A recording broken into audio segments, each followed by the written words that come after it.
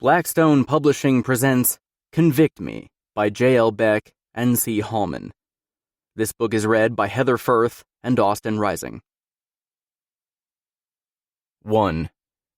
Hero. I tap the pencil on the notepad so furiously, it's about to give way and break in half. Where is this stupid tutor girl? I glance down at my phone to check the time. 15 past 6. She was supposed to be here 15 minutes ago.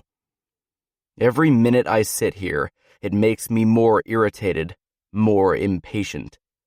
This small room with its bare walls reminds me too much of the prison cells I spent the last 7 years in. The seconds tick by slow. The walls feel like they're closing in around me, inching toward me like they're about to swallow me whole. Not only am I one of the oldest students here, but also one of the dumbest. Thanks to the lack of proper education the justice system provided me with, I could barely pass my classes. If it hadn't been Mom's wish for me to go to college, I would get up, walk my happy ass right off campus, and never look back. I'm not here to make friends or kiss ass. Half the things I've seen and done, these assholes wouldn't be able to handle.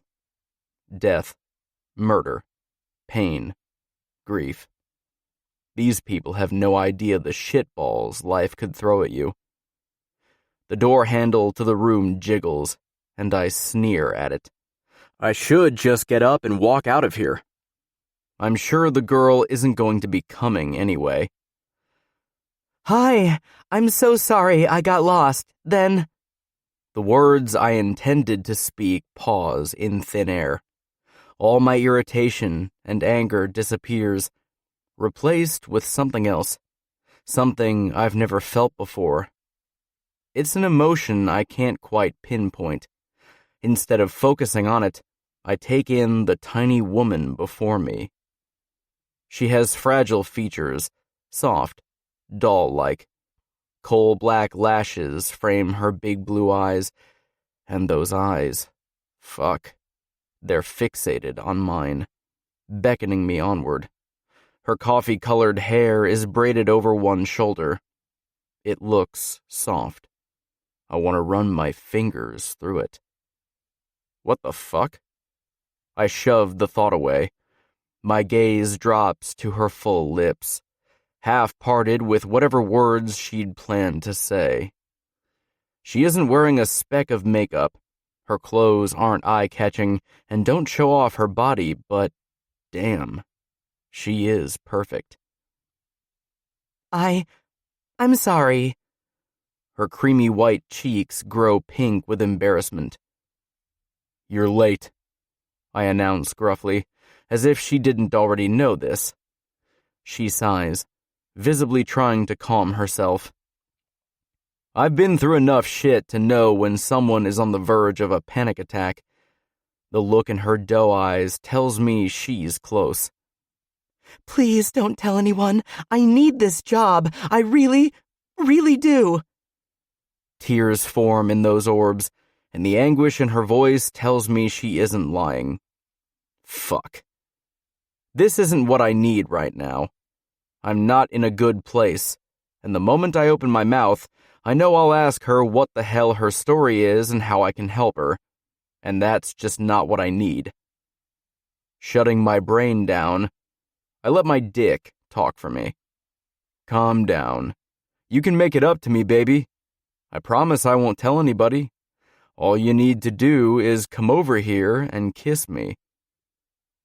Her eyes go impossibly wide at my request. Kiss you? She stutters, staring at me like I just asked her to get on her knees and give me a blowjob. Shit.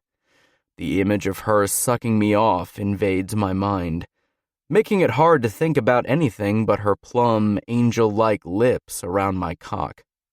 Shifting in my seat, I try to ignore how uncomfortably hard my dick is pushing against the zipper of my jeans, begging for me to let him come out to play.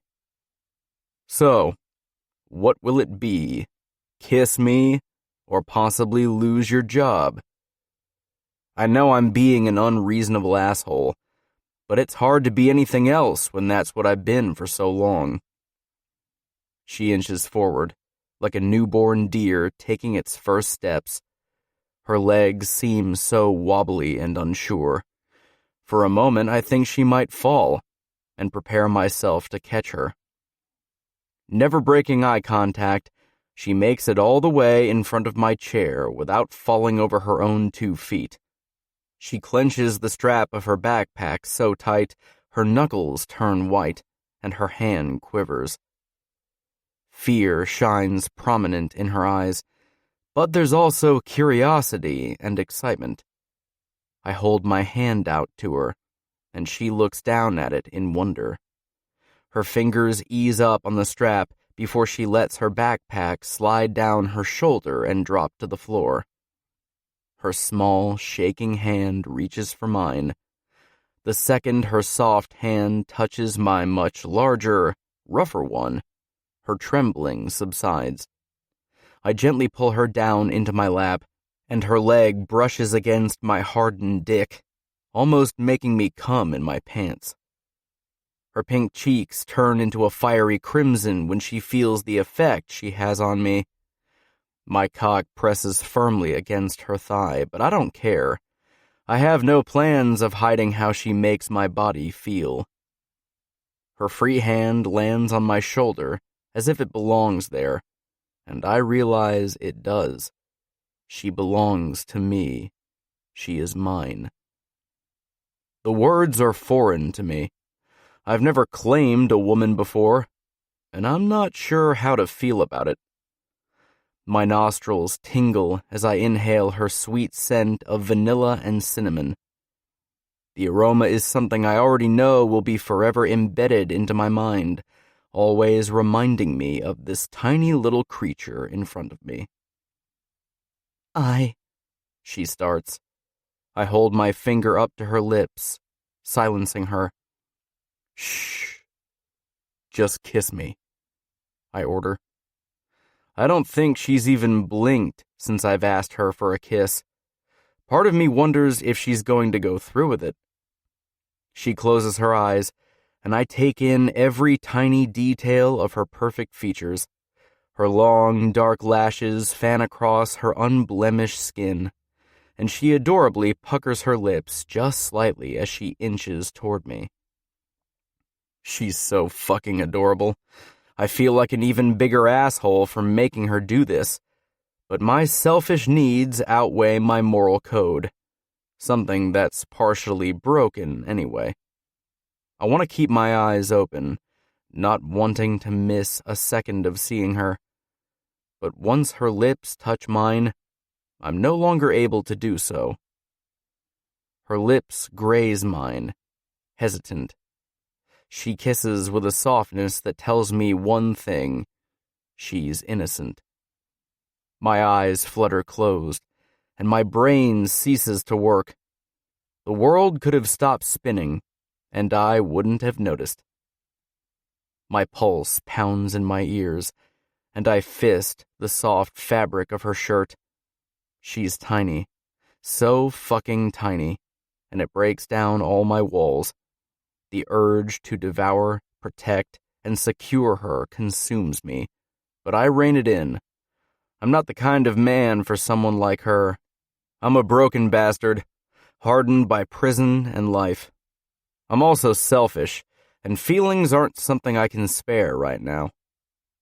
She softly moans into my mouth, and a zing of excitement slams into my dick. Her lips are soft, so fucking soft, so I press mine greedily against hers, eating up her moans and gasps. I release her shirt and work my way up her body until I'm cradling her face in my hands. It only takes a second for her to realize how wild this could get. She pulls away, a flustered expression marring her beautiful features. Beep, beep, beep. The sound fills the small room. Without thought, she jumps off my lap and scurries back a few feet, clutching her backpack to her chest. looking at me like I stole her innocence. It's irritating as fuck. She's the one who jumped in my lap and kissed me. Don't look at me like I killed your fucking dog. I kissed you, and from the way you pawed at me, I doubt you didn't want it. I growl in frustration, a cross between need and anger spiraling out of control. She flinches, her eyes going wide as she pulls her phone out of her backpack and disables the annoying beep. With unsteady hands, she gets out her books and lays them on the table next to my notepad. She opens them, turning to a page. I know she is talking, probably about whatever she is supposed to tutor me in, but I can't take my eyes off her. Her angelic voice reaches my ears, but I can't make out the words. I don't know how much time passes. Could be a minute or an hour. I'm suddenly pulled out of my trance when the door swings open, and a scrawny, dark-haired kid appears in the doorway. "Hey, are you Elise, my tutor?" he asks, pushing his glasses up on his nose. Nerd. What the fuck does he need a tutor for? The fact that the fucker said her name hits me. Elise? I let her name roll off my tongue. It didn't even occur to me to ask her for her name, not even when I was kissing the living daylights out of her. Yes, I am. She smiles, but it doesn't meet her eyes. It's fake, and a look I'm sure she's given many times. We were just finishing up. She turns her attention back to me briefly, pointing to her book. You got all of this? I almost laugh. She can't possibly think I heard a single word she said. I didn't get a fucking thing from that book. Shaking my head, I watch her swallow hard and can't help but imagine her swallowing something else. Fuck me. I need to get out of here and get her out of my head before this whimsical siren becomes the death of me. I shove away from the table and stand to grab my still empty notepad before rushing out of the room and slamming the door shut behind me. I make it exactly 3 steps down the hall when the thought of her being alone in that room with another guy brings me to a halt. It's unsettling how much this little waif of a woman affects me. Gritting my teeth, I do what every sane man would and walk right back to the door I just came from, positioning myself in front of it. I sigh, leaning my shoulder against the door. I'm close enough to hear them talking inside, and that comforts me. Time seems to stand still. I know what I'm doing is wrong. I don't know this girl. I don't know a damn thing about her. But I want to, and that's enough to keep me planted right where I am, waiting, listening, watching. 2. Elise. I barely make it through the next tutoring session. My mind is still reeling, my lips tingle, and my heart is doing somersaults in my chest. I'm all out of sorts. Because of him. Hero. That can't really be his name, right? Questions swirled inside my head. Who is he? Why did he ask me to kiss him? What just occurred between us was strange, like a chemical reaction, one I want to happen again and again. I try hard to focus on Lenny and the questions he's asking me, but I can't, and it's frustrating. I need this job and the money it offers to keep going to school. Are you listening to anything I'm saying, Elise? Lenny sounds annoyed. When I look up from the textbook, his expression confirms it. Yes. I'm sorry. My cheeks heat. Hey. Lenny gives me a reassuring smile. It's okay. We can pick up where we left off later. I've got some stuff I need to do today, okay? I don't want to end our session, not when we still have 30 minutes left, but I'm on edge. I can't hear, can't breathe. Everything feels all out of sorts. Okay, I sigh. I'm sorry, though.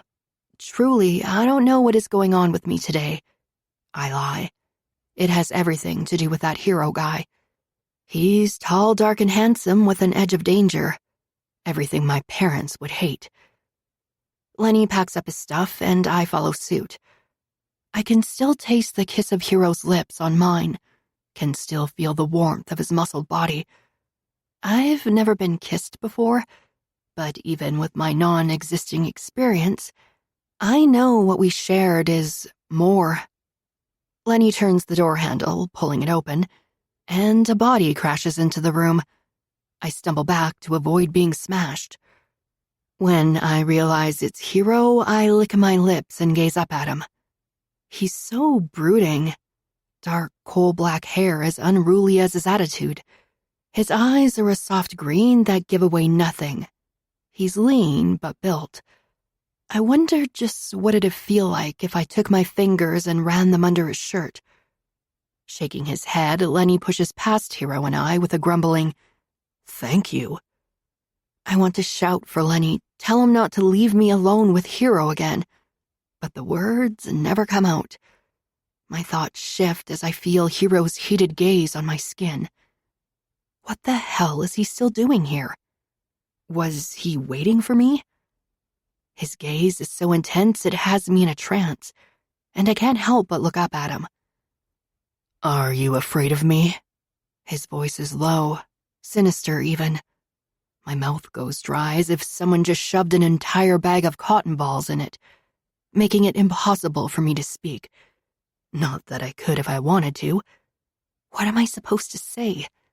I'd never in my entire life had an encounter with a man, and now I'm having a complete out-of-body experience with one.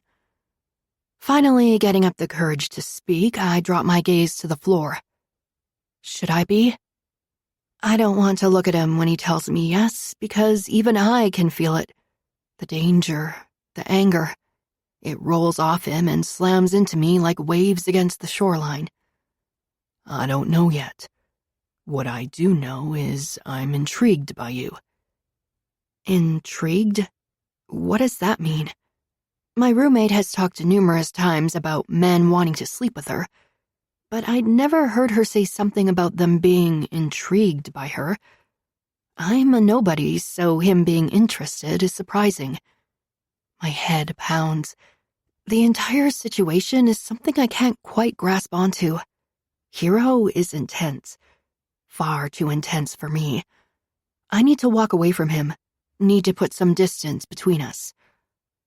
I want to see you again, and I know the perfect insurance to be sure I will. My eyebrows furrow as he leans into my body, casting a dark shadow over me. His scent of cinnamon and wood tickles my nose. Of course you'll see me again. I'm your tutor, I stutter, trying to keep the conversation casual. I've already spent way too much time in this man's company. If my father were here, he'd be picking up the Bible to pray for him. Hero smiles, and it's real, heartfelt even. It takes my breath away. I don't want to see you just between the four walls of that room, Elise. I want to see you, like really see you. His words vibrate through me, frightening me and exciting me all at once.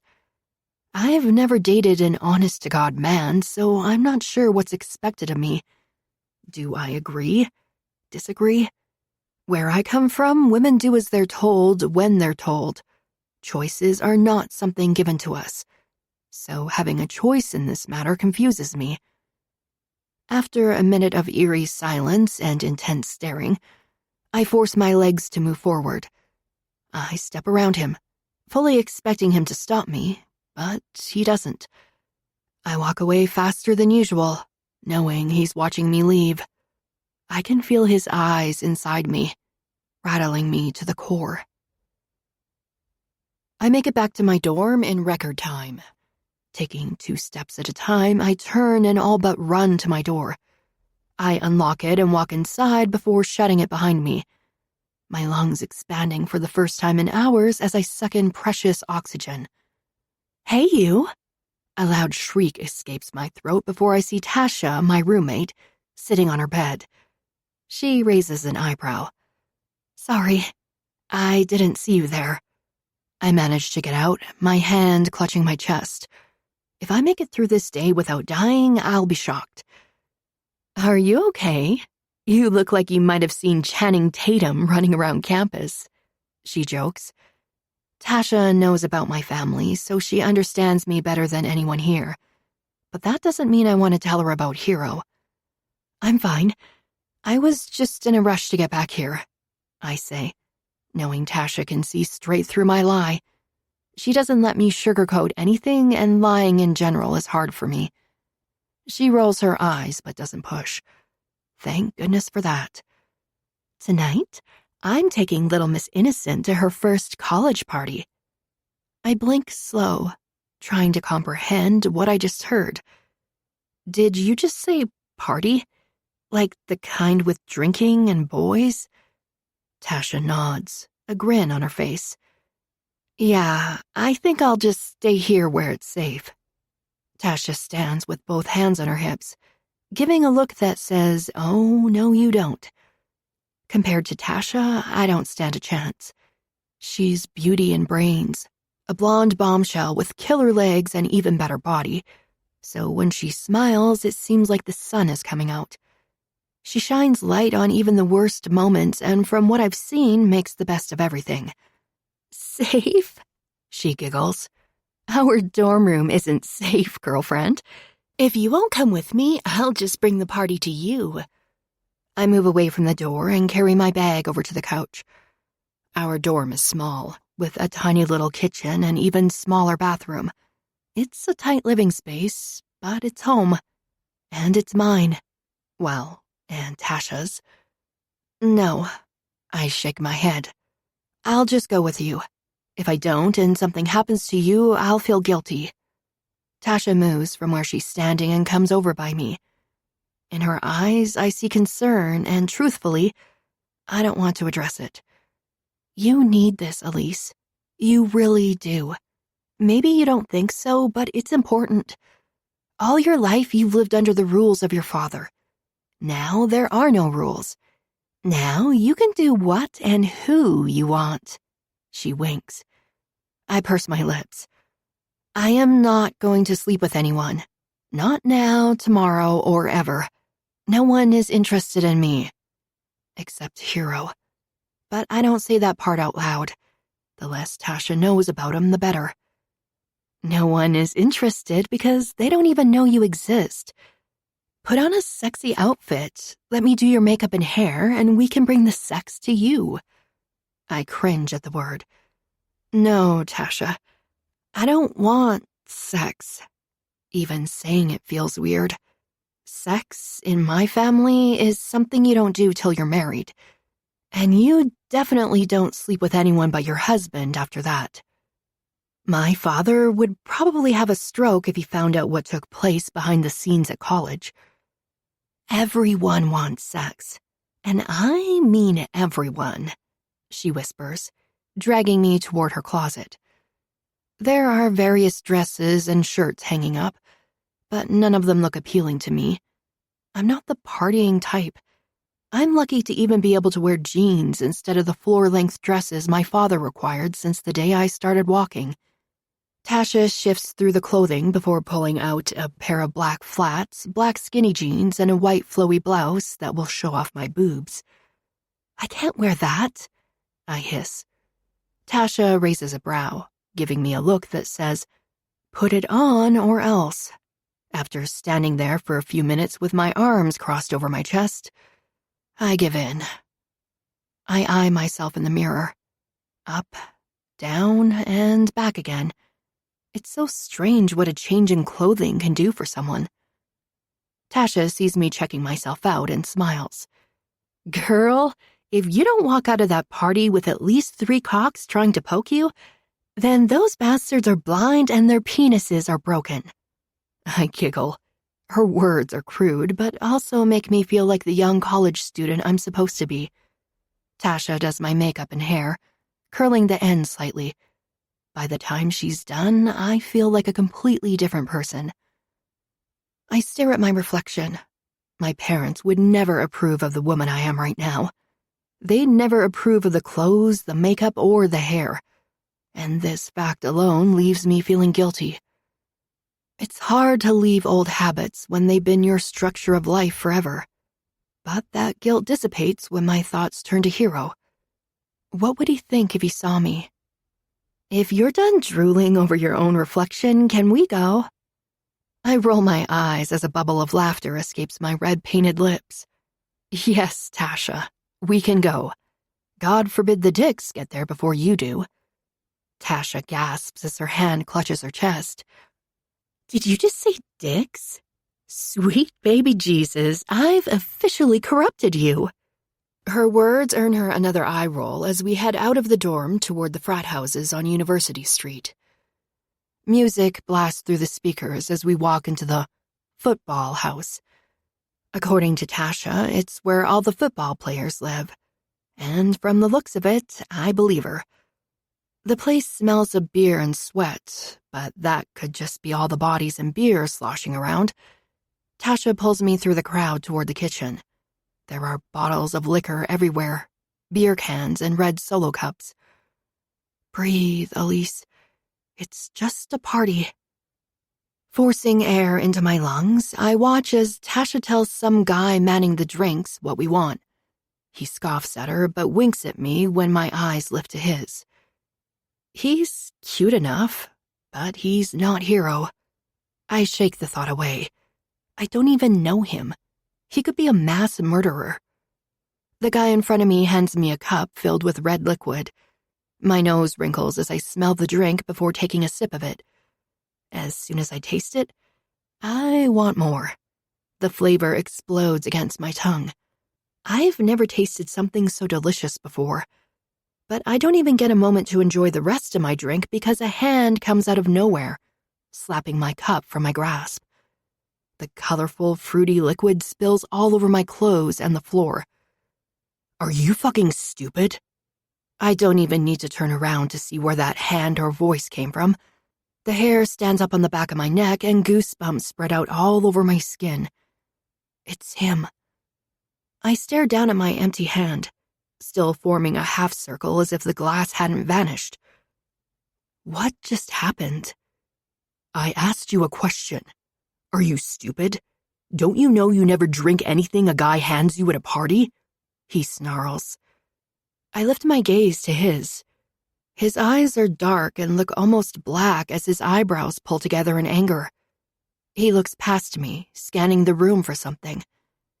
Confusion settles into my brain. A second later, he finds whatever or whoever, because his eyes go from dark to midnight black as he steps past me, zeroing in on the guy who made my drink.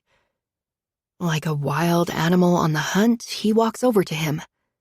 The guy turns, and his eyes fill with pure fear as Hero wraps his hand around his throat. Please, man, he begs, his voice nothing more than a wheeze.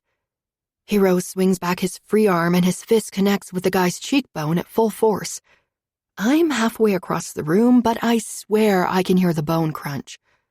The guy's eyes roll back and his whole body goes limp. With a loud thud, he hits the floor. The room goes quiet and all eyes are on Hero. My mouth is still hanging wide open as Hero makes his way back toward me. Fear is a real emotion and one I'm feeling to the core. I take a small step back for every one of his large strides, like I would have a chance to get away. It's such a silly thought, but one I'd consider if my eyes would remain focused for less than half a second. A moment later, his hands are around my arms. He's ushering me through a door and outside. My feet can barely keep up with his rushed pace. If it weren't for his strong hold on me, I would have fallen on my face by now. What was wrong with the drink and where are you taking me? I ask, when I realize he's walking in the opposite direction of my dorm. Oh, no. I'm being kidnapped. Everything my father ever said to me about the world is true. My place, he says, matter of fact. I know I should be terrified right now. I should be running and blowing that stupid rape whistle they gave me at orientation. But something tells me I'm going to be fine. My vision is blurry and my stomach rolls with each step we take. We walk a few more minutes before I start feeling really weird. My legs wobble and my head feels like it's filling up with air. I feel weird, I admit, and even my voice sounds off. What's happening to me? I whine. Hero studies me for a long moment, his arm tightening around my waist. Shh, it's okay. Nothing is going to happen to you. Not while you're with me, he says, his voice low and tone calming. My brain says I shouldn't trust him, but my gut says he's telling me the truth. I'm fine. He's got me. 3. Hero. By the time we get to my apartment complex, Elise is so out of it, I have to carry her up the stairs. I hold her against my chest, cradling her. Her small frame fits perfectly into my arms. Her soft curves mold against my body. We fit perfectly together, like she's the puzzle piece I wasn't even aware I was missing. I manage to unlock the door and switch on the light without having to set her down. Using my foot, I kick the door shut behind me, then click the lock into place. As soon as the world is shut out, a sense of calm washes over me. I've got her, here, in my apartment. A small moan escapes her mouth, and the sensual sounds travel straight to my dick. Not now, asshole. Pushing the need down, I carry her into my bedroom and place her on my bed. Her eyes are only halfway open, but her soft gaze follows me around the room. I walk around the bed, trying to decide what to do next. Her pants are wet and sticky from the spilled drink. The drink I spilled. I scold myself. I should take them off, just to get her more comfortable. Then again, my jaw clenches as I make a choice.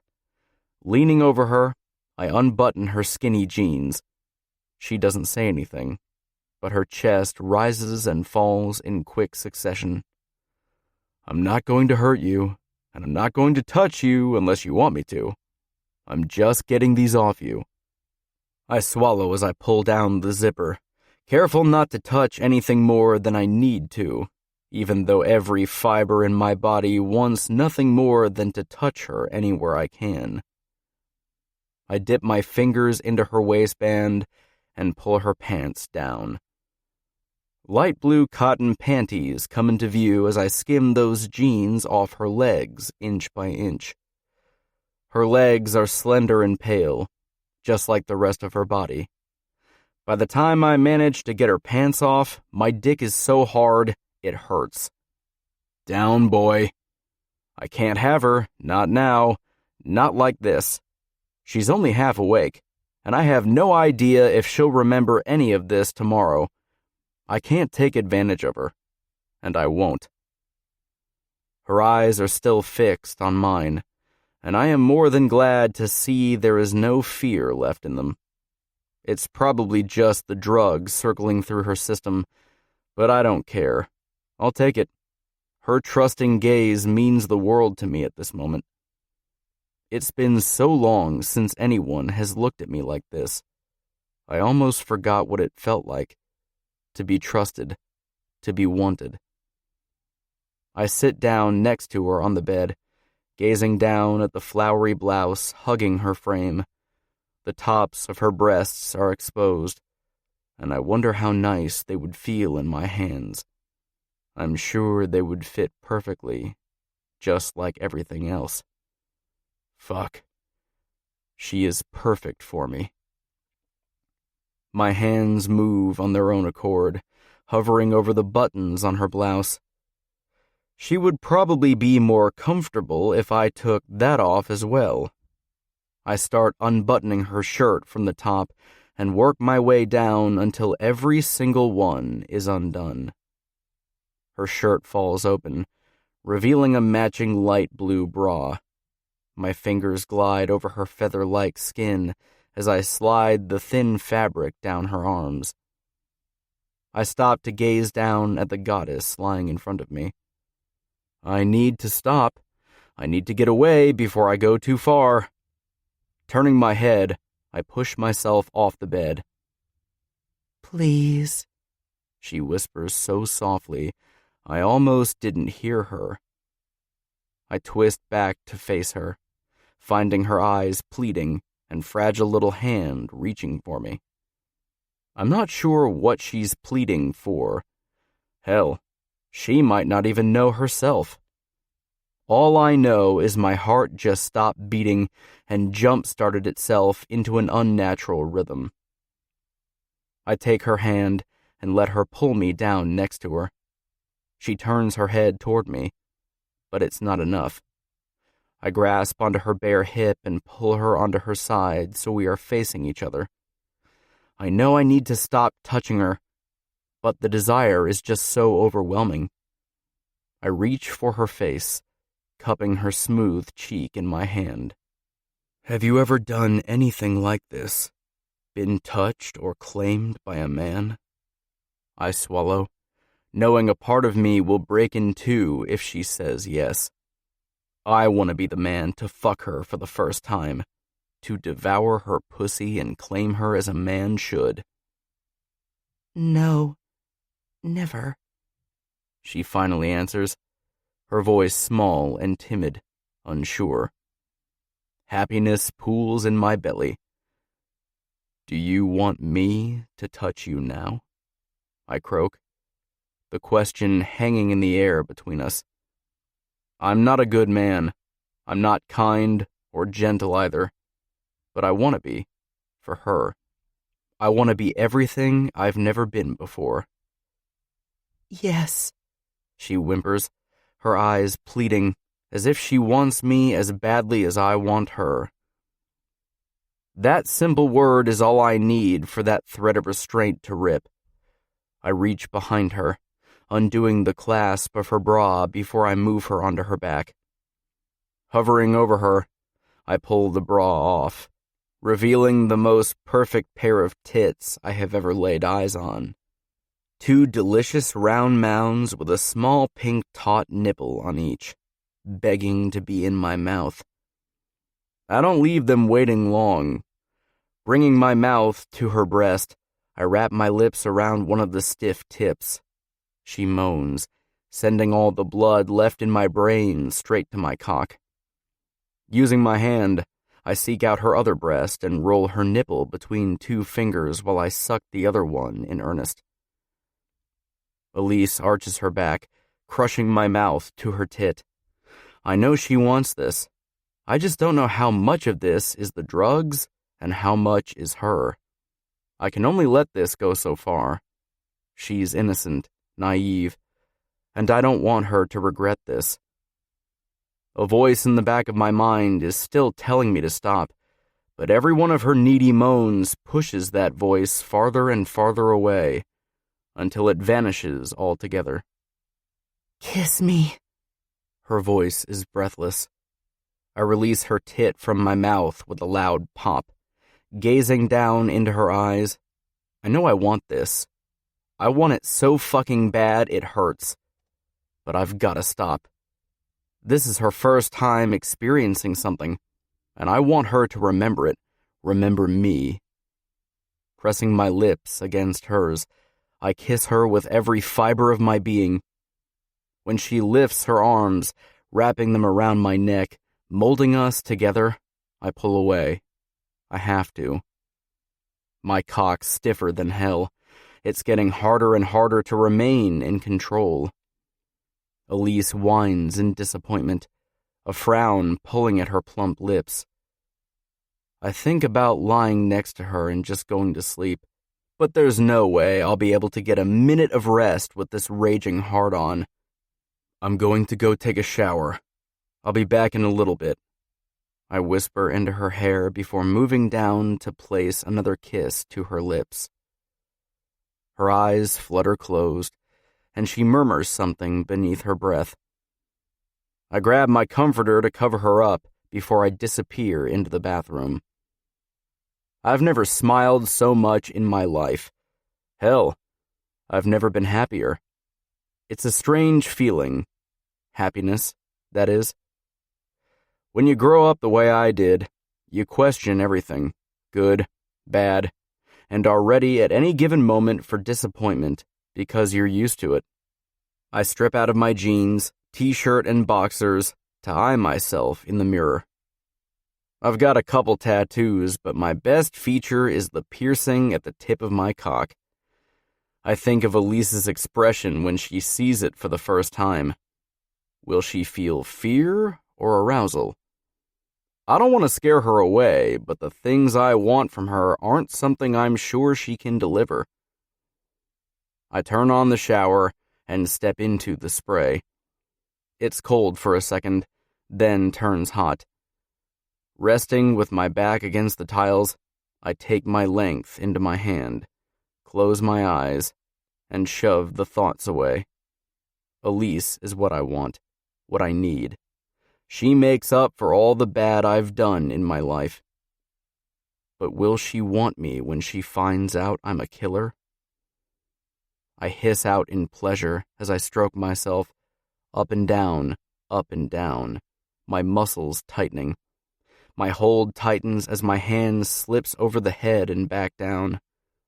My thoughts shift to Elise, her perfect lips, the way her eyes sparkle when she looks at me.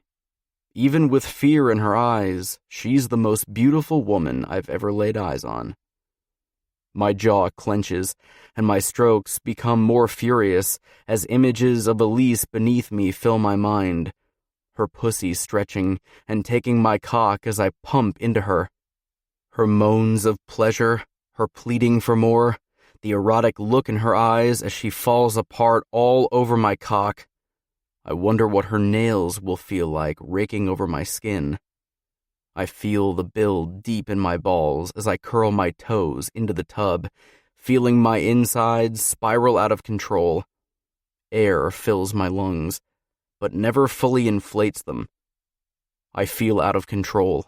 I pump harder and harder. I groan, the pleasure encompassing me all at once. Sticky ropes of cum hit the wall while my body shakes with aftershocks. My muscles tense. I sigh, sagging completely against the wall. This woman, she's ruining me, fucking ruining me. And the worst part is, I want her to keep doing it. I want to be better. I want to make her happy. But most of all, I want her. 4. Elise. I know something is off before I even open my eyes. The bed feels different, warmer. The comforter feels rougher, and it doesn't smell like my lavender laundry detergent. My eyes open slowly, feeling dry and icky. I don't start panicking until I'm able to take in the unfamiliar room. My heart starts racing, pumping blood into every muscle in my body. Sitting up in a flash, the comforter slides down to my belly. I'm wearing a shirt I'm 100% certain isn't mine. 100 little snapshots from last night enter my mind at the same time. Not one of them makes sense.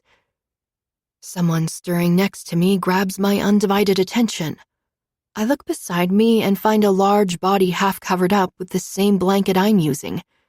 His bare, broad shoulders and tousled dark hair is all I see. Clasping the blanket around my body, I jump up, trying to get away. My still clumsy feet get wrapped up in the comforter, making me tumble off the bed. With a loud thud, I land on the floor. Shit. Are you okay? Hero's voice sounds concerned as he stirs from sleep. The next moment, he's by my side, kneeling next to me. Tears start to run down my cheek uncontrollably. What have I done? I've given up my virginity to someone I barely know, and I don't even remember it. Hey, don't cry. Hero holds my face in his large hands, wiping my tears away with his thumbs. His touch sends shivers of pleasure down my spine. The feeling feels familiar, and some of the images from last night come to me more clearly. Images of him taking my clothes off, touching me, kissing me, and, oh God, me begging him. What was I begging him to do? I cringe. It wouldn't surprise me if he didn't want to see me again after last night.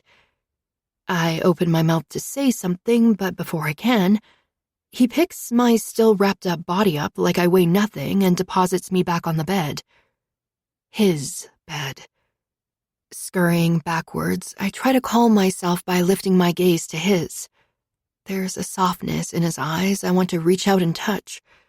Still, the question on the tip of my tongue remains. I ask it before I lose the courage. Did we?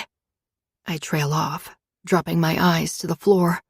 Guilt and shame coat me from the inside out. I don't remember going that far, but my mind is still a jumbled mess.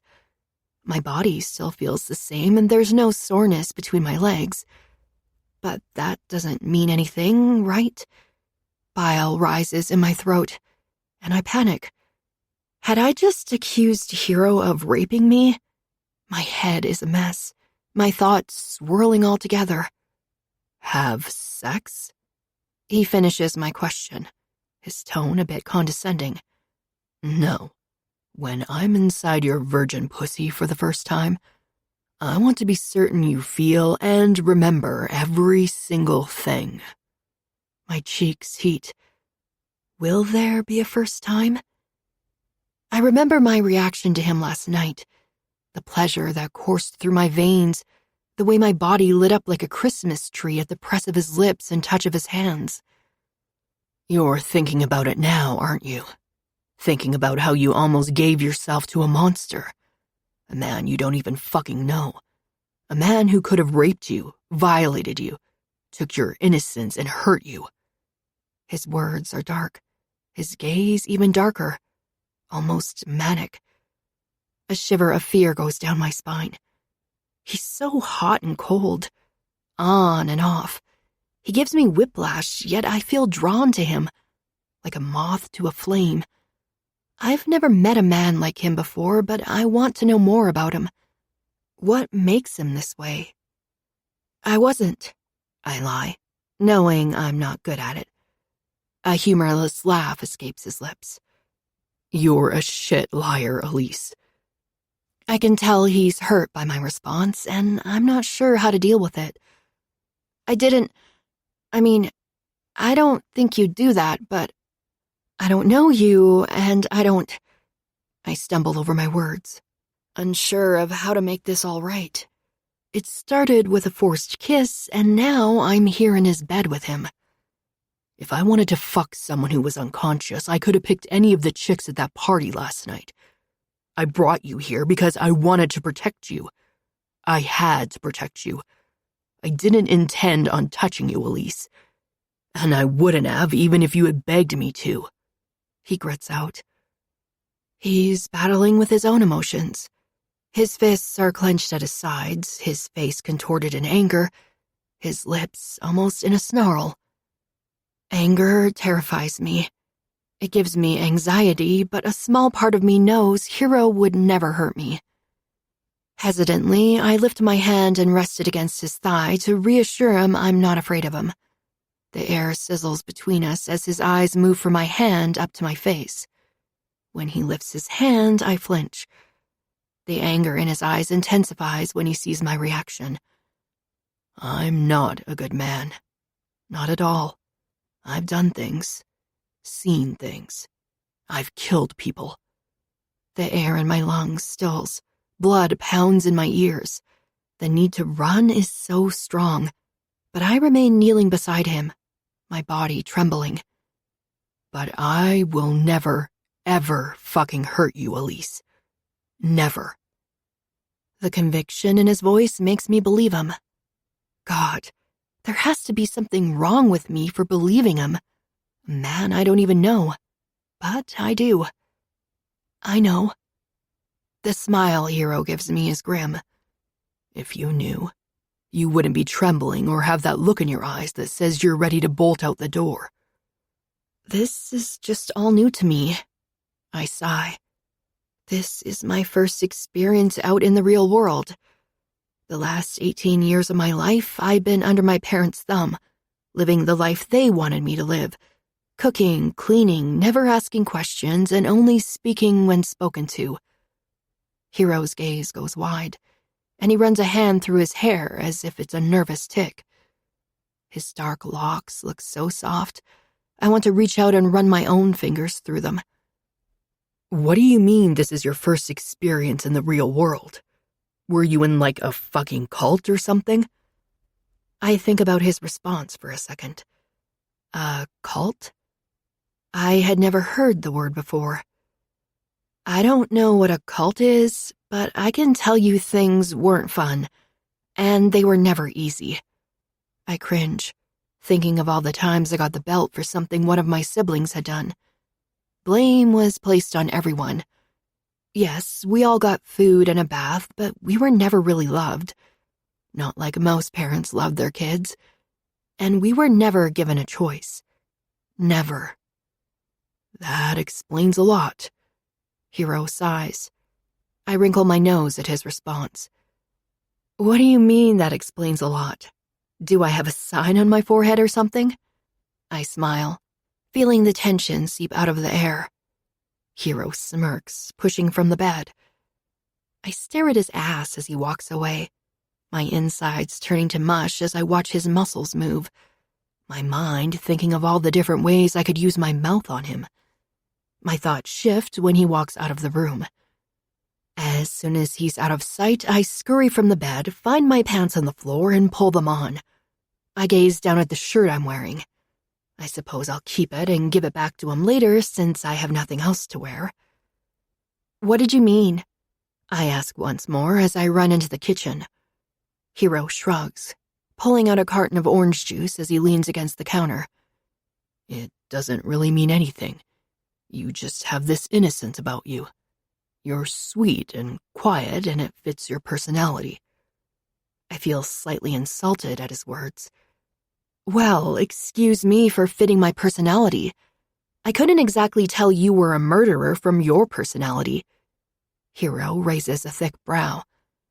It's not like I wanted to be one. I wasn't born a killer, Elise.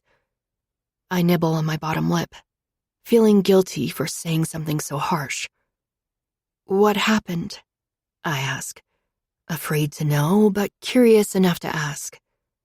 I'm not sure you're ready to hear this, he states, like he actually has a choice whether he tells me or not. All my life, I've been told no. All my life, people have hidden things from me. Don't do that to me, Hero. Don't hide something that made you who you are today. I don't want you to be afraid of me or your perspective of me to change. I've done some bad shit.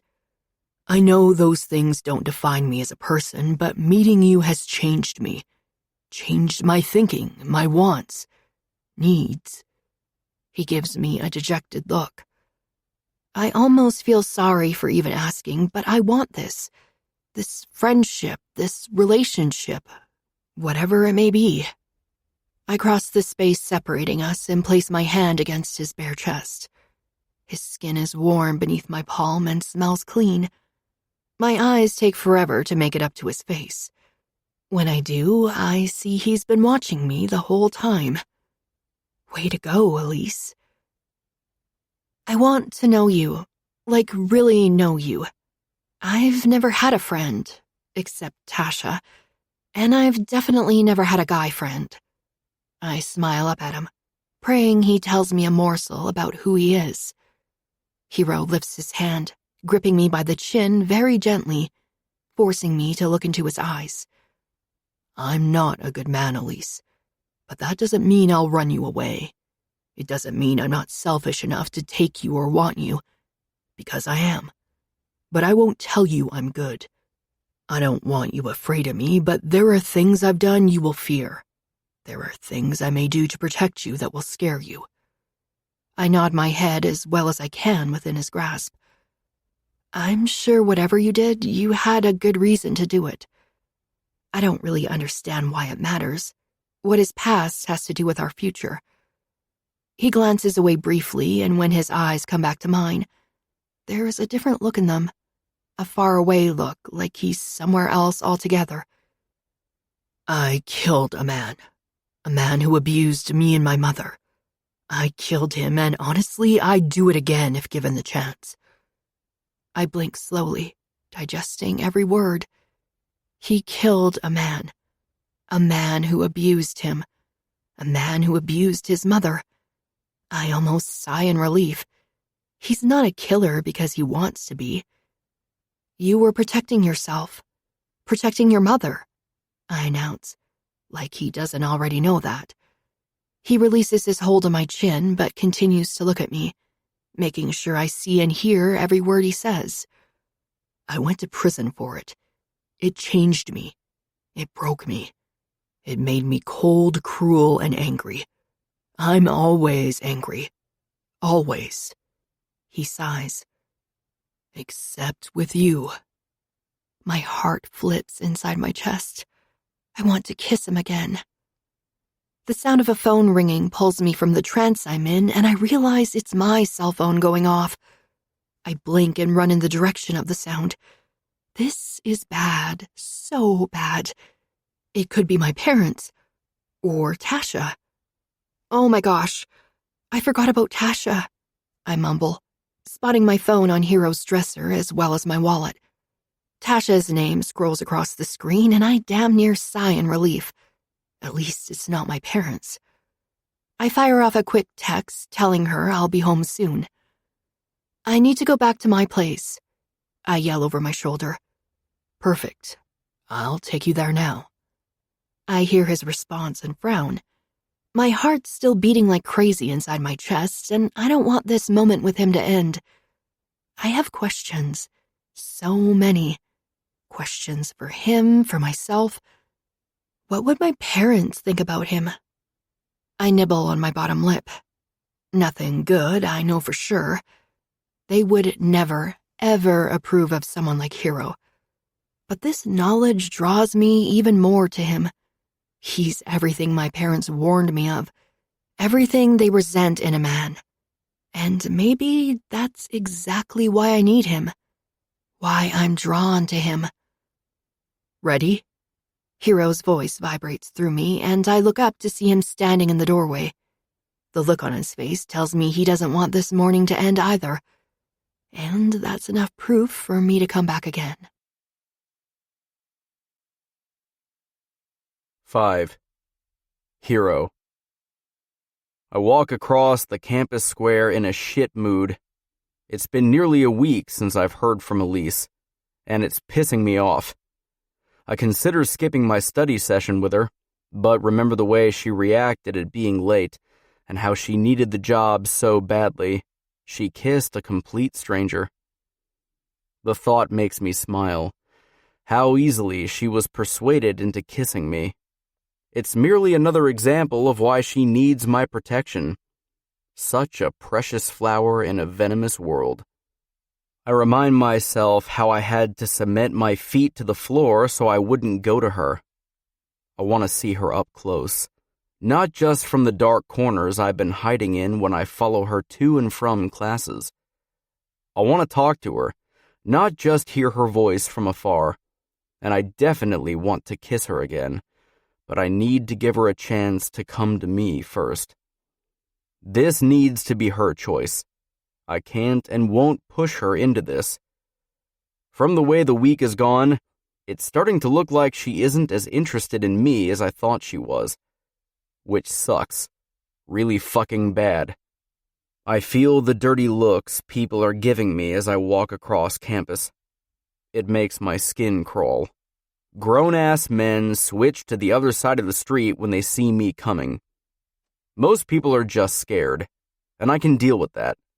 What's harder is when I see the disgust written clearly on their faces. I can't help but wonder what kind of looks people would give me if Elise were walking beside me. Would they judge her too? I catch a glimpse of a familiar pair of eyes.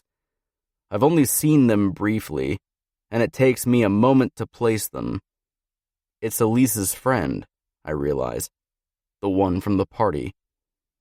She obviously knows who I am, judging by the death stare I'm receiving right now. She glares at me like a lioness about to pounce, and for a minute, I really do think she will attack. She looks nothing like Elise. There's no kindness in her features. In fact, she looks as if she's better than everyone else.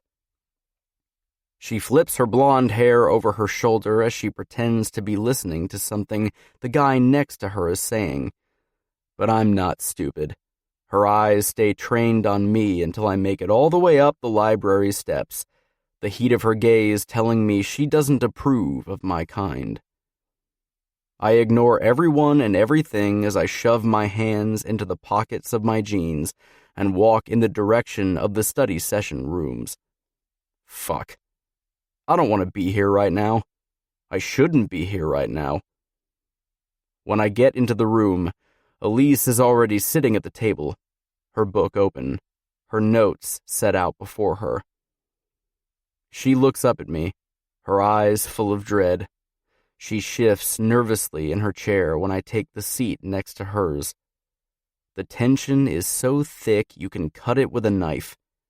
Questions rest against the tip of my tongue. Why didn't she text me? Call me? Come over again? I clench my jaw to keep my mouth shut. She doesn't deserve my shitty attitude, even if she is the cause of it.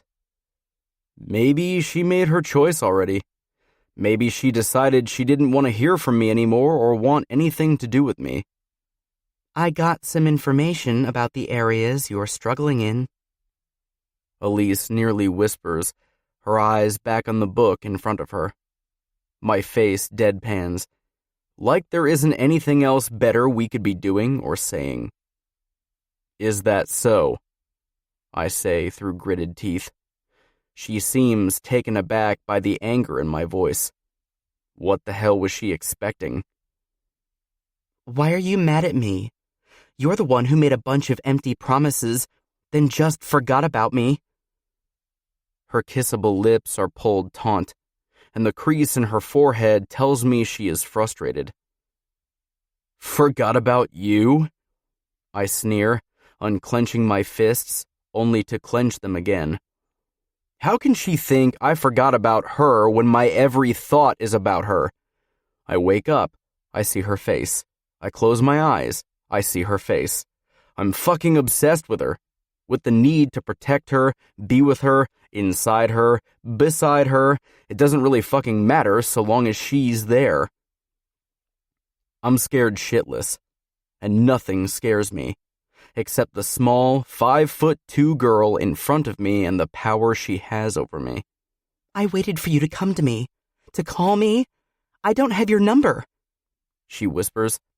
I don't know how any of this works, okay? I told you this is all new for me. Her bottom lip trembles, and I feel like an even bigger asshole than I know I am.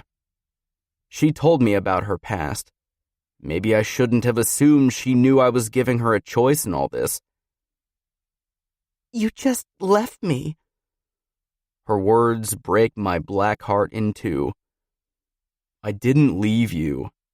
I was with you all week. I grin at her. You just didn't see me. For the first time since I got here, a small smile tugs on her lips. I can't take my eyes off her face. I need you to tell me this is what you want, that I am what you want. I thought I could wait. I thought I could let you choose, but it's obvious that isn't going to happen given the circumstances right now. I shift in my seat and gaze deeply into her eyes, making sure she gets every single word I'm telling her. I need you to understand that once you tell me, there is no going back. If you want this, us, I will never let you go again. You'll be mine forever. She pauses for just a moment, her eyes never wavering from mine. I wait intently for her answer, knowing even if she says no, I can't let her go. Not really. I want you. I want us. I can tell the exact moment my heart stops beating for myself and starts beating for her. Only her. There's a shift in the air, a tingle of excitement, and a trickle of fear. As soon as her words reach my brain and my body starts working again, I lean into her face and press her lips to mine. She moans into my mouth, and I have half the mind to pick her up and fuck her right here on the table.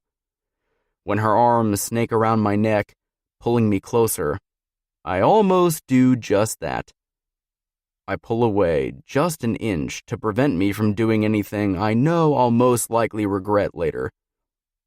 Let's go home, I say, getting up from my chair and tugging her with me. I can't go. I need this job, remember?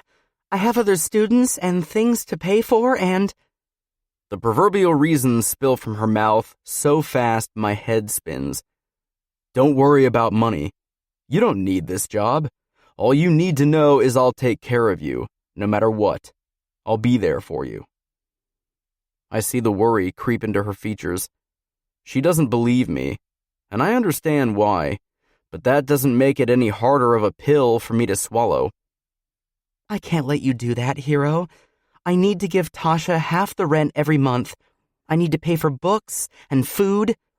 I appreciate you want to take care of me, but I left my home so I could prove I can take care of myself. I know you can take care of yourself. You don't have to prove that. Not to me or anyone else. I just want her with me so fucking much. I want to spend every minute of the day with her. Move in with me, I blurt out. I don't know. She's visibly flustered.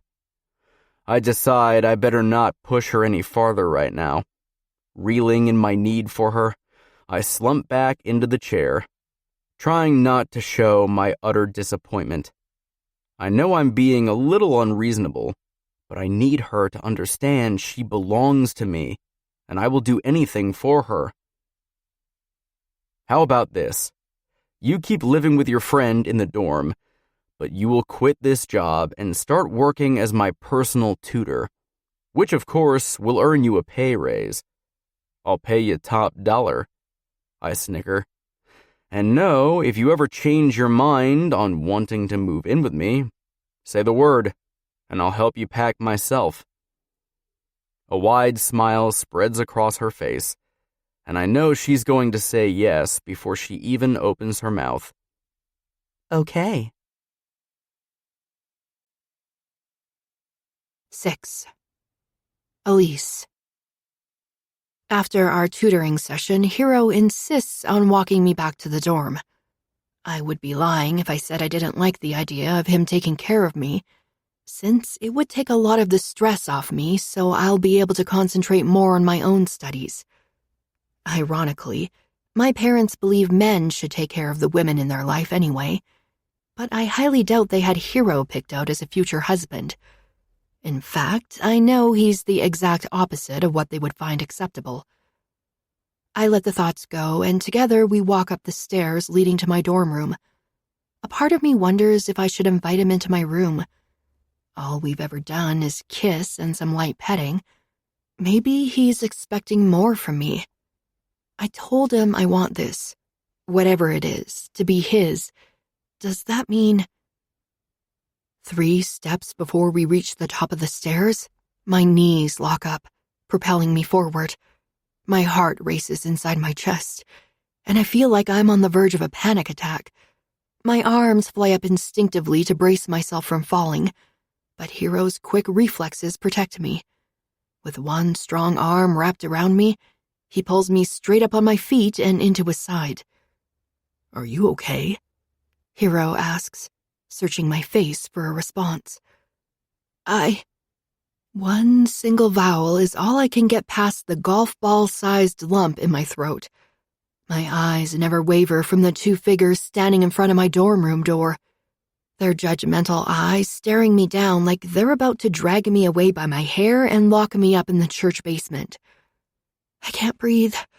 My hands feel clammy, and my body is reacting in a way it never has before. There's fear, but there's something else beneath that. What are my parents doing here? Hero follows my gaze, and out of the corner of my eyes, I see his eyebrows draw together. "Who is that?" he questions, not bothering to keep his voice down. "We are Elise's parents," my dad answers, like he's some kind of holy crusader. My palms are sweaty, and my stomach twists into a nervous knot. "And you are?" my mom asks Hero, turning her nose up at him in disgust. Hero doesn't seem the least bit intimidated or offended as he walks up to my dad. Holding his head high, shoulders squared, he stops in front of him, extending out his hand. "I'm Jonathan Miller, sir. It's nice to meet you." I almost choke on the air in my lungs. Hero's hand hovers in midair, my dad making no move to shake it. His facial expression and gesture say everything he'll never say. My dad thinks he is better than Hero, and by not shaking his hand, he's ensuring Hero knows it. The shock I experienced a few moments ago transforms and anger takes center stage. How dare they treat him like he is less? So what if he's not someone who would be considered suitable in our world? That doesn't mean he's a bad person or unworthy of respect.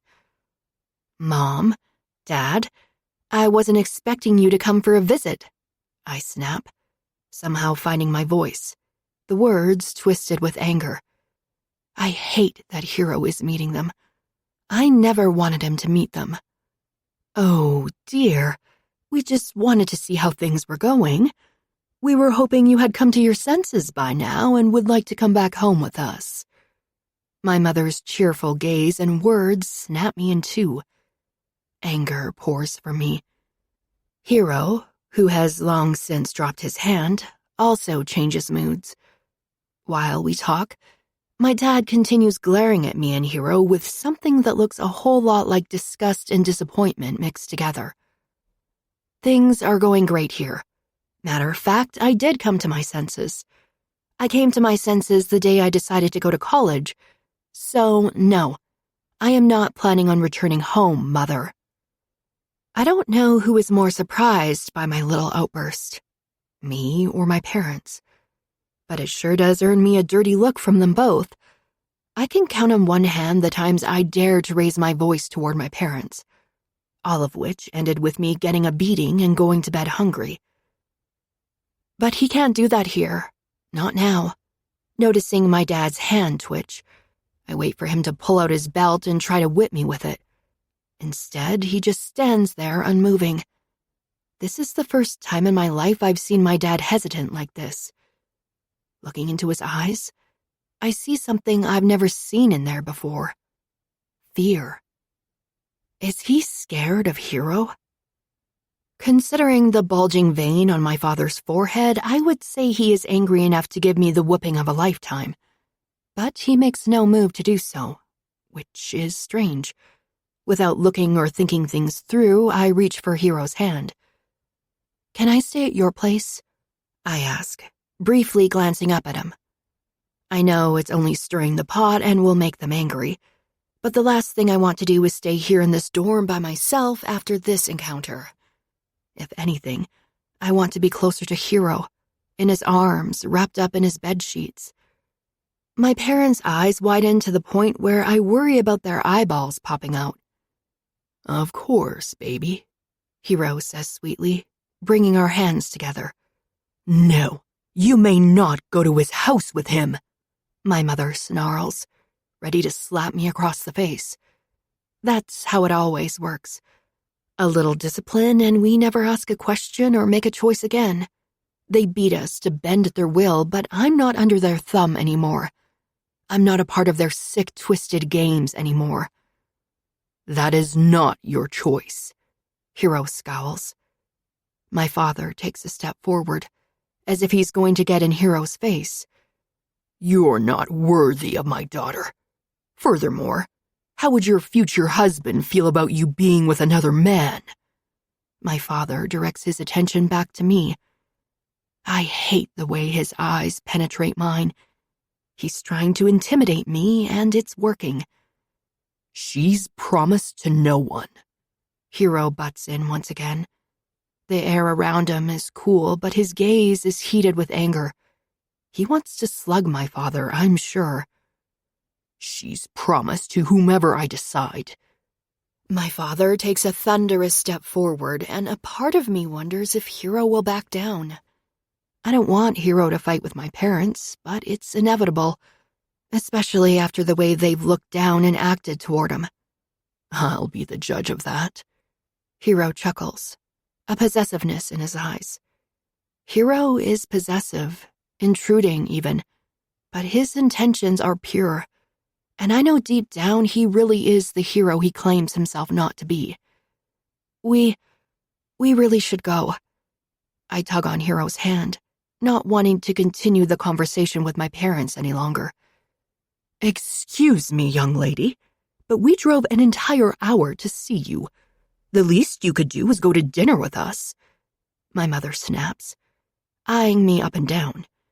And where is your dress? This thing you're wearing is nothing more than a scrap of fabric. The disdain in her features pushes me over the edge. We're leaving now. I didn't ask you guys to come visit me, and I'm a college student. I can't just dress like I did at home anymore. I growl, feeling unhinged and angry.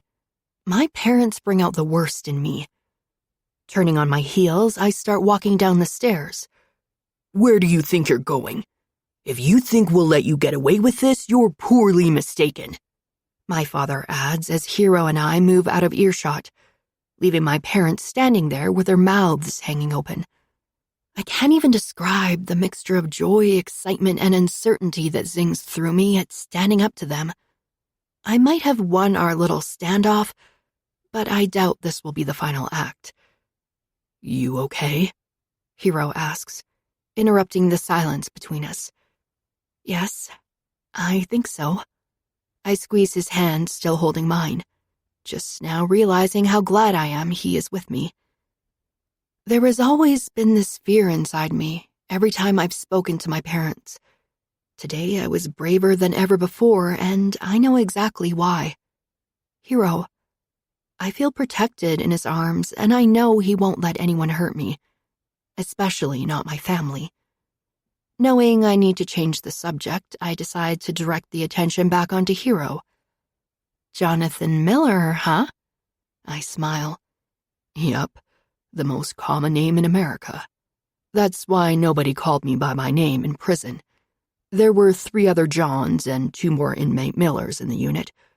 Plus, the guards knew what I was in for, so everybody started calling me Hero, because trying to be a hero was what got me into prison.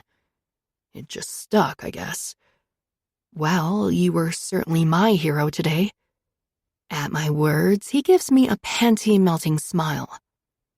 Now that I think about it, I don't even know how old Hero is, or what his favorite color is.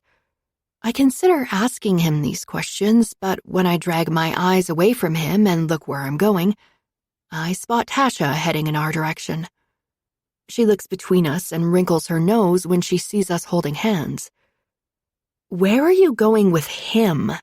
She says, like the word leaves a bad taste in her mouth. I don't really understand why, though. What's up with her? We are going to my place, Hero answers for me, annoyance lacing his words. He seems irritated by Tasha's attitude. Not that I blame him. She's being unreasonably rude, and I don't really like it. Seriously? She raises a brow at me in question. I don't understand what the problem is. She goes home and out with all kinds of guys. You shouldn't go home with him, Elise. He's got a bad reputation. Not to mention, you deserve better. My mouth pops open in outrage. I've never seen her act this way before. Tasha, you don't even know him, I shout. And you don't get to tell me what to do. You do whatever you want to do with whoever you want, and I don't judge you. So please don't judge me. She seems taken aback by my harsh words, but I don't really care. I like Tasha. She has been a good friend to me. But I will not let anyone tell me what to do anymore. I've let my parents control me all my life, and I can't let another person do that. Hero, obviously pleased by my response, smiles widely. I guess if that's what you want. I'm just trying to watch out for you. She frowns.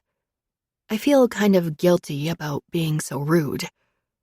Like you were watching out for her at the party you took her to? Hero interrupts, scolding her. But it's not like he's lying. Tasha left me and walked off to do her own thing. If he hadn't been there, it could have been bad. Her eyes roll. Don't be ridiculous. Nothing happened at that party, except you punching that poor guy. Nothing happened because I punched that guy. Hero corrects, anger blazing in his green eyes. Whatever. It's not like you're a knight in shining armor. I've heard all about you and the things you've done. Hero's nostrils flare. What you heard about me is everyone else's thoughts and opinions. I'm real as it fucking gets. So if you want to ask me something, do it. But I'll tell you flat the fuck out. I will not hurt Elise the way that bastard tried to the other night. Tasha doesn't seem taken aback by Hero's clenched fists or darkened gaze. I know I am. I feel the anxious knot in my belly. He didn't hurt her, and I don't believe you, not even a little bit. But since I'm done having this conversation...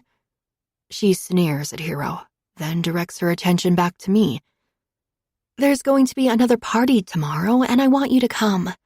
We never get to hang out, and I just kind of miss you. She pouts. I feel conflicted between them. Tasha, my first friend here, and Hero, the man who has opened my eyes to things. I know I can't make them both happy, so I come up with the best option. I'll come if Hero comes with me. I smile, trying to ease the tension. Tasha seems upset by my response, but shrugs. Okay, whatever you want. Without waiting for Hero's answer, she continues. I'll see you then. She doesn't even say goodbye. She simply walks past us, heading toward our dorm room. Hopefully, she doesn't have a run-in with my parents on her way up there. We finish our walk back to Hero's house, and when we get there, I feel like he's too quiet. So, are you going to take me to that party tomorrow? If you really want to go, then yes, I'll take you. I do. I just want to be a normal college girl, doing what everybody else does. I want the whole experience. He nods like he understands me. You want to take a bath? I nod and smile at him. A bath sounds amazing right now. Then he adds, together? My mouth goes dry, and the smile is wiped off my face in an instant. He wants us to take a bath together? Don't look so shocked. I've seen most of your body naked already. I'd like to see the rest. It's just a bath. I'm not planning on taking your virginity. Unless you beg me again. I don't think I'm strong enough to refuse you a second time. My cheeks heat up thinking of that night and how I pleaded for him to touch me. At first, I thought I was only acting that way because of the spiked drink, but the more I thought about it, the clearer the truth became. I wanted it. I wanted him.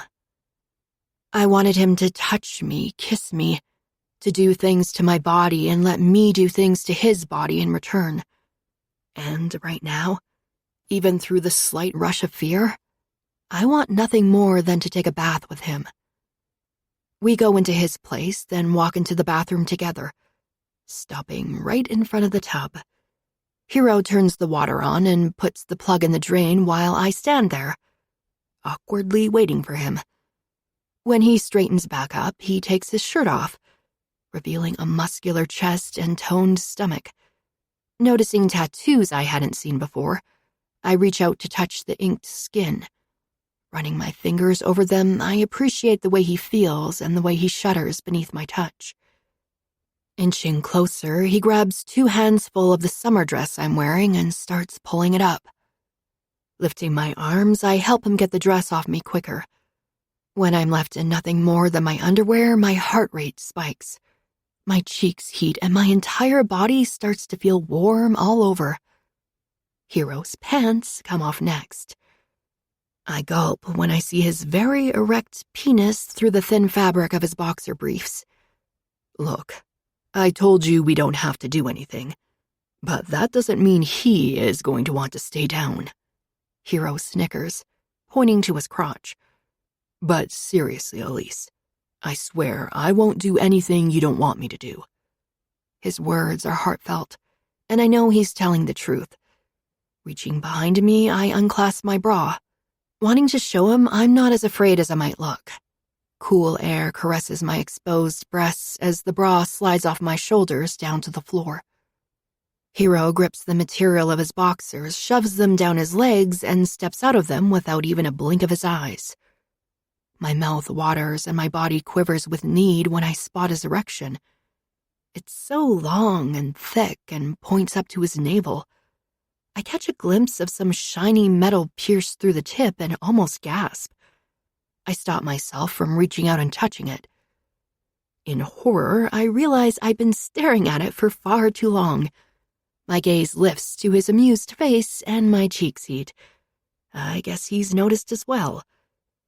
Getting down on one knee in front of me, Hero tugs 2 fingers into the waistband of my panties and starts to pull them down.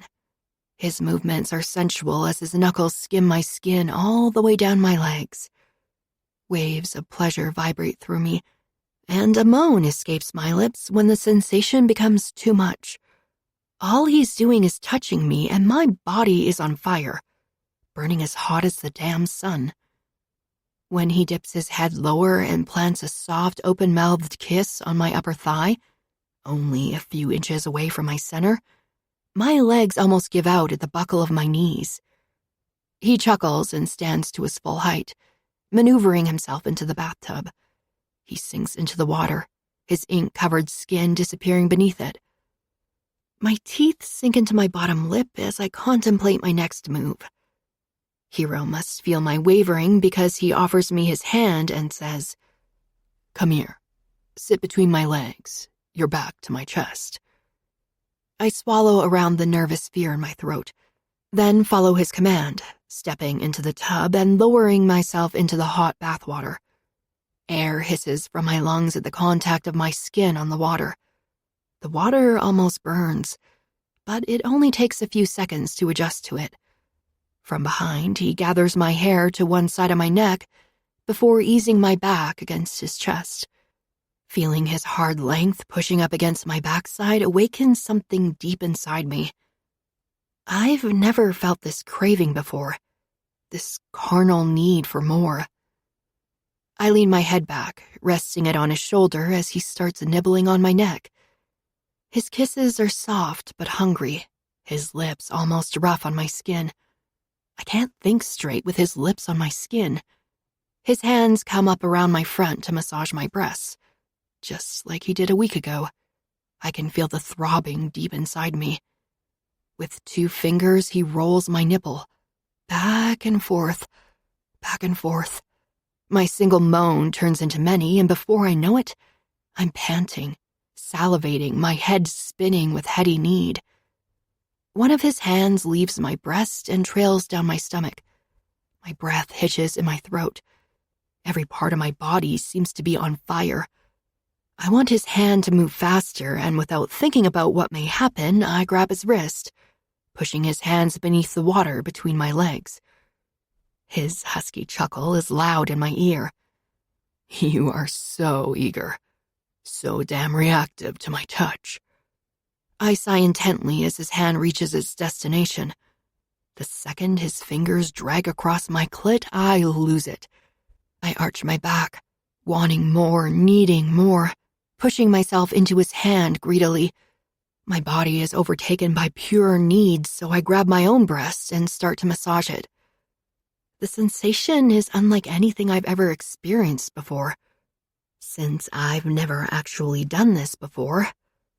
Hero's skilled fingers stay between my legs, drawing little circles over the most sensitive part of me. My walls clench and my pussy throbs with each breath that passes my lips. I can't help but wonder how it would feel to have Hero inside me, stroking me deep from the inside out. The thought of Hero inside me is what pushes me over the edge. I fell apart into a million little pieces beneath his touch. Every muscle in my body tightens with pleasure before releasing into pure euphoria. My bones liquefy to molten lava, and I'm floating, completely lifeless. Or at least that's what it feels like when I try to move. You're so beautiful when you fall apart. So fucking beautiful, Hero whispers in my ear, his teeth nipping at my earlobe, making the pure need spiral out of control deep inside me. And all over again, I'm left panting with need. For him. For whatever we are. 7. Hero. Her body is so responsive to me and my touch. I nearly come unglued when she grinds her backside against my hardened cock. I have to clench my jaw and pray for the will to keep touching her without giving in to my own carnal needs. Hero. My name falls from her lips breathlessly. I know what she needs, wants. The question is, can I give it to her? She's so pure, so sweet. She's everything a bad man like me should never touch or have. But I'm selfish, this I know, and so I'll have her. I'll keep taking until she doesn't want me anymore. Taking my hand, she eases it back down between her legs. My thumb circles her clit, and 2 fingers press against her virgin entrance. I doubt she'll be able to handle anything more than 1 finger, so I slip just the tip of it inside and nearly growl with need as her walls clench around the thick digit. This okay? I grit out, wanting her to feel nothing but comfortable and safe in my arms. She nods her head and moves forward, lowering herself onto my finger completely. Water sloshes out the sides of the tub, and I couldn't give a damn. The air sizzles between us. I want to fuck her so bad it hurts. My cock is swollen with need, smashed between our 2 bodies. Every little movement she makes pushes on the fucking muscled beast. He wants her, just as much as I do.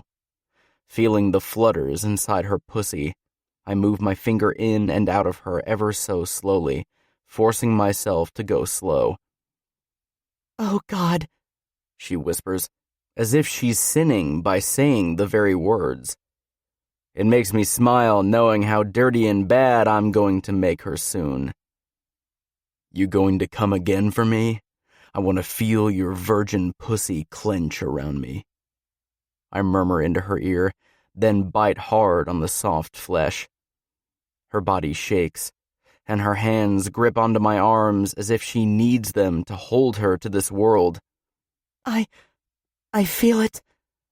I can't see her face, but I fucking wish I could. Your body's tightening. Your pussy is squeezing my fingers so tight. My cock is jealous. Come for me, baby. Come all over my hand. Then, as if she's following a direct command, her body shakes against mine. Her pussy squeezing me tight, making my cock jealous with every single fucking flutter. God, I'm so envious of that finger right now. I don't even want to look at it. I want Elise, and I want her bad. She's not ready, and I know that, so I won't push her. Instead of fucking her like I want, I decide to do something else. Something just as good. I want to see your face. Turn around and sit in my lap.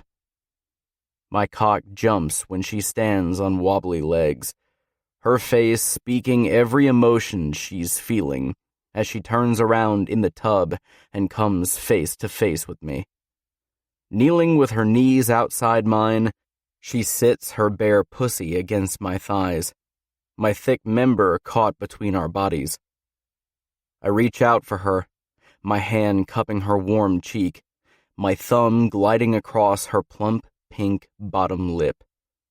I can see how flustered she is, how consumed with need she is for me. Her blue eyes sparkle with excitement, her small hand resting against mine. Looking at her now, I know she's gotten beneath my skin. She's inside me, and I'm consumed by her, obsessed with her. Do you want me? Her voice trails off, her eyes dropping to my cock. Fuck. Will I be able to handle that? Her hand touching me? Jacking me off? I'd be lying if I said I didn't want you. My voice cracks, arousal dripping from every single word. Fuck. I trail my hand down her chest, feeling it heave with nervous breaths, her heart hammering against her ribcage. What do you want me to do? She asks. I almost smirk. So much, baby. So much. I nearly say it, but instead, I take her hand and guide it to my stiff cock. As soon as her soft hand wraps around my length, I hiss out through my teeth. Jesus. Am I doing this right?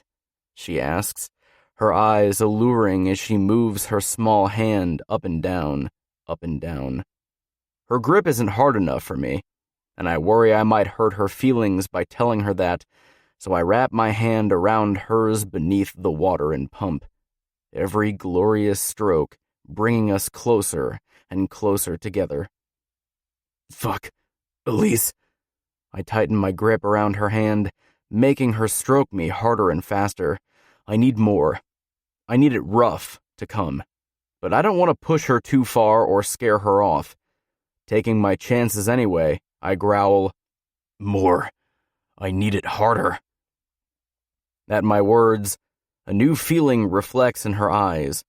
Lust and the desire to please me are still center stage, but my admission of wanting it rougher has sparked some fear within her. Even with that fear, she does as I ask, and strokes me harder, more ferociously, her hands squeezing me like I wish her pussy could. My eyes roll to the back of my head as the pleasure of her touch rips through me. I stroke faster, feeling the water slosh more and more. My grip tightens on hers as I fist my cock within our hands. With her new roughness, she drives me closer to the edge. Heat rolls through my belly as my muscles tighten, working up to the best orgasm I've ever had in my life, at least from a handjob. I blink my eyes open momentarily and gaze up at her. Her expression cannot be described. Excitement? Curiosity? Love? Love. An emotion I hadn't experienced since my mother. I've never loved anyone but her, and the fact that my obsession with Elise is turning into something more scares me. I groan, my orgasm hitting me full force as her sweet lips press against mine. Ropes of sticky cum shoot from my cock into the water.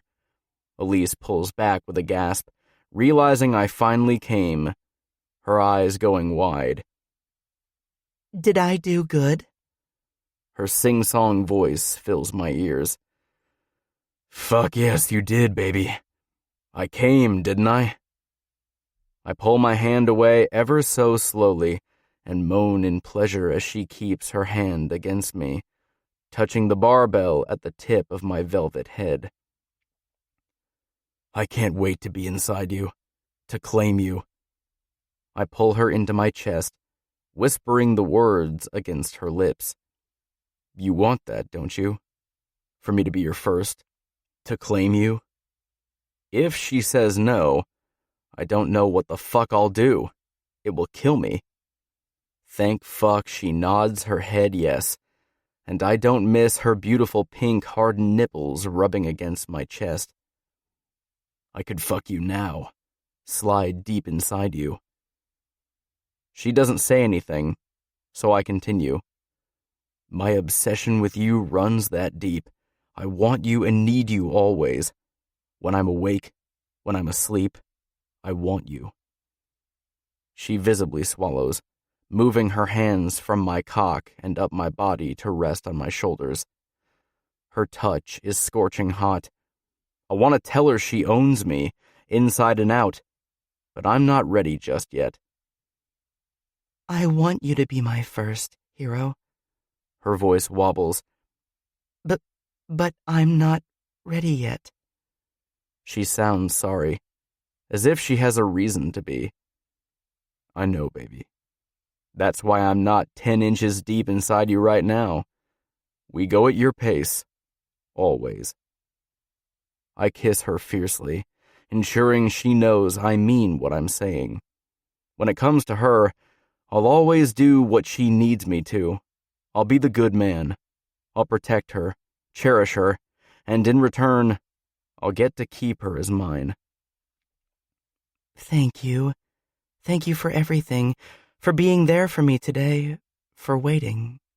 She sighs, and it sounds heavenly. It's all for you, Elise. All for you. 8. Elise. I know Hero doesn't want to go to the party Tasha invited us to, but I'm determined to be a college student and get the full experience. Plus, it seems to mean so much to her that I hang out with her. My last run-in at a party hadn't gone as planned, but I had no fear with Hero being there with me. Can I ask what you were doing at the last party? You didn't figure that out yet?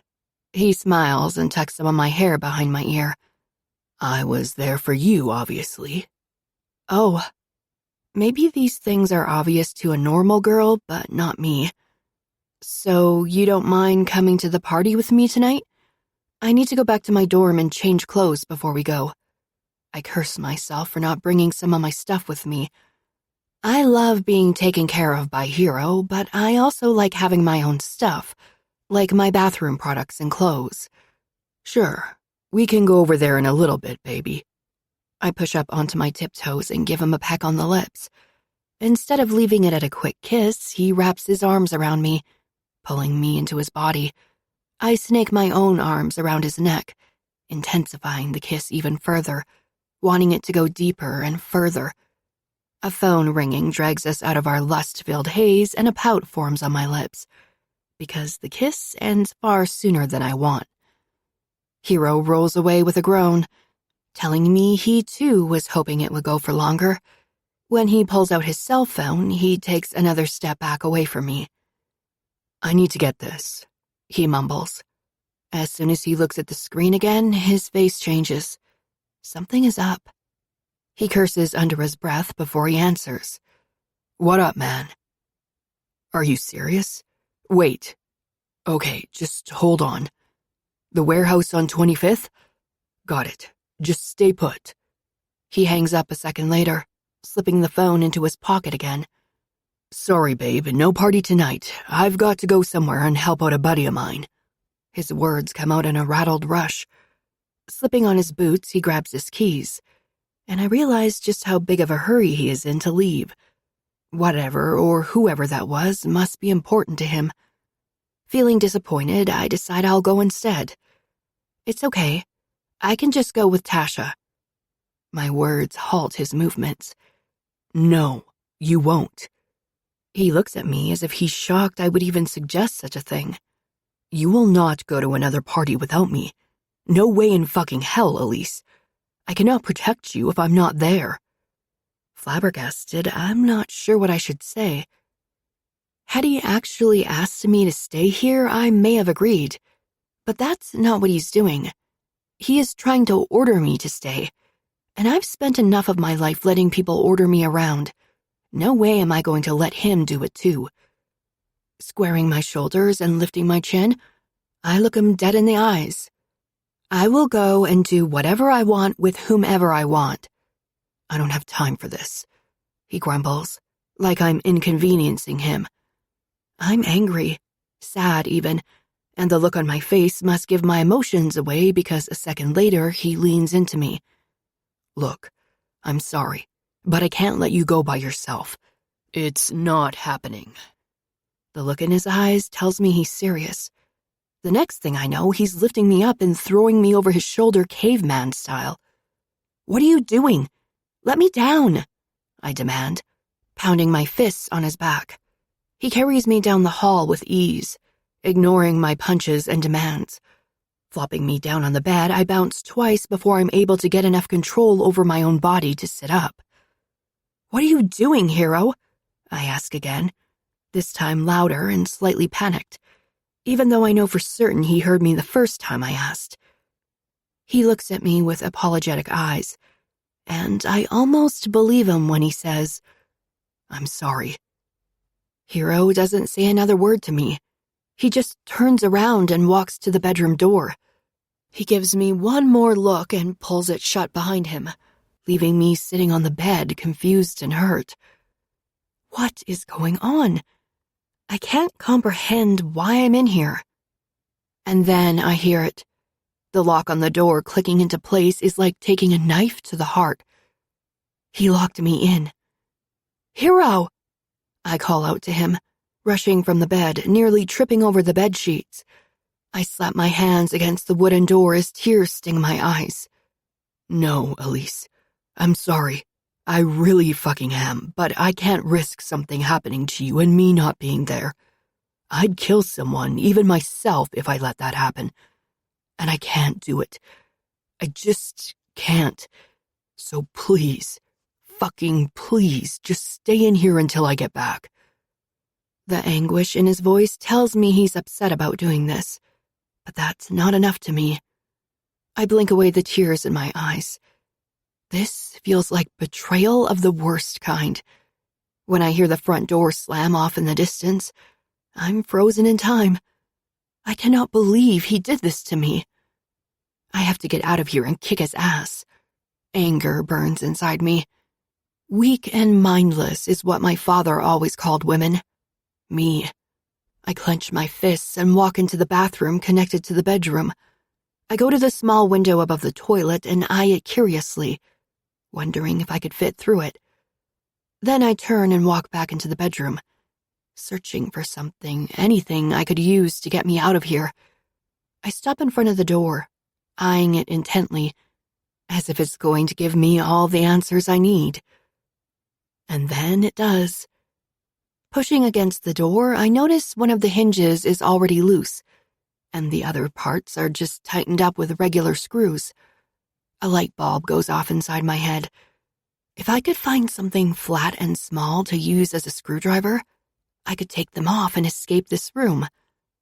I search the room like a madwoman, looking through every drawer and on top of every cabinet.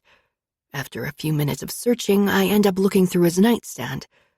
The first thing that catches my eye is a box of condoms. My stomach drops. The box is open, and it looks like there might be some missing inside. Bile rises into my throat at the thought of him with someone else. Even though I knew I won't be his first, it still hurts to see the evidence at hand. It awakens unpleasant feelings of jealousy in me, and I don't like it. Not even a little bit.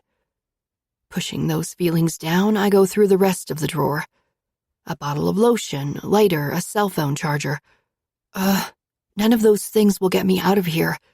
I'm close to ripping my hair out when I spot something shiny in the very back of the drawer. I grab the item and examine it. Bingo. It's a folded-up pocket knife. I take the knife and walk back to the door. Flipping it open, I use the sharp edge to move the screw around, turning it slowly until it falls to the floor in front of me. I repeat with the other screws until all the hinges are loose. With each loose screw, I do a fist bump. Sliding my fingertips into the small spaces on each side, I grab the door and pull it out of the frame. I'm so proud of myself, I can't help but smile widely even though no one is here to see it. Take that, hero. My little victory joy is short-lived when reality comes crashing back down. He locked me in this room. Not only is that betrayal going to haunt me, I am also left with knowing he just left and didn't tell me why. What is he hiding from me? I scrub a hand down my face in frustration. Then I remember the phone call. He said something about a warehouse on 25th Street. That's where he must be going, therefore I should go there too, since whatever it is he's doing is something he doesn't want to share with me. A part of me knows I shouldn't follow him. His warnings about how bad he was didn't go unnoticed. Still, the part of me that cares and wants to be her own person decides to follow him, see for myself what he's up to. If there is any chance of me and Hero working out after tonight, I need to know the truth about him. The whole truth. We can't build a relationship on lies and mistrust. At least, I can't. I pull on my shoes and grab my phone from the kitchen table. Running across campus, I call Tasha on my way to the dorm. She answers and I yell into the phone. I need you to take me somewhere. Please, can you meet me at your car? It's super important. I'm astonished when she answers the phone, and even more astonished when she agrees. Then again, Tasha, being the drama seeker she is, would agree without needing any further explanation. I'll be right there. By the time I get there, Tasha is already waiting by the car, a pessimistic look on her face. What's going on? I don't know. I don't want to tell her everything that happened since she already hates him enough as it is, but I also need a ride, and Tasha won't do shit without a reason, so I give her the best, most boring version. Hero is meeting with someone, and I need to know who and why. So if you can, I need you to take me to 25th Street. If not, I'll call for an Uber or something. I shake my head. Had he just told me the damn truth, we wouldn't be in this situation. Okay, I'll take you. Sounds like some juicy secret ready to be uncovered. She smirks as she gets in and starts the car. I hop in a second later, feeling all kinds of anxious. What could he be hiding? Is he meeting with another woman? My thoughts run rampant and the entire ride over feels like it takes an eternity. God, the stop signs must have multiplied overnight, and the traffic lights suddenly stay red for hours instead of minutes. My patience starts to wear thin when we finally get to the warehouse. My mind has conjured up every possible outcome of how this can and will go, most of which all end badly. I don't know what I'm going to find in there, but considering we are at an abandoned warehouse in a rough neighborhood, I doubt I'll find anything worth finding. Old warehouses are places where bad things happen. Everyone knows that. I mean, no one ever said, "Hey, remember that fun afternoon tea party we had at the abandoned warehouse last week?"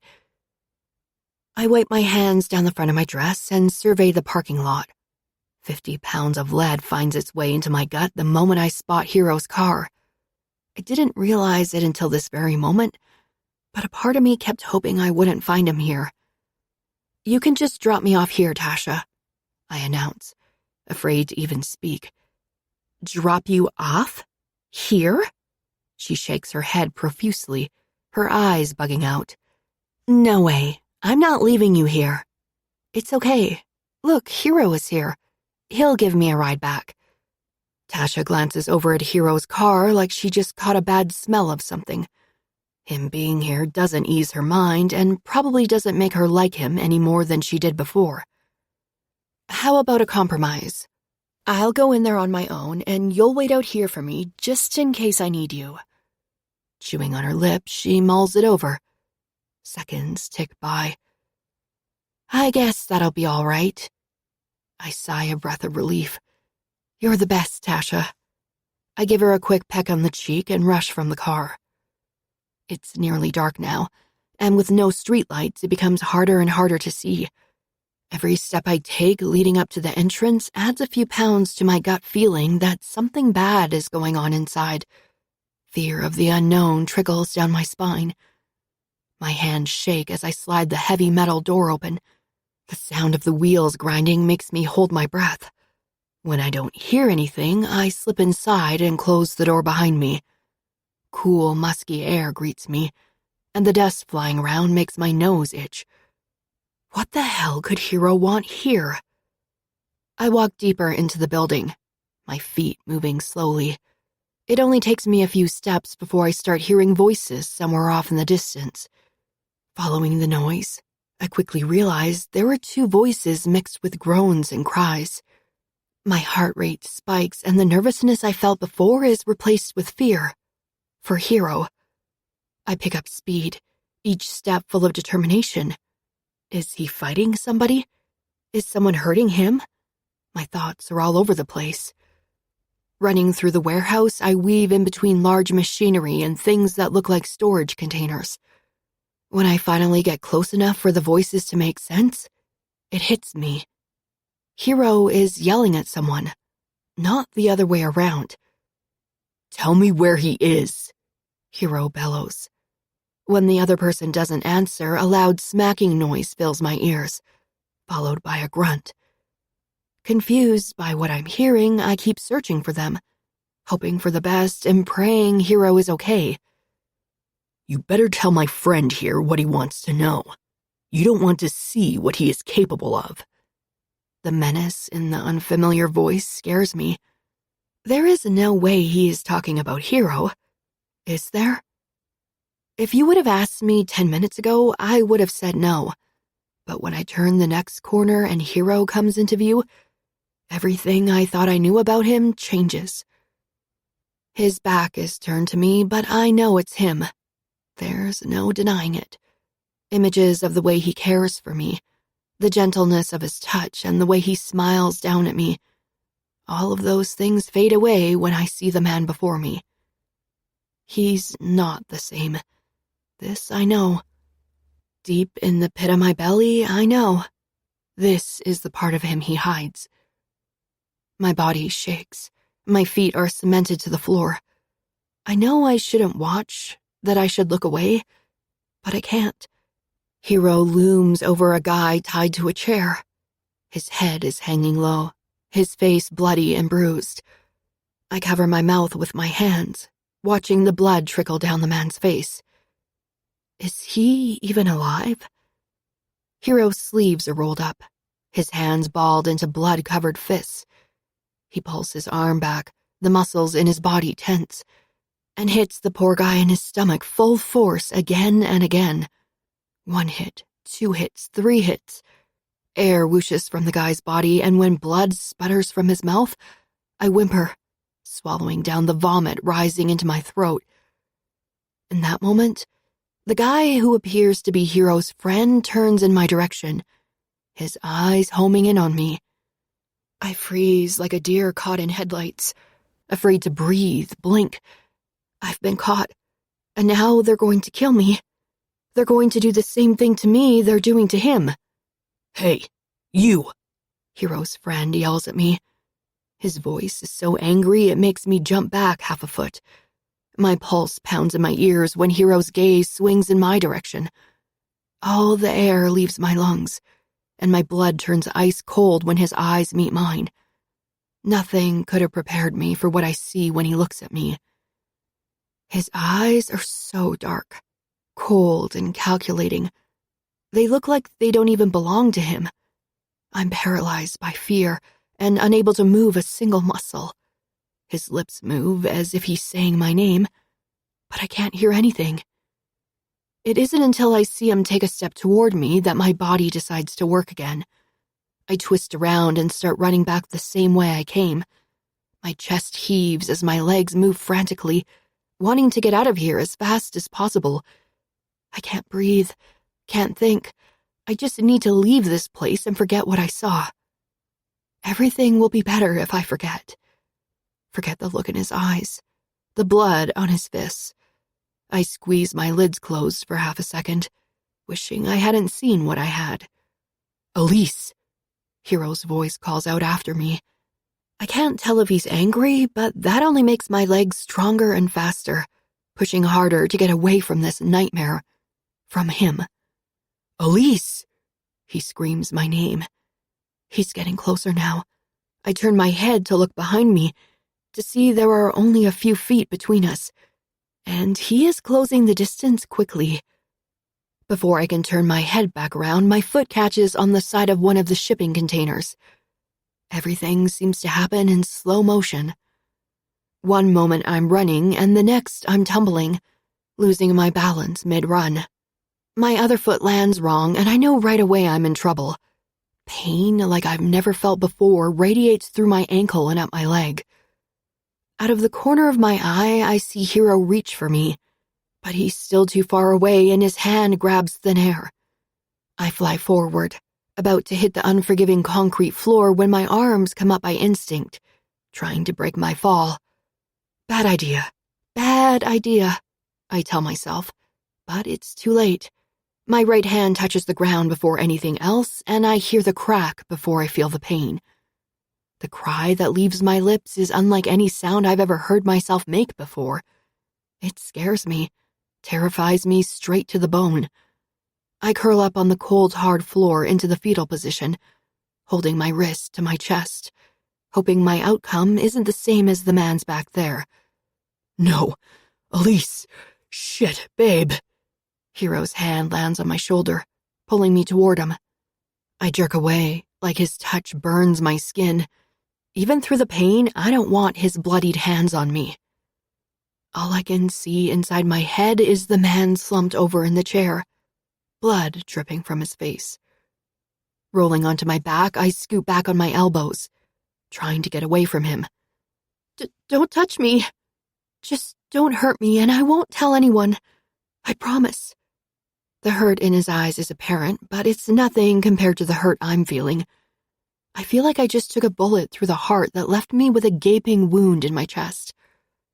I try to push myself up onto my feet, but quickly realize I must have twisted my ankle as well. Crying out in pain, I sink back to the floor with a hard thud. "Baby, please let me help you." Hero doesn't wait for my answer, even as I scurry away from him. Slipping one arm under my legs and the other around my shoulders, he lifts me up and cradles me to his chest. I try to break free of his hold, but there isn't any point. With a hurt leg and a hurt wrist, even if I did get him to let me go, how would I get away? I try to calm my breathing and erratic heartbeat, but nothing helps. I want to hate him. How can I feel anything besides disgust and hate after what I just witnessed? I'm conflicted, confused. Yet when I'm in his arms, so close to him, I feel safe. Turning my head, I bury my face into his shirt and start crying. I know it doesn't make sense for him to be able to calm me down, since he is the one causing the panic in the first place, but he does. "It's okay. You're okay. I've got you." Hero continues to whisper sweet nothings in my ear, and I let him. I let him comfort me, because despite everything, he is the only one who can give me the comfort I need right now. "What were you doing?" I managed to get out between the sobs racking my body. I have to know. Was he going to kill again? Did that man ask him to? I need answers, and I need them now. Hero doesn't answer or even look at me at first.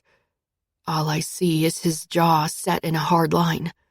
He's angry, pissed, but so am I. "Hero?" I whisper carefully. "What are you doing here?" He growls, ignoring my question, his arms tightening around my body. "I asked. No, I begged you to stay at home and wait for me." His words make it sound like he is sad, but he isn't. Not really. He's only sad I found out. "Why did you have to come here? Fuck, why, Elise? I never wanted you to see this." His grip on me is almost painful, but I don't say a word. There's nothing left for me to say if he won't give me the answers I need.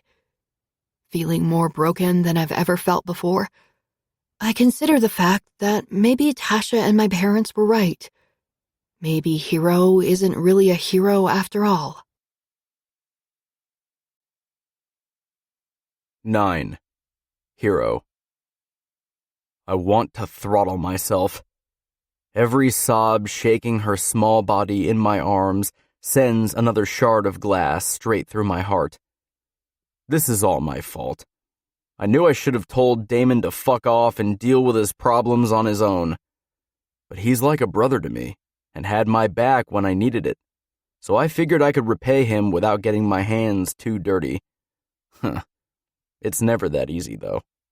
I should have known. Why was I so fucking stupid to think otherwise? Now I will have to live with this mistake for the rest of my life, never being able to forget the way Elise looked at me. The horror in her gaze made me feel as if I had lost her. She was scared of me, scooting away from me as if I was going to hurt her. I could feel the turmoil within Elise. She wants to hate me, to be scared of me, and maybe she should be.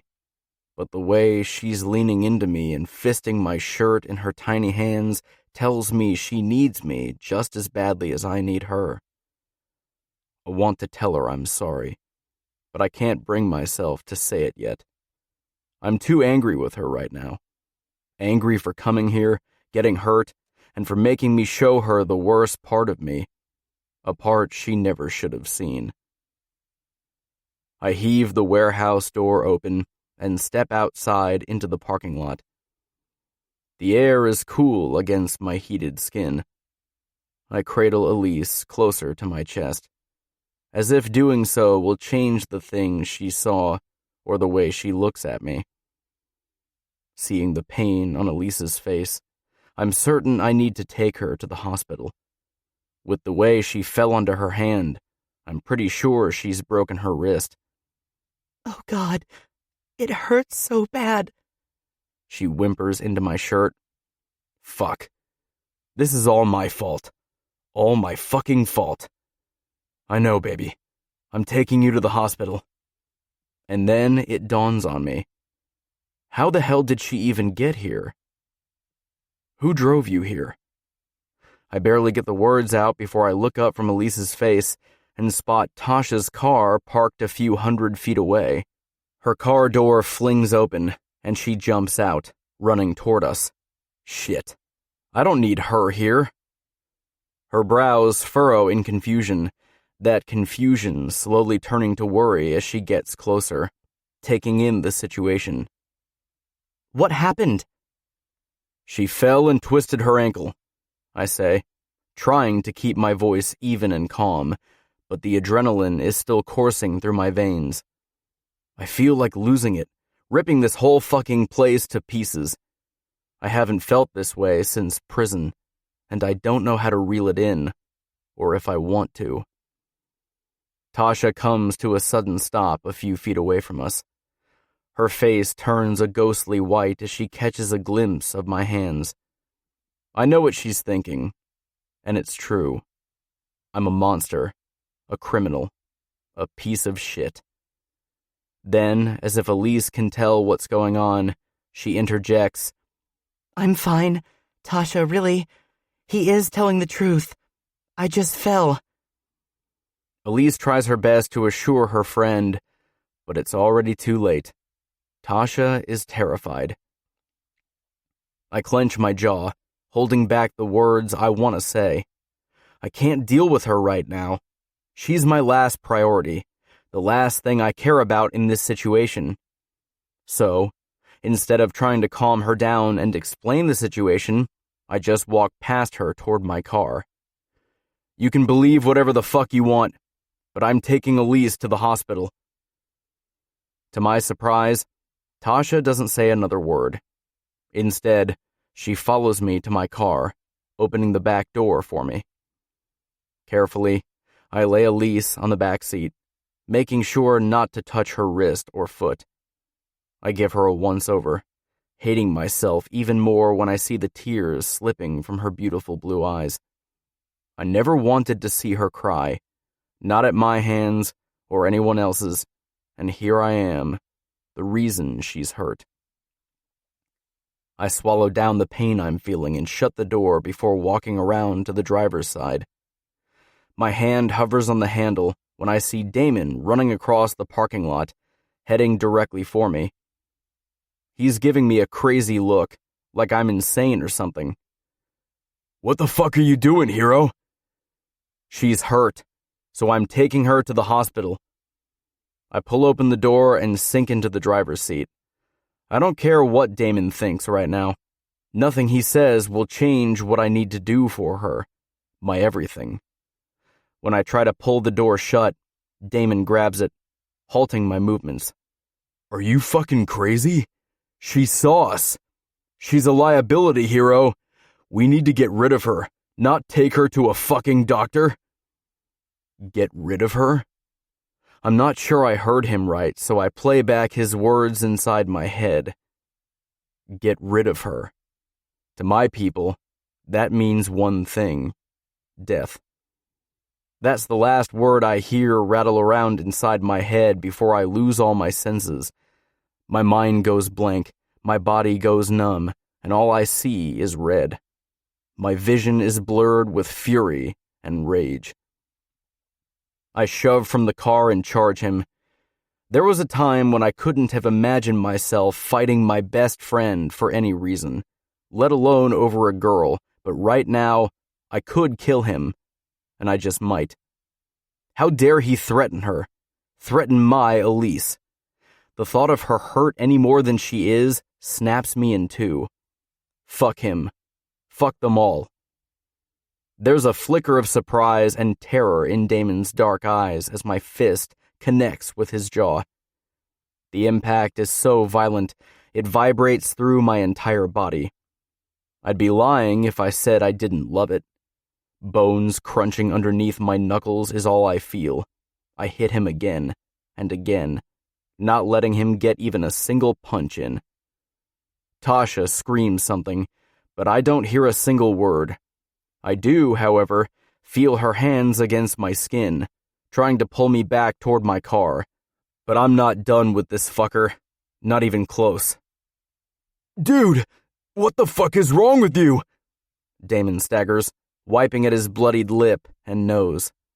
I point straight at him. "You!" I roar. "You are the problem! Having me come out here, making me do this shit!" I'm losing my mind. My nostrils flare and my body shakes. I tug at my hair, taking an unsteady step back. "Me?" Damon huffs. "I didn't make you do shit. You came here of your own free will, and that girl..." He points to my car. I take a step toward him, ready to throw another fist at his face. Even the slightest mention of Elise has me unhinged. "She's going to get you put back in jail. And then what? What the fuck will you do?" I shake my head, trying not to listen to him. Elise is innocent, weak, unknown to the life I live. She'll never make it. I mean, look at her after just witnessing what she did tonight. Doubt swirls around inside my head. I'm so angry at her, at myself, at my shit life.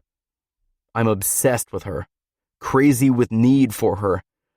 But I can't risk hurting her. I can't risk her being involved in any other crazy shit. This ends tonight. "Do the right thing, hero." Damon backpedals, putting more distance between us, his hand wiping at his bloody nose, his eyes still piercing mine. "If you don't, I will. We can't have any loose ends ever. Not even her." I force myself to stay where I am. I want to kill him, rip his heart out.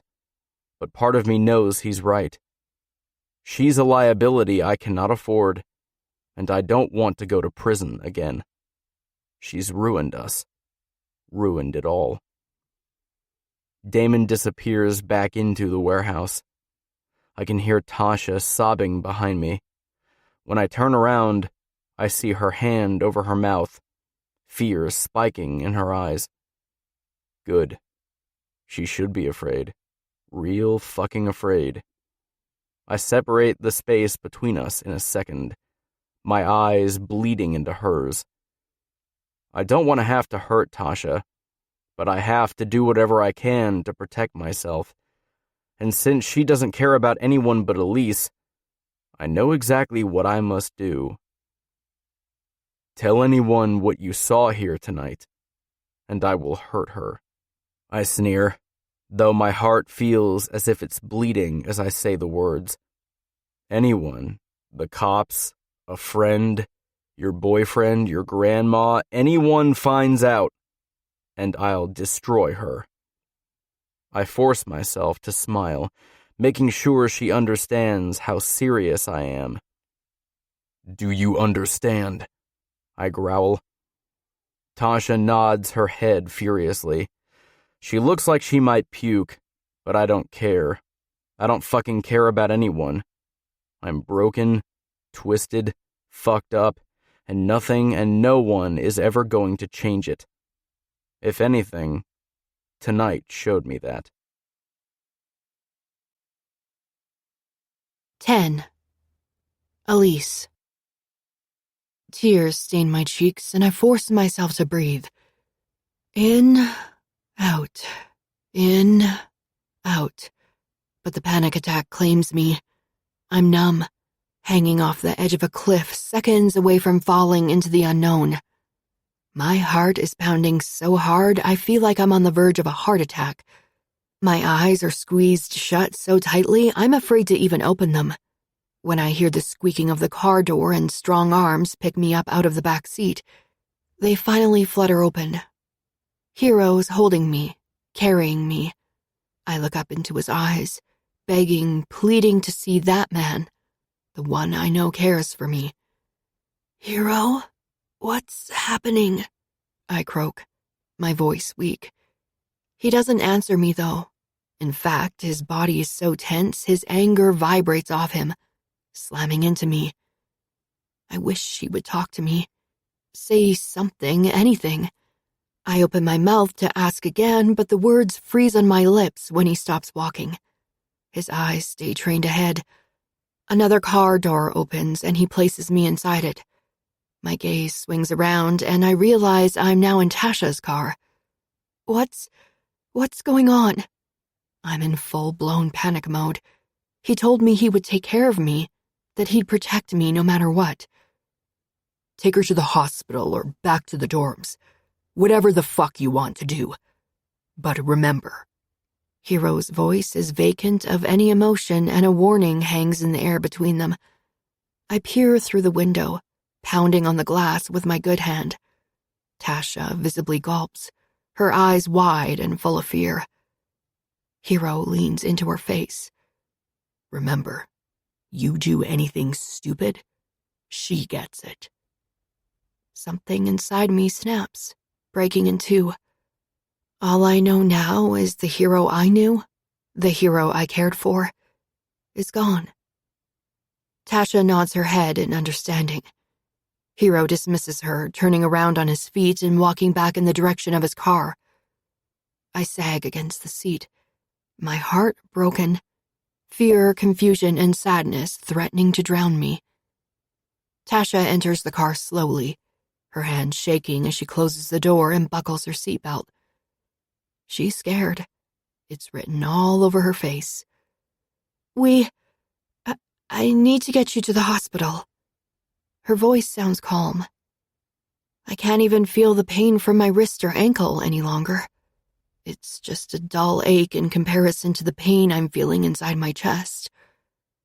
He won't hurt me, Tasha, I reassure her, holding my wrist to my chest.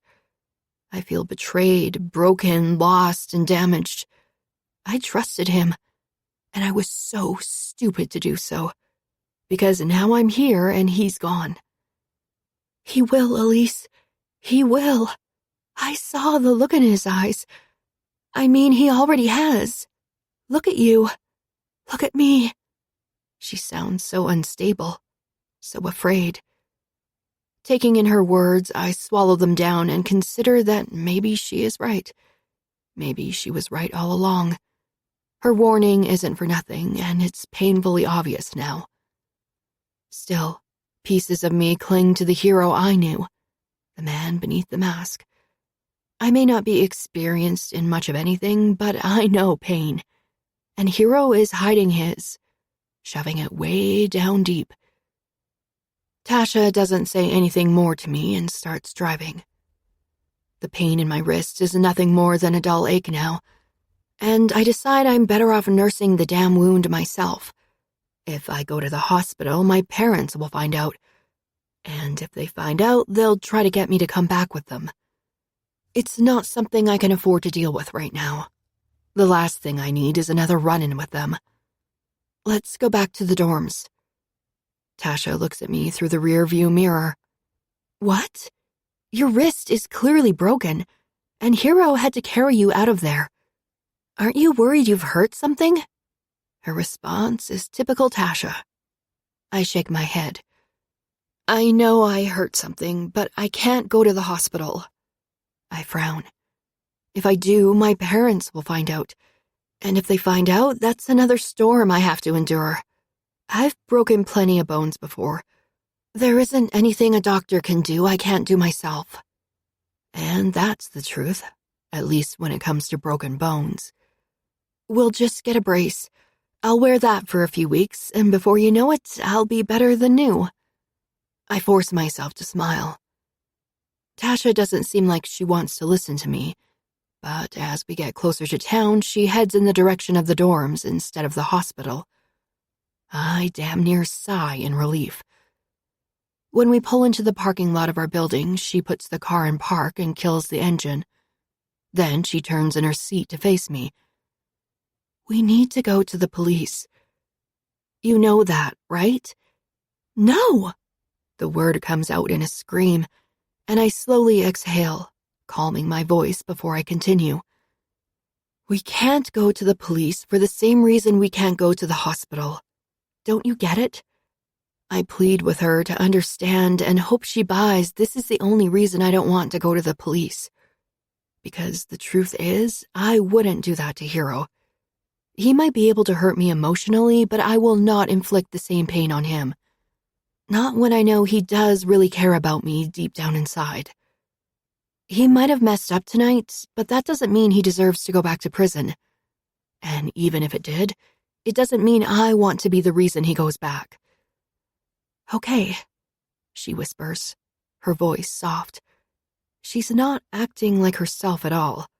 But then again, neither am I. There is no taking back what we saw tonight or the things that were said. It's going to be okay, Tasha. I lean forward and give her a half hug, wanting to put all our broken pieces back together. But even I know the broken pieces of my heart will never be whole again.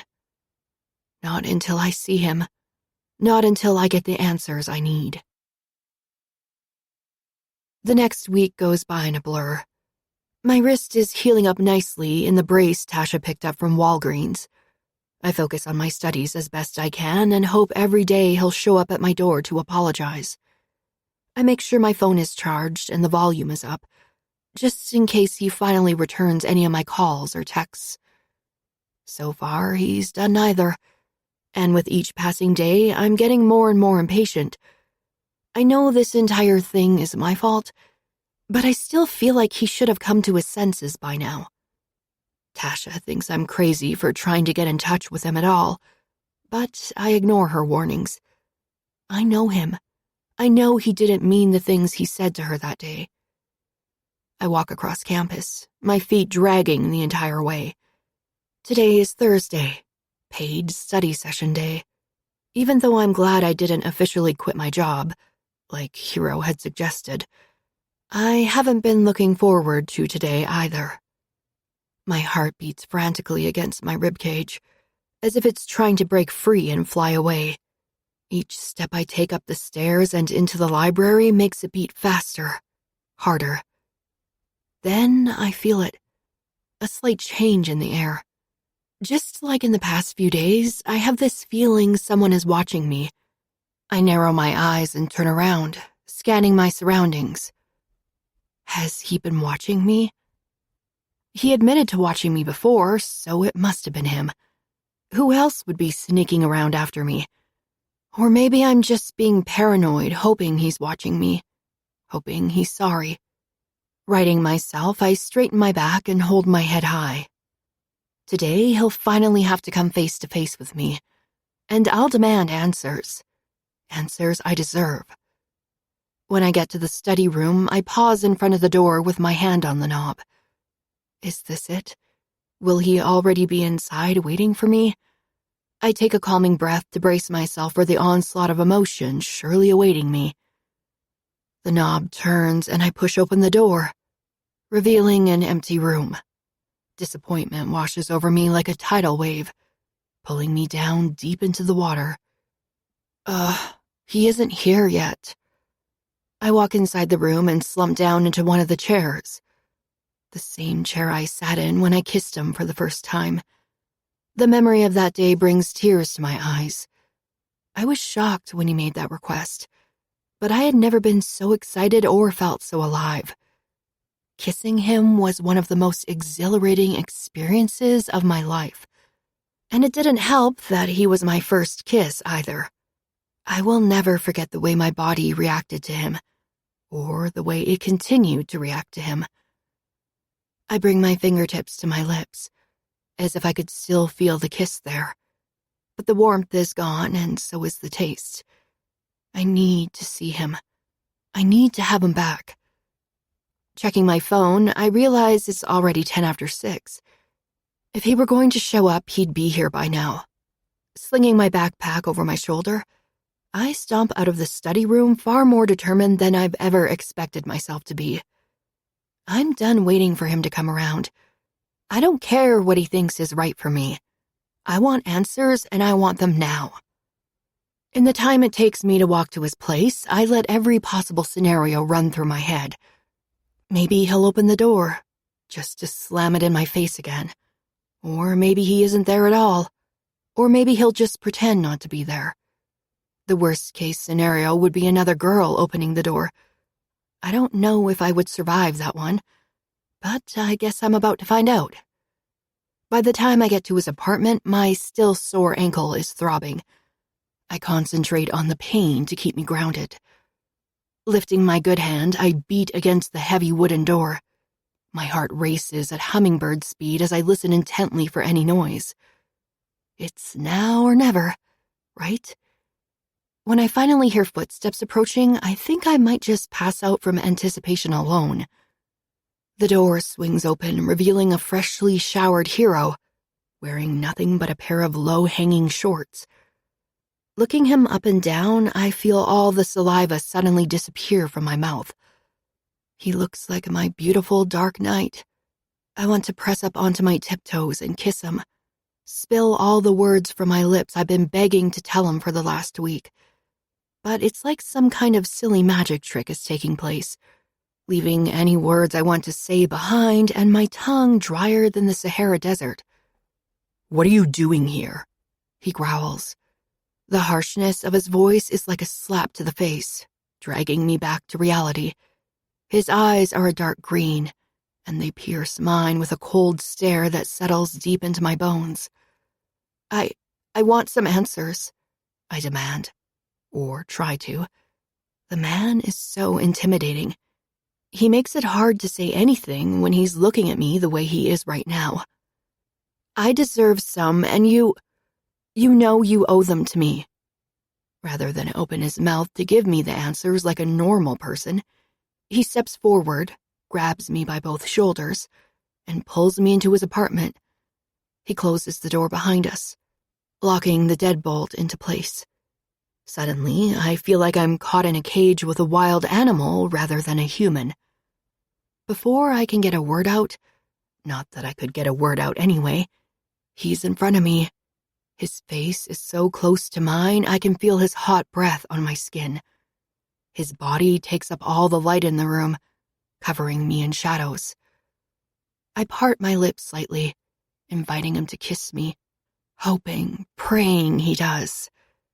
Instead, his hand slithers out, his fingers curling into the back of my neck. My pulse pounds furiously in my ears.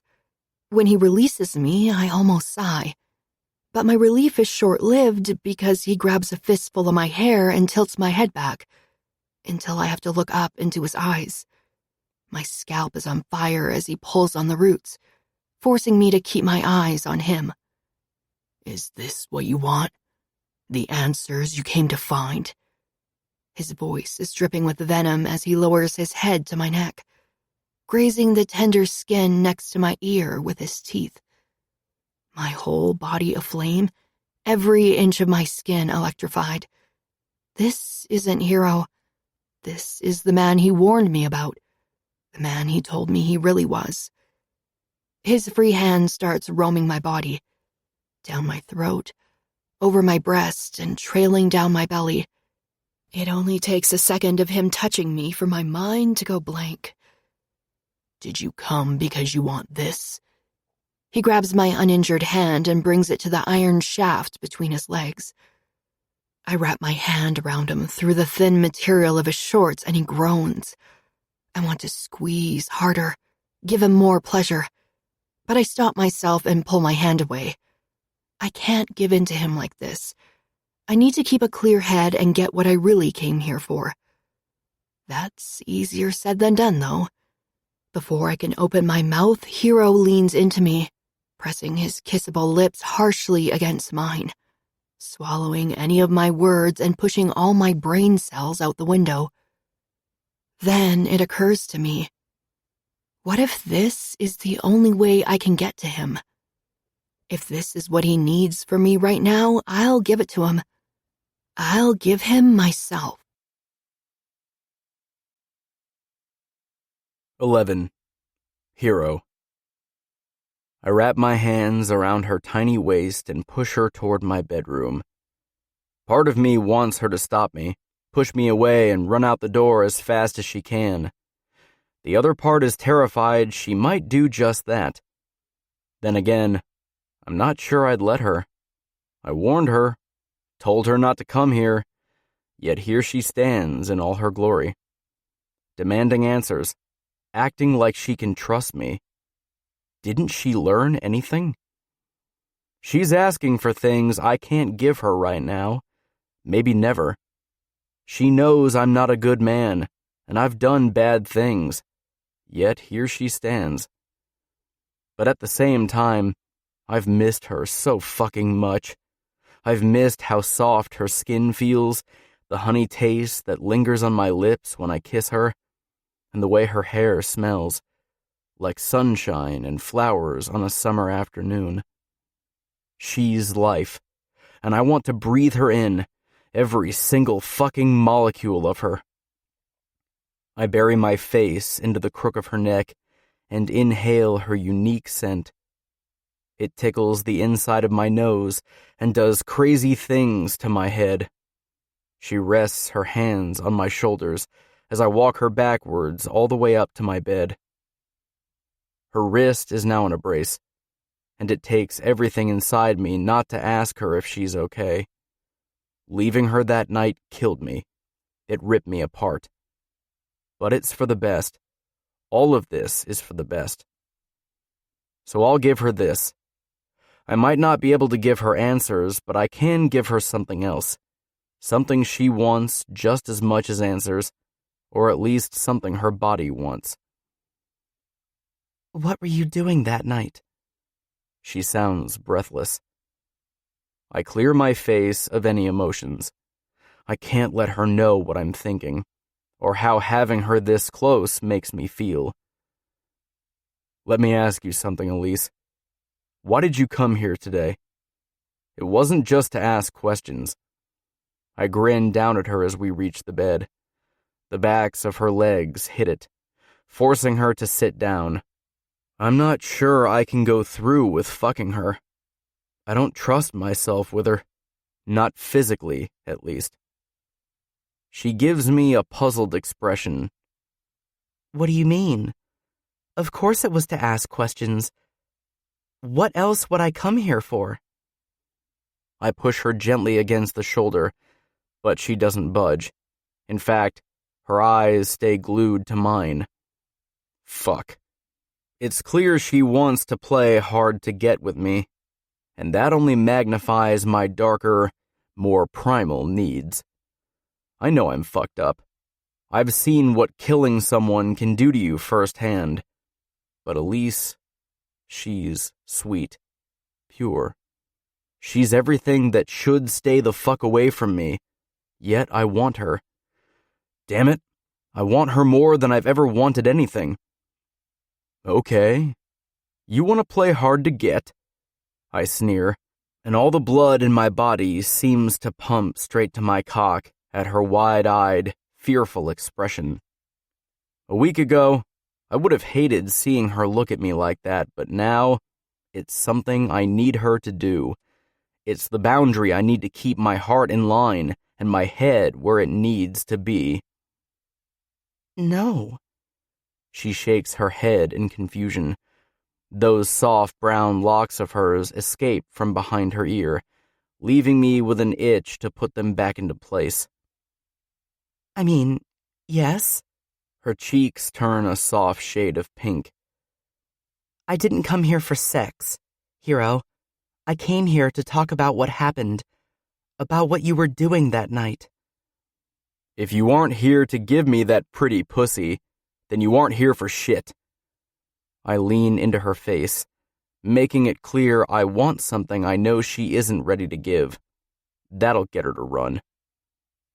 I take a step back and cross my arms over my chest, smirking down at her like the asshole I am. She looks broken, sad. Then her features change. You don't get to do that, Hero. She shoves from the bed and gets right in my face, rage painting her adorable features. I have to force myself not to reach out and touch her, because fuck, do I want to touch her. Her tiny fingers press against my bare chest, sending electric shock waves through me. I will not be bullied. I will not let you hide behind some mask of fury. Her words are meant to chip away at my mask, the one she knows I'm wearing. But what she doesn't realize is I'm a master at wearing a mask. Not because I want to be, but because I had to be. I'm stronger, and I'm way fucking better at lying. I grip her by the wrist, firmly. Not hard because, truthfully, I want to scare her away, not hurt her. If you don't want me to fuck you, you better turn the fuck around and walk your ass out of my house. I don't want to talk to you about what could have been.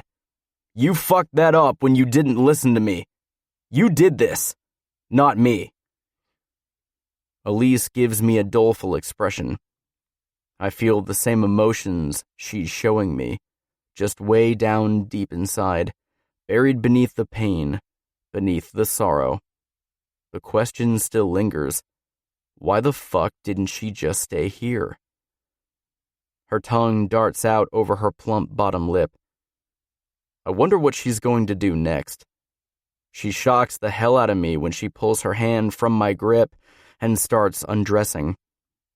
She pulls her shirt off with ease, but her yoga pants are another story. With one working hand, she struggles to pull them down her hips. I smile smugly, watching her struggle, but deep down in my stomach, I know I won't be able to follow through on my word. With pink cheeks, Elise looks up at me, a shyness in her eyes. She stutters. I can't get them off. She makes another effort to push them down, seeing as I make no move to help her, but loses her balance halfway through. I reach out, balancing her without thought, her hot bare skin igniting a fire in my belly. Are you sure this is what you want? Just mindless sex? I watch her visibly swallow. A meek, yes, slips from her lips. I won't be gentle with you. I won't cuddle you afterwards. I won't call you, and I won't give a fuck if you come. I say the words through clenched teeth, wanting to stab myself in the heart. I know, she whispers, her eyes sad. Fucking Christ. She's testing me. She has to be. I pick her up and throw her onto the bed, peeling her yoga pants the rest of the way off. My mouth waters when I see her cute lace panties. Her chest heaves with every breath she takes, and I feel like such a bastard for doing this to her. Roll over, I order, but she shakes her head no, a defiance in her eyes that has me on the verge of breaking. Fine, I growl, then flip her over onto her belly with ease. She doesn't fight me, and I hate it. I fucking hate it. It's time to scare her, to send her packing. Pushing my shorts down to the floor, I lean over her on the bed. I grip her by the hips, forcing her onto her knees. I rock against her ass and watch as she falls helplessly against the mattress, clearly not ready for what I'm going to give her. With her face pressed firmly into the sheets and her ass in the air, I grip her panties and shift them to one side, exposing her perfectly pink pussy. A gasp escapes her lips, and I fist my cock in my hand, bringing it to her entrance. You sure this is what you want? You want me to fuck you? I barely get the words out. My chest heaves as I try and get oxygen into it. My heart is pounding so hard inside my chest, it feels like I might die. And damn, wouldn't this be a way to go? I don't want it like this, but I want you, she mumbles into the sheets. She's giving herself to me. But why? So I can break her? Hurt her? Well, I don't give a fuck what you want. My words are coated in rage as I push my swollen cock against her entrance. The head barely slips inside, and she cries out, but not in pleasure. No, this is a cry of pain. My grip is tight on her hips, and I exhale, trying to determine my next move. Do I follow through and fuck her like this for the first time, knowing damn well she's a virgin, or do I do right by her and give her the best time of her life? I'm not scared of you, hero. Her voice is trembling, giving her away. Now I know exactly what I need to do. I lean forward and whisper into her ear. You should be. 12. Elise. I bite my bottom lip and pray he can't see through my very thin veil of lies. I'm so afraid my body starts to shake. I want this with Hero, but not like this. I want the man who cherished me, promised to never hurt me. I want him. Please don't hurt me, I whisper, wondering if he can even hear what I just said. I told him I wasn't afraid of him, but I am. He's thick, too thick, and the pressure of his body against my backside is lifted, and I'm shocked when his booming voice enters my ears. Out. Get the fuck out now, he roars, causing me to scamper across the bed. I chance a glance up at him and see the anger in his eyes, but it's also mixed with something else. Sadness, desire, emotions I am quite familiar with by now. It takes me a moment, but I swallow my fear down and crawl across the bed, reaching out for his length. It's thick and throbbing and completely angry-looking, just like its owner. What are you doing? You just told me not to hurt you, and now you come before me on your damn knees, your tiny hands wrapped around my cock, practically begging me to fuck you. His words are laced with no humor, but the wicked grin on his face confuses me. You won't hurt me, Hero. You won't. I know it deep down inside my heart. A hiss escapes his lips, and his eyes drift closed as I squeeze his member, moving up and down his length.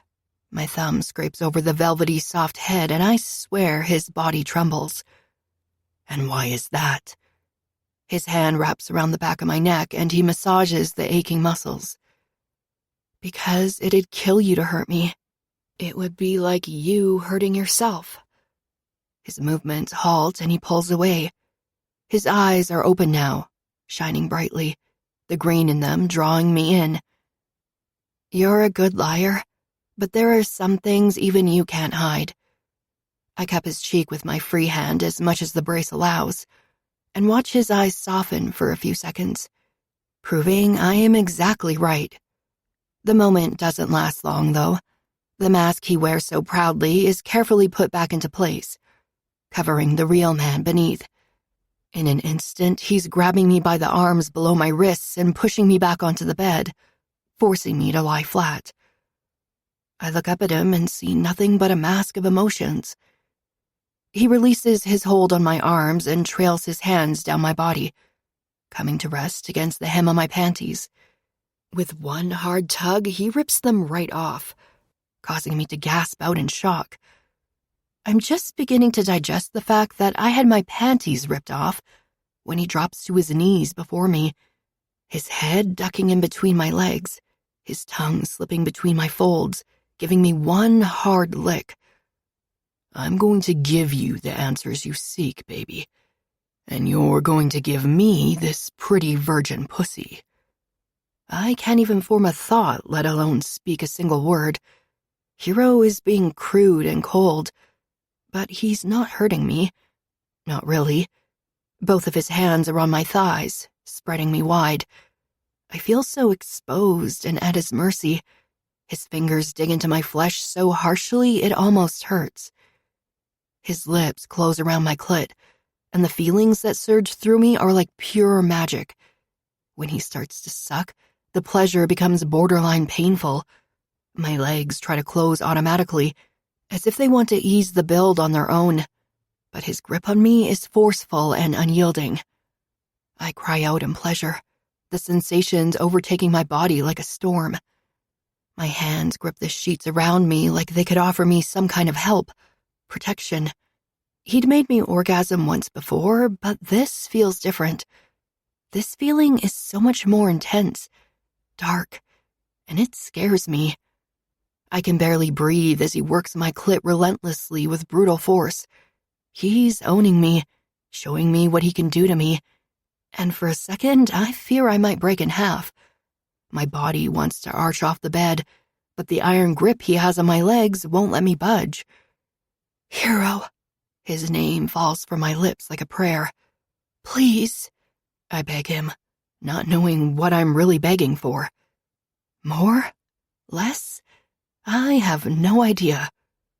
My brain seems to have checked out, and my body now has a mind of its own. Every fiber is functioning on pure primal need, and I don't think I ever want to return to sanity. I thrash back and forth, as if I'm trying to outrun the pleasure spiking through me. I feel the build, my body cresting as if I'm a surfer riding a wave. I'm close, so close. I'm just about to tip over the edge and come apart under his tongue when he pulls away, leaving me gasping for air and wanting more. No, I whimper, near tears. I can taste how much you want my cock, he growls, moving up along my body. If my whole being wasn't on fire already, I might have blushed at his crude words. The way his eyes burn into mine has me squirming beneath them. I feel intimidated by him, and maybe that's just because of his huge size. He leans over me, watching me intently, his fingers trailing over my belly, going lower and lower, until I feel two of his thick digits ghost against my soaked entrance. I consider begging him for a release, for his touch. He magically reads my mind and slips them deep inside me. The smirk he gives me sends tingles of pleasure down my spine, and when he finally starts moving his fingers, I feel as if I'm already ready to combust. In, out, in, out. I can hear how wet I am, and it's such an erotic sound.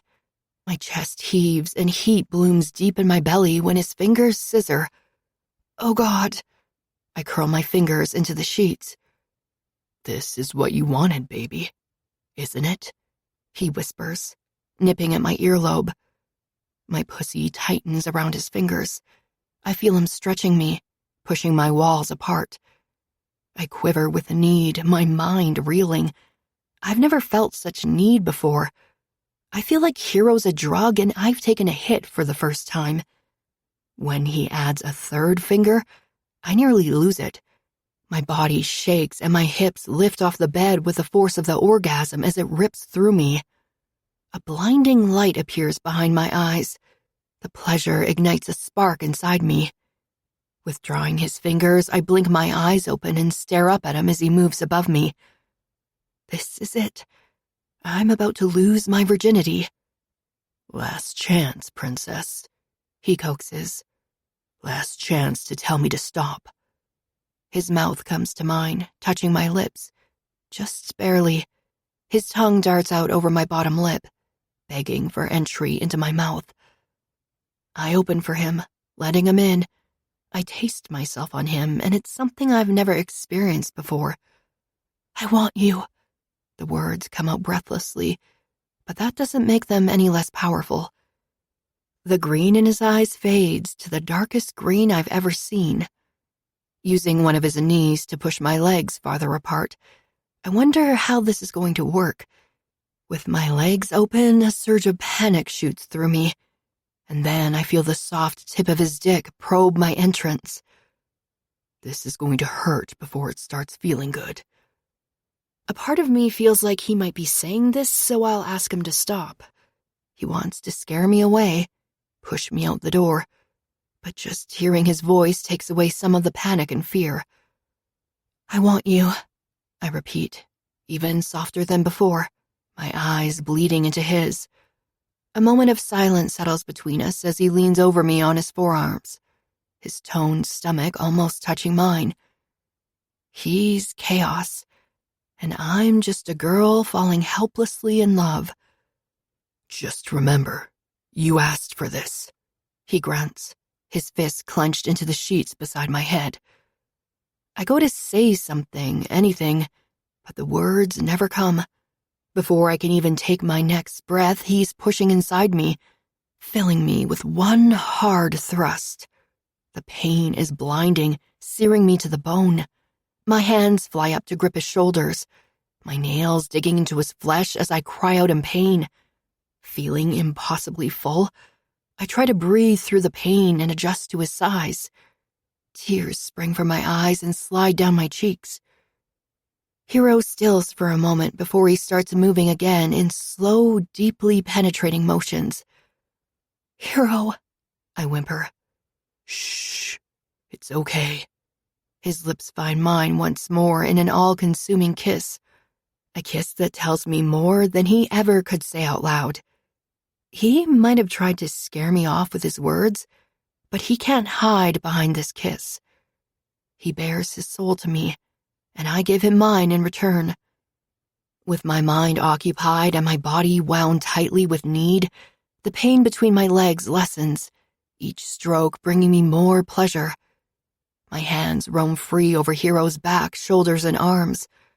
I want to touch all of him, feel every inch of his body, map him out, memorize him. Moving on top of me, he snatches my healthy wrist and pins it next to my head. He's gentler with the other side, putting his arm across my elbow to keep my hand from touching him the way I want to.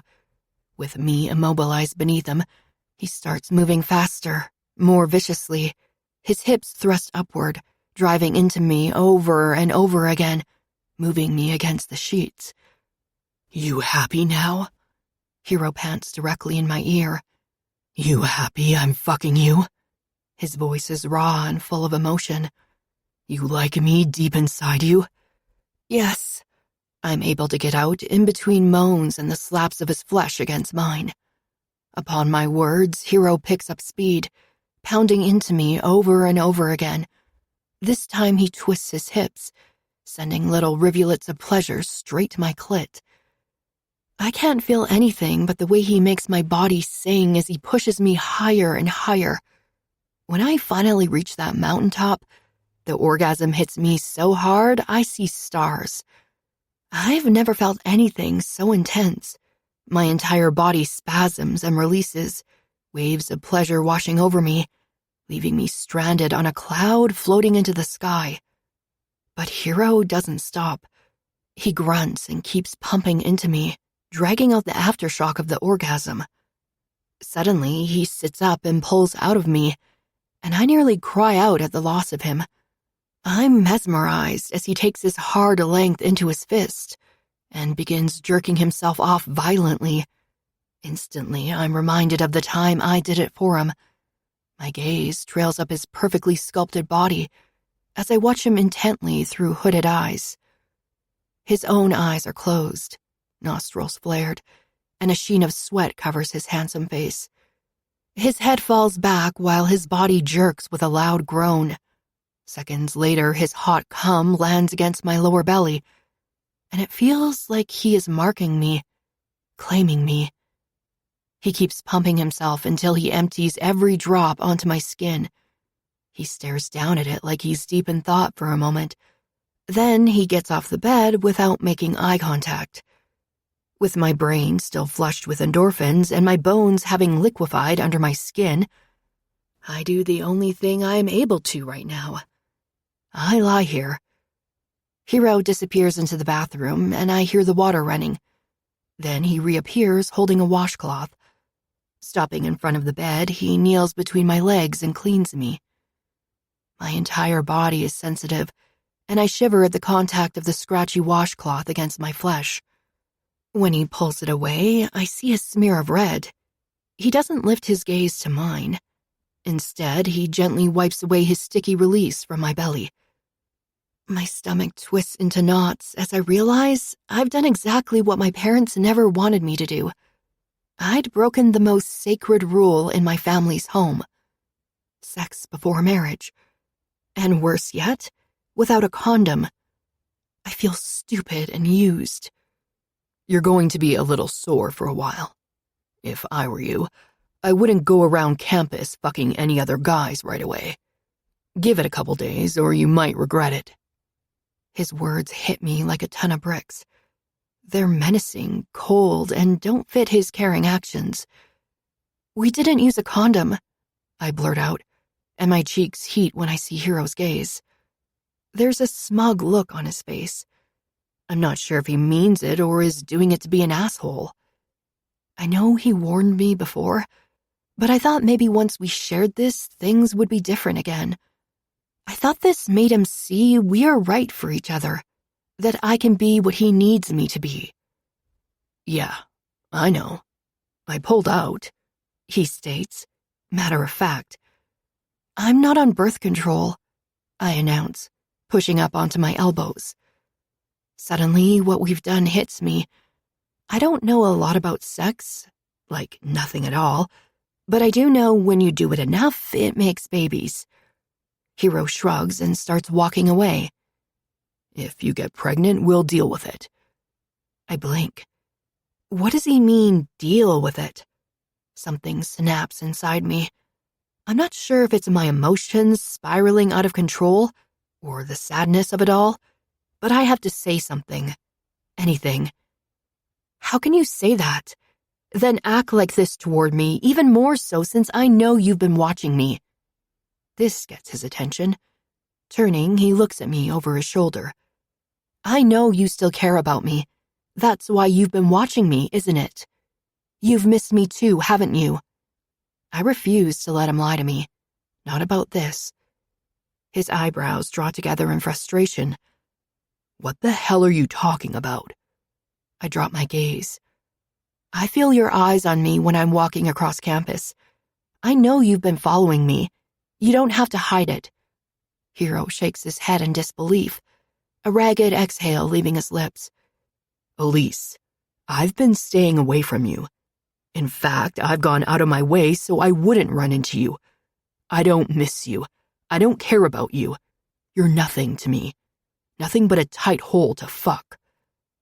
His words are so hateful, so mean, he might as well have punched me in the face. I would have much rather gotten punched in the face than listen to another degrading word fall from his lips. Maybe I'm crazy for believing you had a heart. I must have imagined it. Imagined all of this. I guess you don't really live up to your name, do you, hero? I'm sorry for wasting your time. Tears sting my eyes. I thought this would change things. Giving myself to him would make him want me more. But it's apparent now that isn't the case. Hero's lost, and I don't know if I'm willing to jump into darker waters to be with him. I shove off the bed, ignoring the soreness between my legs, and concentrate on the pain in my chest instead. Gathering my pants off the floor, I pull them over my wobbly legs with shaking hands, surprising myself that I'm able to keep my balance. My eyes burn with held-back tears, but I refuse to give him the satisfaction and cry in front of him. Out of the corner of my eye, I can see him still standing in the same spot, watching me struggle to put my clothes back on.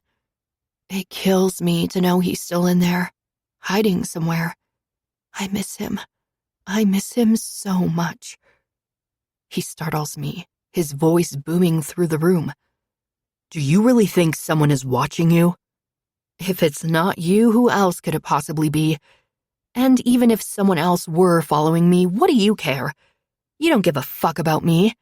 I'm just another girl to fuck, right? I mock him. Cussing seems like one of my lesser wrongdoings today. In fact, I may start doing it more. With my bra in place, I pull on my shirt and start heading toward the door. Hero steps in front of me so quickly, I run into his still bare chest.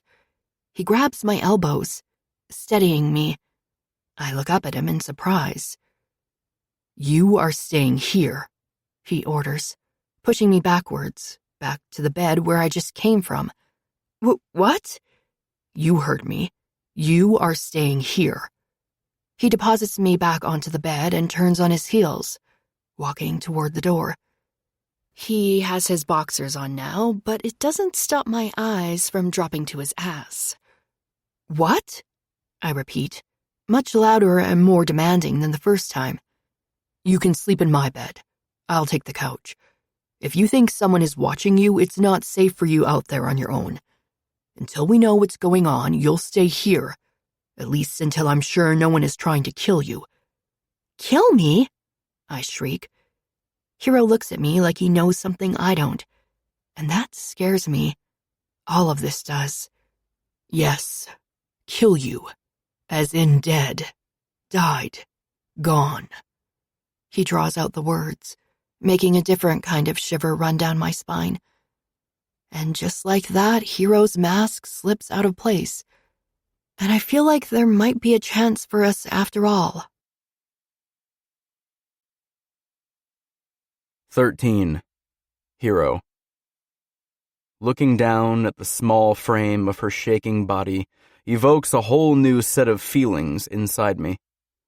I've been mean, careless, and hateful, all to protect her from my past, from the person I really am.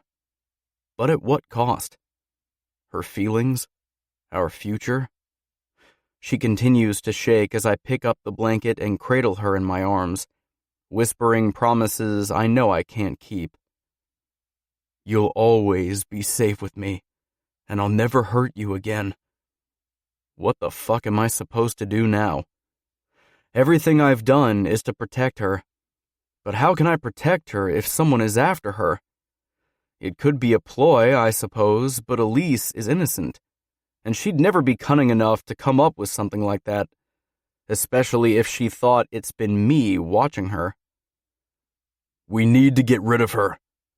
Damon's words ring in my ear. That fucker. It has to be him. Who else could it be? I play the rest of his words back in my mind. Because if you don't, I will. We can't have any loose ends ever. Not even her. He basically told me he would come after her. I thought my fist to his face gave him a clear enough message, but apparently fucking not. I tighten my hold on Elise, and press my nose into her golden brown hair. Her scent calms me and warms me all over. I've missed her so fucking much it hurts. I don't know how I've survived the last few days without her. My thoughts are a jumbled mess, but the only thing I can think about is how horrible I was to her tonight. I take in one more deep breath, sucking in as much of her unique scent as I can. Do you really mean it? She sniffles into my chest, her body resting on mine. Mean what? I shift her in my arms so I can look into her eyes. There are tears forming, close to spilling over the rims. Knowing I'm the one making her cry tears me apart. I want to punch myself in the face for doing this to her. She deserves better. So much fucking better. Everything. Did you really not miss me? Because being without you killed me. I waited for a text or call, anything. I was upset and paranoid and thought if only I could catch you watching me, maybe I could confront you. The anguish in her voice slices me in half. I want to tell her everything, but I can't lie to her anymore tonight.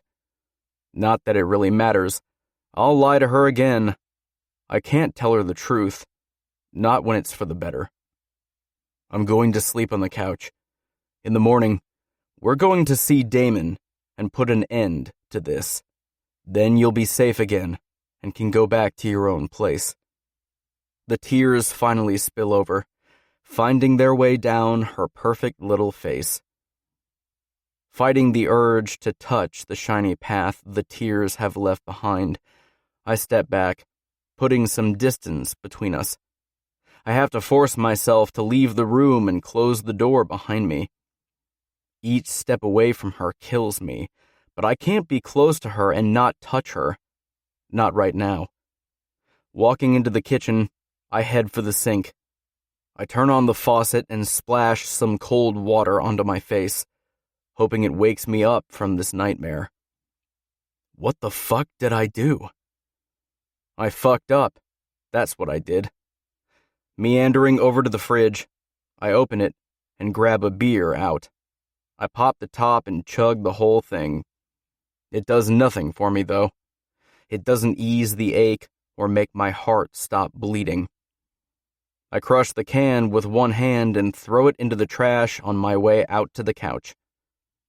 As soon as I lay down, my mind starts playing back all the things I did to Elise today. Fuck. I hurt her in the worst possible ways. I lied to her, treated her like she meant nothing to me, and then I took her innocence. But the worst part of all is she still looks at me like she cares, as if I deserve any of her affection, attention, or even her after what I've done. It would be so much fucking easier if she just hated me. Why can't she see how bad I am for her? At the same time, I'm not sure I'll let her go.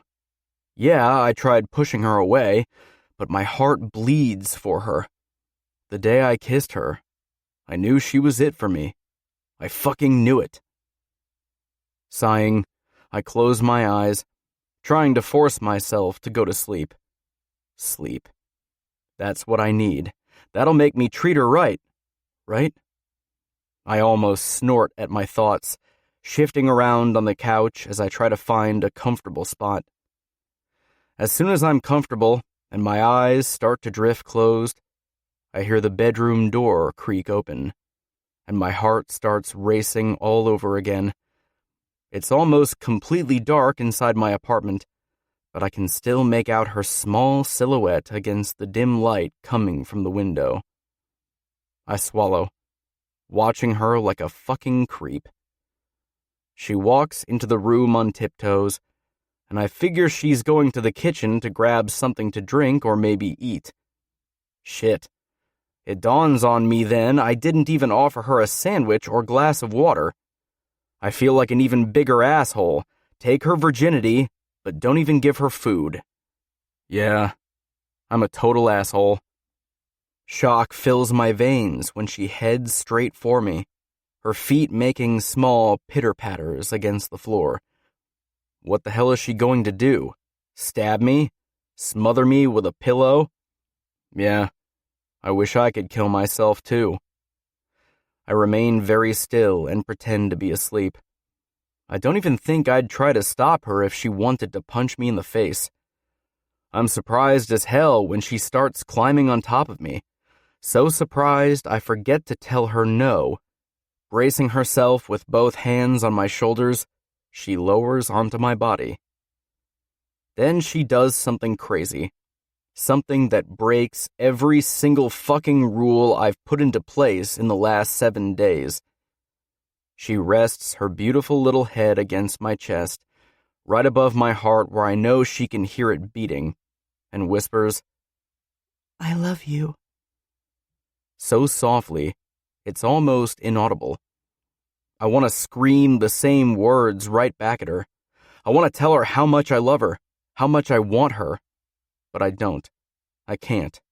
Not yet. My only hope right now is she realizes my heart beats only for her. Only for us.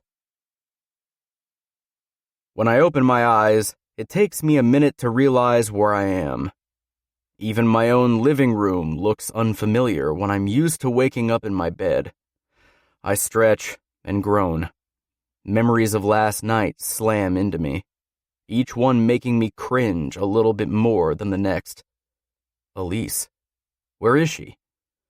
She was here with me when I fell asleep. I scan the room, but I'm alone. The bedroom door is wide open, but I don't see her in there either.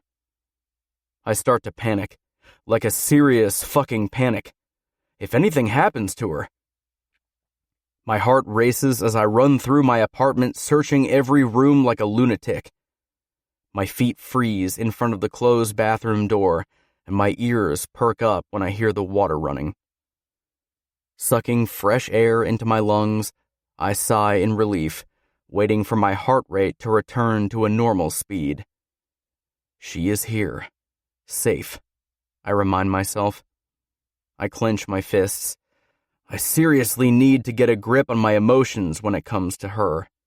If I don't, this will all be for nothing. Opening the bathroom door, I'm hit with a hot cloud of steam. What happened last night can't happen again, I announce. I'm not sure why I blurt out these words, but I need her to know, and I can't share with her how much her not being there when I woke up scared me. Elise pokes her head out from behind the shower curtain. The color of her hair seems darker. She drips water all over the place, her eyes meeting mine for a brief second. Well, good morning to you too. And yes, I slept well. Thank you for asking. Dipping her head back behind the curtain, she continues, Breakfast, you say? Yes, sure. I'd love to have breakfast with you. Thank you for the kind invite. I can't miss the giggle of laughter that fills the room. God, she is so fucking adorable. It's sick. I'm serious. Last night was a lapse in judgment on my part, and it won't happen again.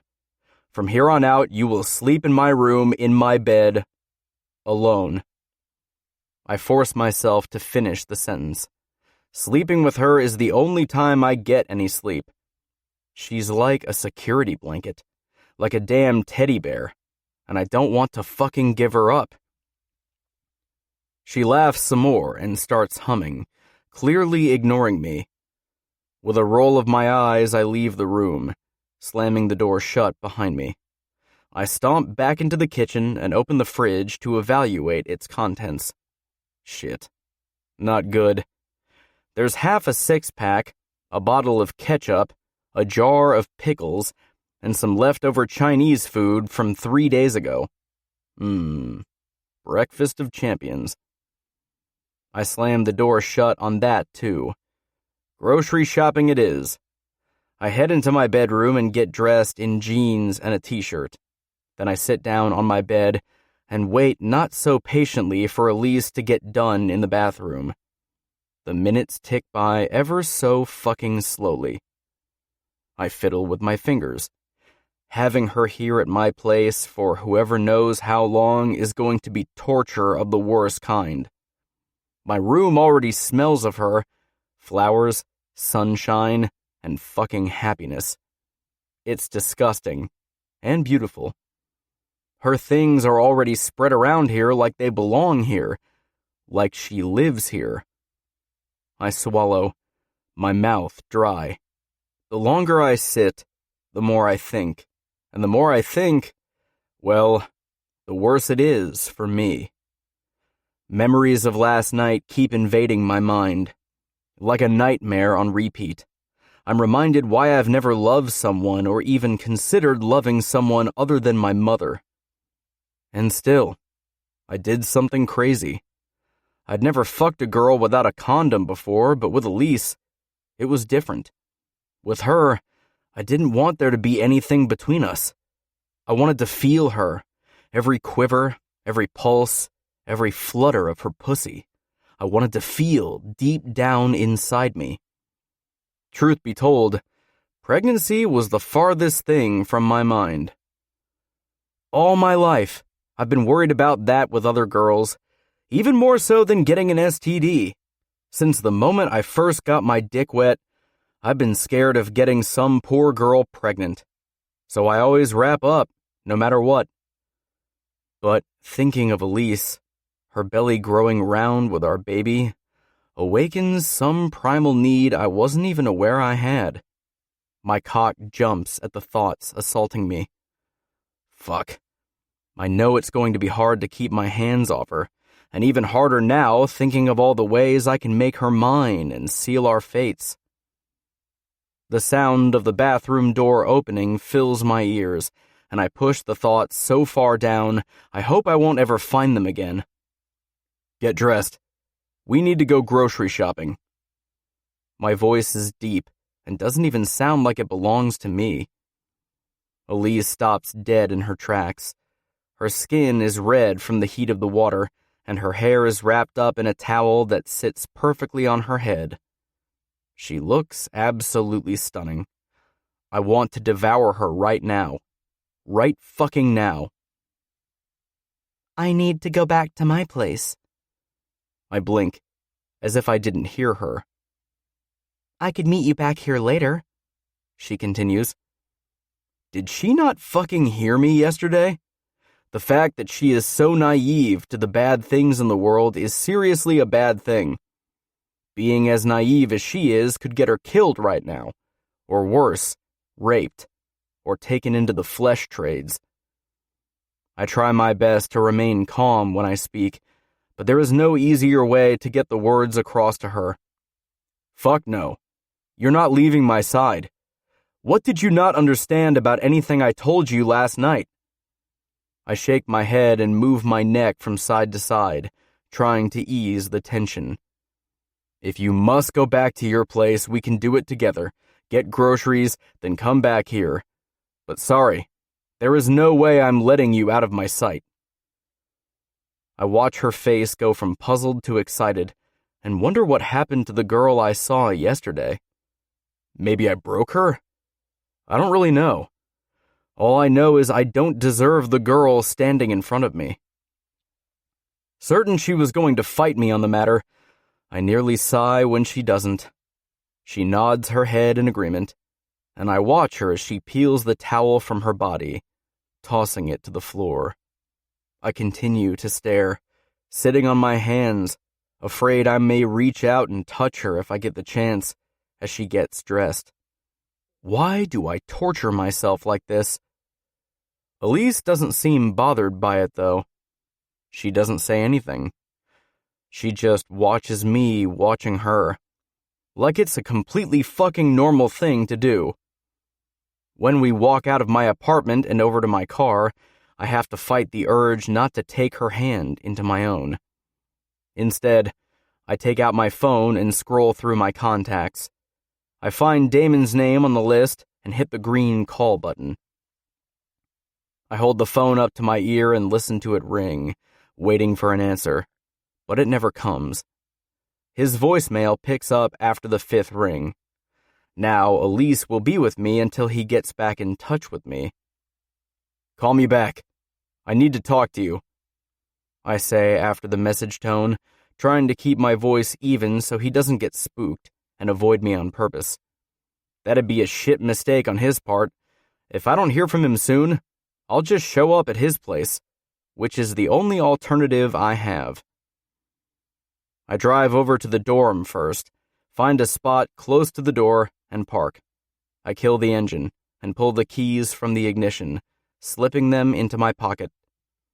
When I reach for the door handle, Elise's voice touches my ears. I think it'd be better if you don't come up to my room with me." She fumbles over her words nervously. "Why is that?" I eye her, scoffing. What is she trying to hide? "Well," she starts off bashful, her eyes refusing to meet mine. "Tasha is probably there, and honestly, she's not very fond of you." She pauses for a moment. "Actually, she's scared of you. It's probably best if you stay in the car." And she should be, I think to myself. Having Tasha scared of me serves me well right now. If she's scared, she'll keep her mouth shut, which means I can keep Elise safe. But if she slips up, something bad is going to happen. "Fine," I grit out. I don't really want her going up there alone, but I'll deal with it. Giving me a soft smile, she slips out of the car and walks gracefully into the dorms. The entire time she's gone, I'm on the verge of getting out of the car and running up to the dorm room to check on her. I don't really give a damn about what Tasha thinks.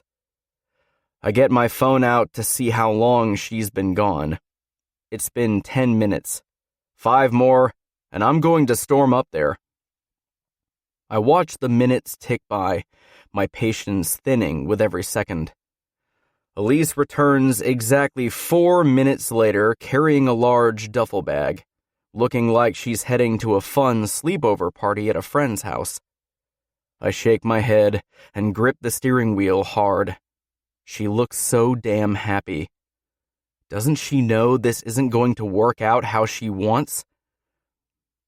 Giving me a wide smile, she gets into the car, throws her bag on the back seat, and buckles herself up. Then she turns to face me, her eyes dazzling. "Where to now?" "The grocery store." I pull the keys from my pocket and shove them into the ignition. As I put the car into reverse, Elise's sweet scent fills the small space. It fucks with my head. It makes me think things, want things. Putting the car into drive, half of me hopes Damon calls me, and the other half hopes he doesn't. The longer I have Elise here with me, the longer I want her to stay, and the longer the thought of us as a couple starts to seem okay.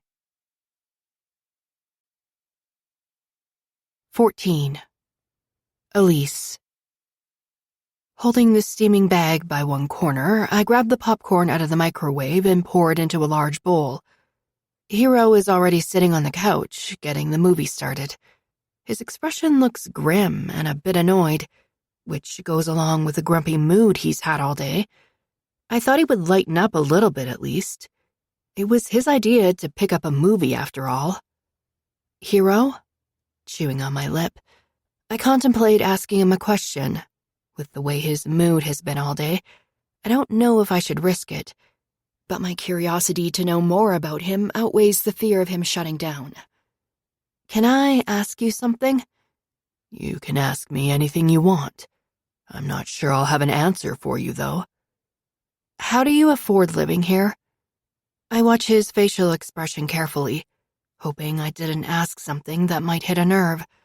Luckily, my question has the opposite effect. His face softens and his eyes turn a little kinder. "My mom. She left me everything she had. She set up a life insurance policy while I was in prison, before she got sick. She always wanted me to go to college. It was one of her last wishes. That's really the only reason I'm here. I'm sorry you lost her. I cover my hand with his, meaning nothing more than to comfort him, but even that innocent touch sends a sexually charged current through us. Let's just watch the movie. He pulls his hand away from mine, crossing his arms in front of his chest. The movie starts. Colorful images flicker across the screen, but I can't concentrate long enough to understand what it's about. Loud explosions fill my ears, reminding me Hero picked an action movie. No doubt he chose the least romantic movie he could find and the most boring ever for me. I nearly groan as a sex scene starts. A few weeks ago, I would have shriveled up and died from embarrassment, especially with a guy sitting next to me. Thank goodness it's dark in here. If it wasn't, Hero would be able to see my heated cheeks and the warmth creeping down my neck onto my chest. Clenching my thighs together, I shift uncomfortably on the couch. My panties are soaked and my body's begging me for things I can't give it. As if Hero can read my mind, he shifts against the armrest to face me. If I were to reach between your legs right now, would you be wet? I bet you would be. A smug grin appears on his perfectly sculpted lips. There's a hunger in his eyes that excites me as his gaze roams up and down my body, surveying, watching. I can see your nipples through your shirt. They're hard and begging to be sucked. I watch his hand twitch while talking about my nipples, knowing he wants to touch me. The large bulge forming under his sweatpants is a dead giveaway if I ever saw one. I want you to touch me, I admit, my voice seductive. Swallowing hard, I wait for him to move or say something, anything. Instead, he stills for a moment. I can see him contemplating what to do with me as my mind screams, "Please touch me." Finally, he puts me out of my misery. He nods his head slightly, signaling for me to move over. I crawl the short distance, settling into the spot beside him. I do have something to make up to you. His words make it hard to swallow, hard to breathe. When he lifts his hand to my breast and cups it through my shirt, I nearly come unglued. Even the thin material seems to be way too much of a barrier between us, as I consider ripping it off my body and tossing it over my shoulder. What do you mean? I don't even know why I'm asking him. Who cares? He's touching me, and that's all that matters right now. He rolls a nipple between his thumb and index finger, coaxing a moan from deep inside me. I find myself leaning into his touch, wanting him, needing him more and more. I lift my hand, trailing it across the leather before reaching his quickly stiffening member. Just as my fingers ghost over the cotton of his sweats, he snatches my hand up, his fingers interlocking with mine. No, this is all about you, baby. All about you. He sighs deeply, as if he's letting all his emotions out, exhaling the exhaustion, the pain, the anger. Last night, I should have been more. He pauses, shame filling his green eyes. I don't know how to explain it, but I should have treated you better. I should have given you more. You deserved better, that's all. Watching him struggle to find the right words makes my heart beat up into my throat. Happiness radiates deep inside me, pushing through the broken pieces. Knowing the hero I fell in love with is still in there gives me hope. I nod, too overwhelmed with emotion to get a word out. Stand up, he orders softly. I eagerly comply. So eager, I make him chuckle with genuine laughter. With agile fingers, he dips into the waistband of my flannel pajamas and starts to pull them down. His rough knuckles skim down my legs, leaving a burning trail of lava behind. So caught up in his touch and the fire building in my veins, I don't even realize he's pulling down my panties until the cool air hits my wet folds. Sit on my lap, he whispers, leaving my clothes in a puddle by my feet. I step out of them and climb onto his lap, straddling him so I can see his face. My knees rest against the cold leather and a shiver runs through me. Hero reaches out, placing his hands on my knees. They remain there for a beat. Then he starts moving them ever so slowly, dragging them up my thighs. His thumbs glide along the inside of my thigh where the skin is so sensitive. It makes me giggle. Back and forth, back and forth. Leaving one hand on my thigh, he moves the other closer and closer to my center. My breath hitches as he finally reaches the destination. My body tightens. When the rough pad of his thumb touches my already swollen clit, I almost come. He adds just a little pressure, and my hips start moving on their own. Grinding into him, wanting, needing more. I need you, I confess, looking into his eyes, hoping to see the same want. I need him to know how much truth is in my words, and I'm scared to death to admit how much I need him. I know. His voice is low and raw. He moves his hand, keeping his thumb on my clit while probing my entrance with the tip of his middle finger. Are you sore? He whispers, his breath fanning against my lips, beckoning me forward. I think about it for a moment, testing his finger as it slides into me.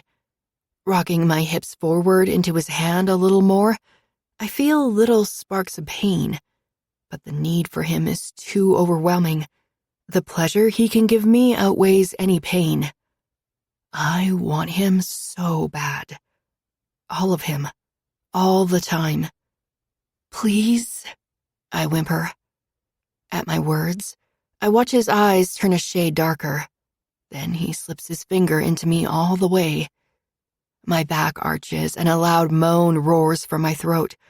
I grab onto his shoulders, suddenly needing the support. My eyes want to close, but I force them to stay open. I want to see Hero. I want to see him for every moment of this.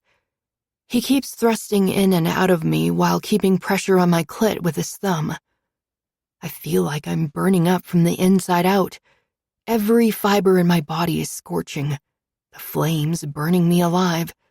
I'm panting and moaning so loudly, I briefly wonder about the neighbors hearing me. Hero stares back at me like I'm the only person in the whole world, and I wish nothing more than for him to always look at me this way. The pressure deep inside me keeps building and building, and I come to a point where I can't keep my eyes open any longer. They squeeze shut as the sensations overwhelm my body. Waves of pleasure drown me, consume me, leaving me behind like a jellyfish washed up on the beach. I lean forward, resting my clammy forehead against Hero's, as the last tremors run their course throughout my body. I sink blissfully into his warmth, his entire body encompassing mine. I try to open my eyes again, but the stupid things won't work. I feel comfortable and tired. So damn tired. Hours or maybe even minutes tick by, and I'm faintly aware of Hero picking me up and carrying me somewhere. My head falls into the softness of the pillow, and his manly scent washes over me as he places me on the bed. He covers me with a blanket, his lips pressing faintly against my forehead. I want to ask him to stay, but I'm too far gone. Half my brain is already asleep, and in the next instant, so is the other half. Sometime in the middle of the night, I wake up. The room is dark, and it takes me a moment to regain my bearings. I frown. I'm in Hero's bed, but it feels wrong without him here. The room is empty and cold, and I feel alone. So alone. Remembering how he carried me to bed last night, I almost kick myself for being too tired to make him stay, or at least try to. I throw the covers back, uncovering my legs, quickly realizing I'm bare from the belly down. He must not have wanted to disturb me. Sneaking out into the living room on tiptoes, I grab my pajamas from the floor and slip them on. Hero is laying on the couch, his eyes pinched closed, his breathing even. I can't help but stand there like a stalker and watch him sleep. The only light in the room shines in through the window, and though it's a small sliver, it's enough for me to make out his well-defined chest as it rises and falls in an even rhythm. I nibble on my bottom lip, quietly shuffling back and forth on my feet. My eyes never leave his sleeping form. I wonder if I could lie down without him waking up. I know he said it couldn't happen again, this whole sleeping together thing, but I need him. I need his touch, his warmth. Holding my breath, I crawl on top of him as gently and quietly as possible, just as I did the night before. He stirs slightly and I freeze, my muscles tensing, the air in my lungs stilling. I hear him mumble something in his sleep, but can't make out what he's saying. Once I'm sure he's back in a deep sleep, I lay my head down all the way, until my cheek is pressed flat against his chest. My eyes close at the calming sound of his beating heart. I take a deep, slow breath. The mixture of Hero's shower gel and his own unique scent rushes through my nose, filling in the final missing piece. This is it. I'm home. 15. Hero. I don't dream often, and when I do, it's mostly nightmares about the night I took my stepfather's life. Not tonight, though. Tonight I'm dreaming about my sweet Elise. In my dream, we're happy and worry-free, holding hands, kissing, laughing. We're together. We are outside, walking on a sunny day. The air is sticky. Her hair shimmers golden in the sunlight, and her skin glows with happiness. I tell a joke, making her giggle, and can't help but pull her into my arms and hold her tightly to my chest. Closing my eyes, I bury my face into the crook of her neck and breathe her essence in. Her flowery-smelling hair tickles my nose as I do. When I open my eyes again, her giggles have vanished, and the sunny outdoor scenery is replaced with the dull backdrop of my living room ceiling. The only thing that remains the same is Elise in my arms, her small, warm body molded to mine, her head using my chest as a pillow. She must have snuck back in here sometime last night. I can't believe I didn't wake up. I should wake her up or carry her back to the bed. This is bad. I've already let this go way too far. I need to make her understand we need to keep a distance between us. Glancing down at her half-covered face, looking like an angel, I can't bring myself to wake her up. I watch her sleep for almost an hour, and could have watched a few hours more. Her breathing changes, and she stirs on top of me, stretching her sleepy limbs and rubbing her leg against my already stiff dick. I really need you to get off me before I bend you over the couch and fuck you senseless. What's wrong? She asks in a sleepy voice. Is she trying to play fucking innocent with me, like she doesn't really know what she's doing? I push her up with me so we can both sit, instead of laying on top of one another. You can't keep doing this, okay? I try to keep my voice calm, not wanting to yell at her first thing in the morning. Hell, if I had it my way, I'd never yell at her. But she keeps pushing me, testing my damn boundaries. Why can't we sleep together in the bed? She deadpans, as if I hadn't already told her why. I already explained this to you. I told you what this was from the very beginning. Only sex. No cuddling after, no emotional shit, nothing. Now I'm pissed. Why is she making this so hard? Why can't she just listen to me? I want to throttle her, shake her until it all makes sense to her. Before I can, she shakes her head at me, dismissing my words as if she never heard them. Stop. Stop pretending like there's nothing between us and this doesn't mean anything to you. She gestures to the space between us. Stop pretending I don't mean anything to you. Defeat coats her words. You don't? Saying the words hurts so fucking much, but I force them out anyway and continue digging my own grave. You mean nothing to me, Elise. Nothing. How many times do I need to tell you this before you get it into your head? Or are you just too fucking stupid to understand? The air between us sizzles. I know I've made a mistake the moment I see her tiny hand headed toward my face. I don't even have a chance to brace for the slap. The flat of her palm connects with my cheek, and the sound of skin slapping skin resonates through the room. My cheek burns and stings upon impact. Her slap may have hurt, but nothing hurts more than the look in her eyes. Fury and sadness reflect back at me as the next words fall from her lips. You think this is what your mom would have wanted for you? You pretending to be an asshole so you can hide your real feelings? You think she would have wanted this life for you?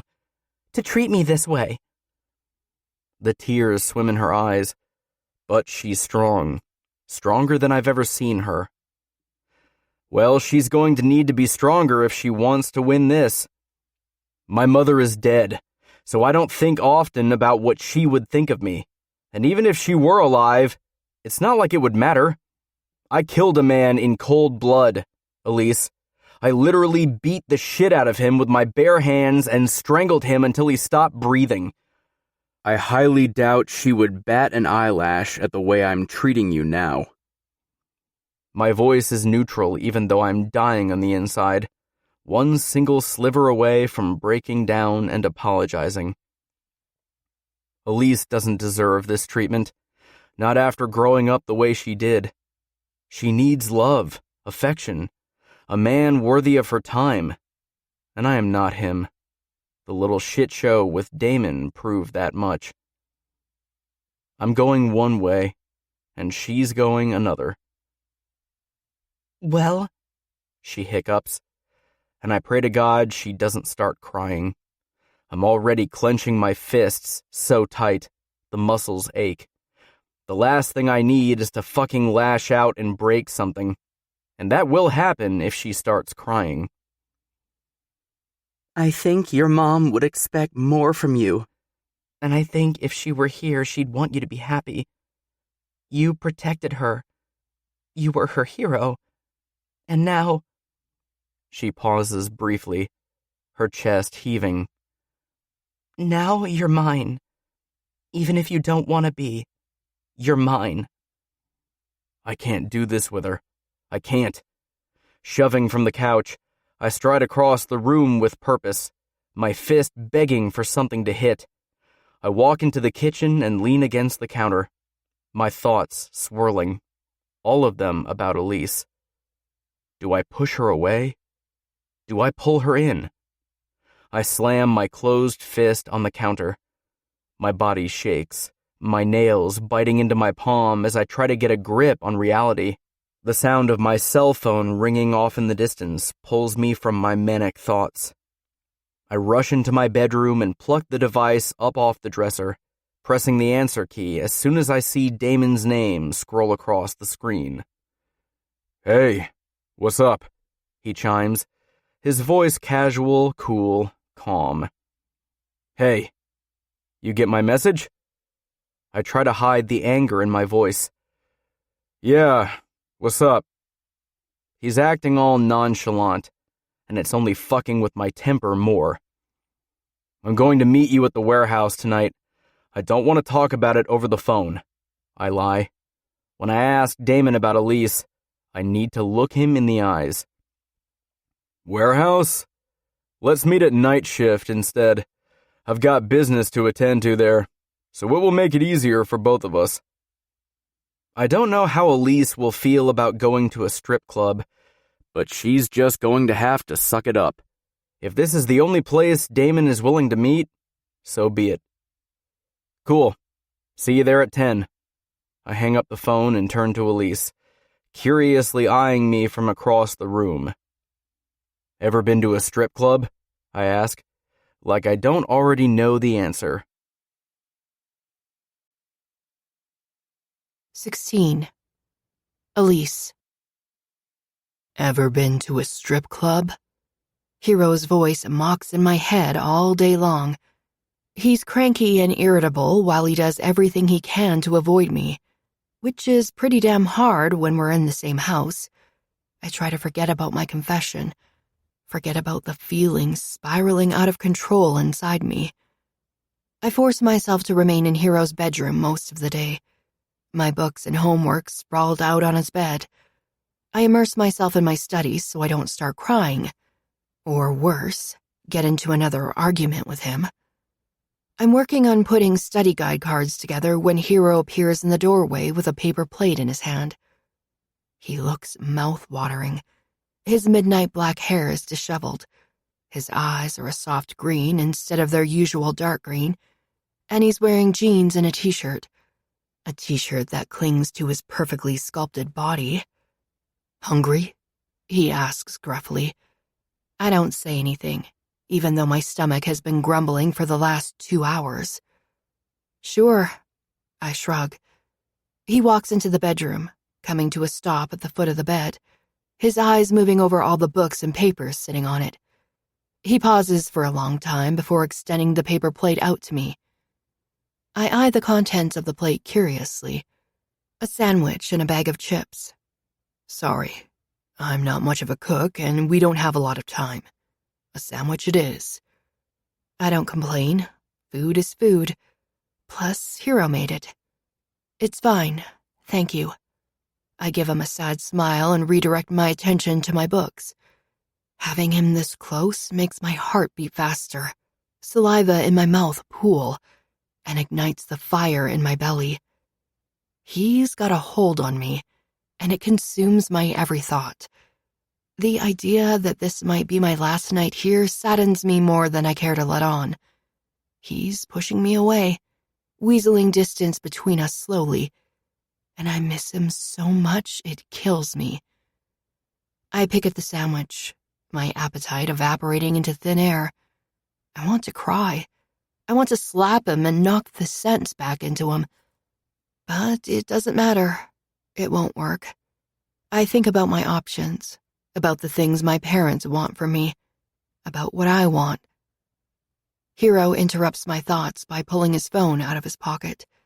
He looks at the screen for half a second, then shoves it back into his pocket, his eyes lifting to mine.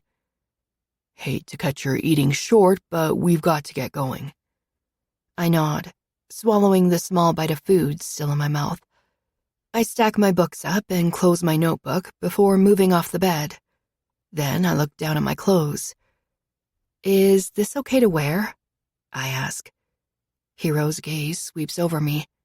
It's possessive, hungry, and I'd bet anything if I touched him right now, he'd melt beneath my touch. "It's fine. We're going for business, Elise, not pleasure. Unless you'd like me to leave you there and you can work something out with Damon on your own." I blink, not sure what Damon has to do with all this. He says talking to Damon will help determine if someone is watching me, but I don't understand how. Is he with the FBI? A private agent? Why is this guy so special? Then it hits me. I never once figured out who that guy Hero was helping was. Or the guy slumped over in the chair. The questions linger on my tongue. I don't even want to go, let alone be left there. "Well, you are. So get your fucking shoes on and head toward the door." Half of me wants to fight him while the other half just wants to comply. I know what's going to happen after all this is done, and I'm dreading it. As if Hero can read my mind, he takes a warning step toward me. Am I supposed to be afraid of him? "Don't make this harder than it needs to be. Just do what I tell you to. Keep your mouth fucking shut and nothing bad will happen." I cross my arms over my chest, staring him down, refusing to let him treat me like dirt. And what if I don't? Then what happens? He remains very still. The air between us sizzles. It's so hot I can feel it zinging against my skin. Hero is tense, angry, and it turns me on. Death. Rape. I don't fucking know, Elise, but there is more to this than you and me. If you want to make it out of this alive, you'll listen to me.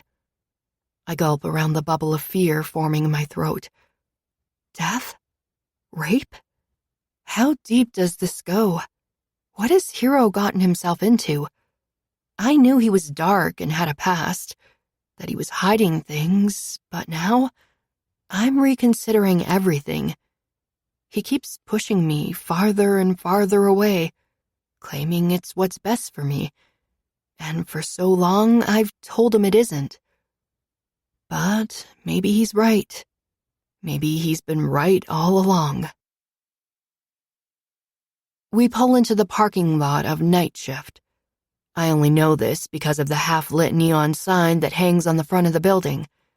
The place makes bile rise into my throat and my stomach churn. I think I might puke. I fidget with my hands as Hero kills the engine. I've never been to such a vulgar place. He shifts in his seat to face me. It's so dark outside, it makes it hard to see him.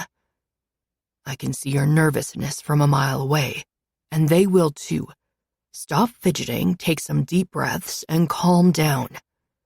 I do as he says, but the air refuses to enter my lungs. It feels like everything is tightening, disallowing to let even a single molecule of air in. Do I have to go in? I can just stay out here and wait for you. My voice is filled with worry. My thoughts consumed with the fact that this might be the last time I'm alive. Why would Hero bring me here? Why would he subject me to this?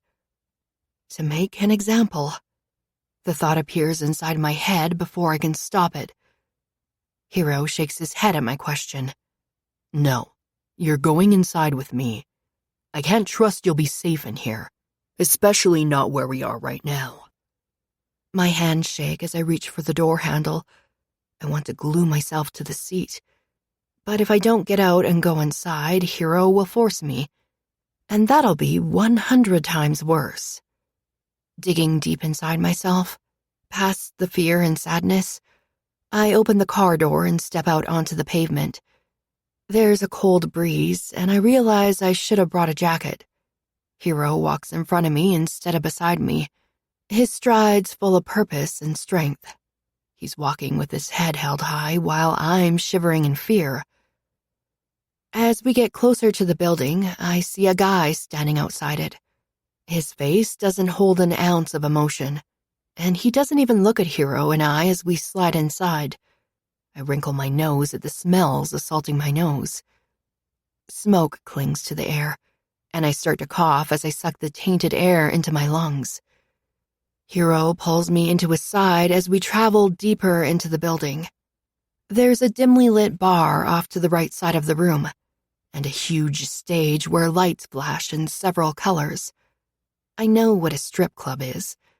I might be naive and sheltered, but I'm not stupid. Music softly plays in the background, and I notice quite a few men lingering at tables near the stage. Hero doesn't pay any attention to these things, though. He just keeps walking, almost as if he's angry. We veer off to the left, down a long, dark hall, then take another left. I can hear someone moaning off in the distance, and I look up at Hero to ask him about it. He merely shakes his head at me. My mind starts to wander. The woman sounds like she's happy, but is she really? Are they abusing her? Hurting her? We stop a moment later in front of a door. It's painted red, and I wonder if that's because they bring people into this room to kill them. A large, burly man with fists of steel and menacing eyes stares me down. I partially hide behind Hero, wanting to run right the hell out of this place. Who's the girl? The unknown man gestures to me curiously. I see the muscle in Hero's jaw jump. Is he jealous? Angry? There's something there. Something for me. No worries, Diego. She's with me. Diego pauses, his gaze running up and down my body once more before he raps his knuckles against the wood doorframe.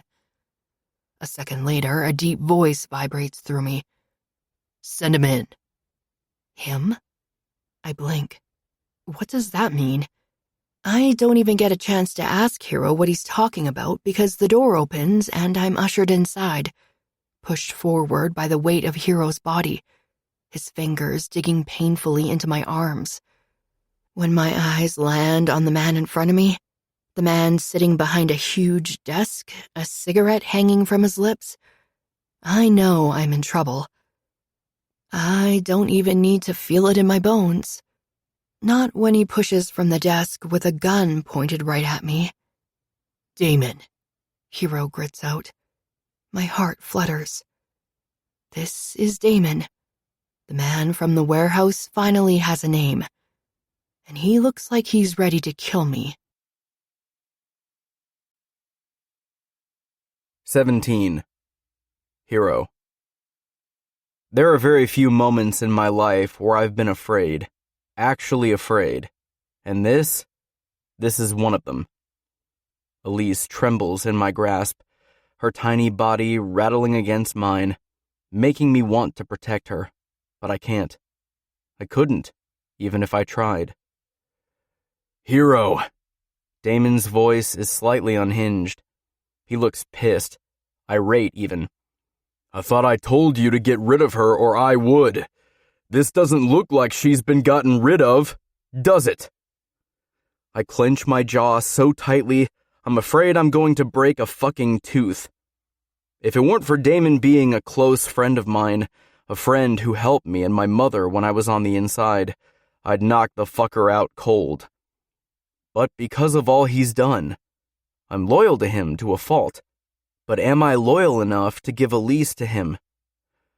I'm aware of what you asked of me, and I know for a fact you fucking heard me when I said I wasn't going to get rid of her. She's a liability, Hero. Look at her. Damon snarls, moving from behind the desk.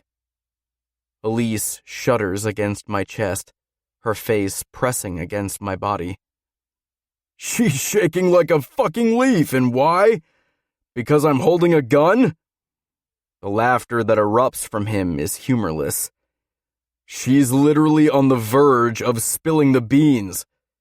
If she was asked about us, what do you think she'd say? I hold Elise to my chest, feeling every tremble of her body. She's afraid, scared fucking shitless.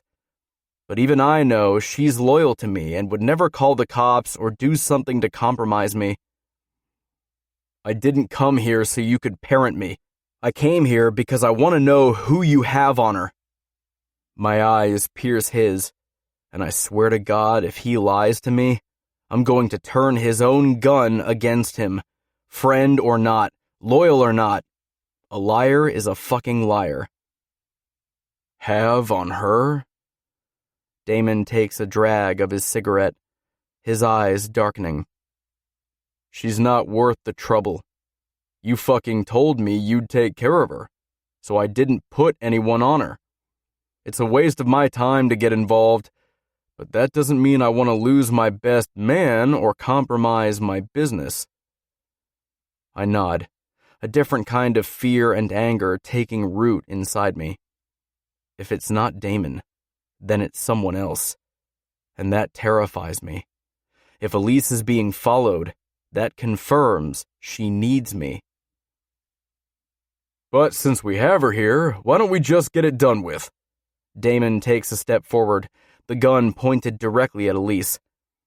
She shifts in my arms to face forward. I can no longer see her face, but I can imagine the terror in her eyes. I told you no. I have other ways of dealing with this. I swallow hard. Damon doesn't seem to care about my response. His eyes remain trained on Elise. Do you even know him? Know he did 7 years for murder? Murder in cold blood? Strangling the fuck out of the bastard? Elise nods her head. I feel shame coating me from the inside out. I should have just left her at the fucking house. Then again, look at how far that got me before. Do you know how many women he's fucked?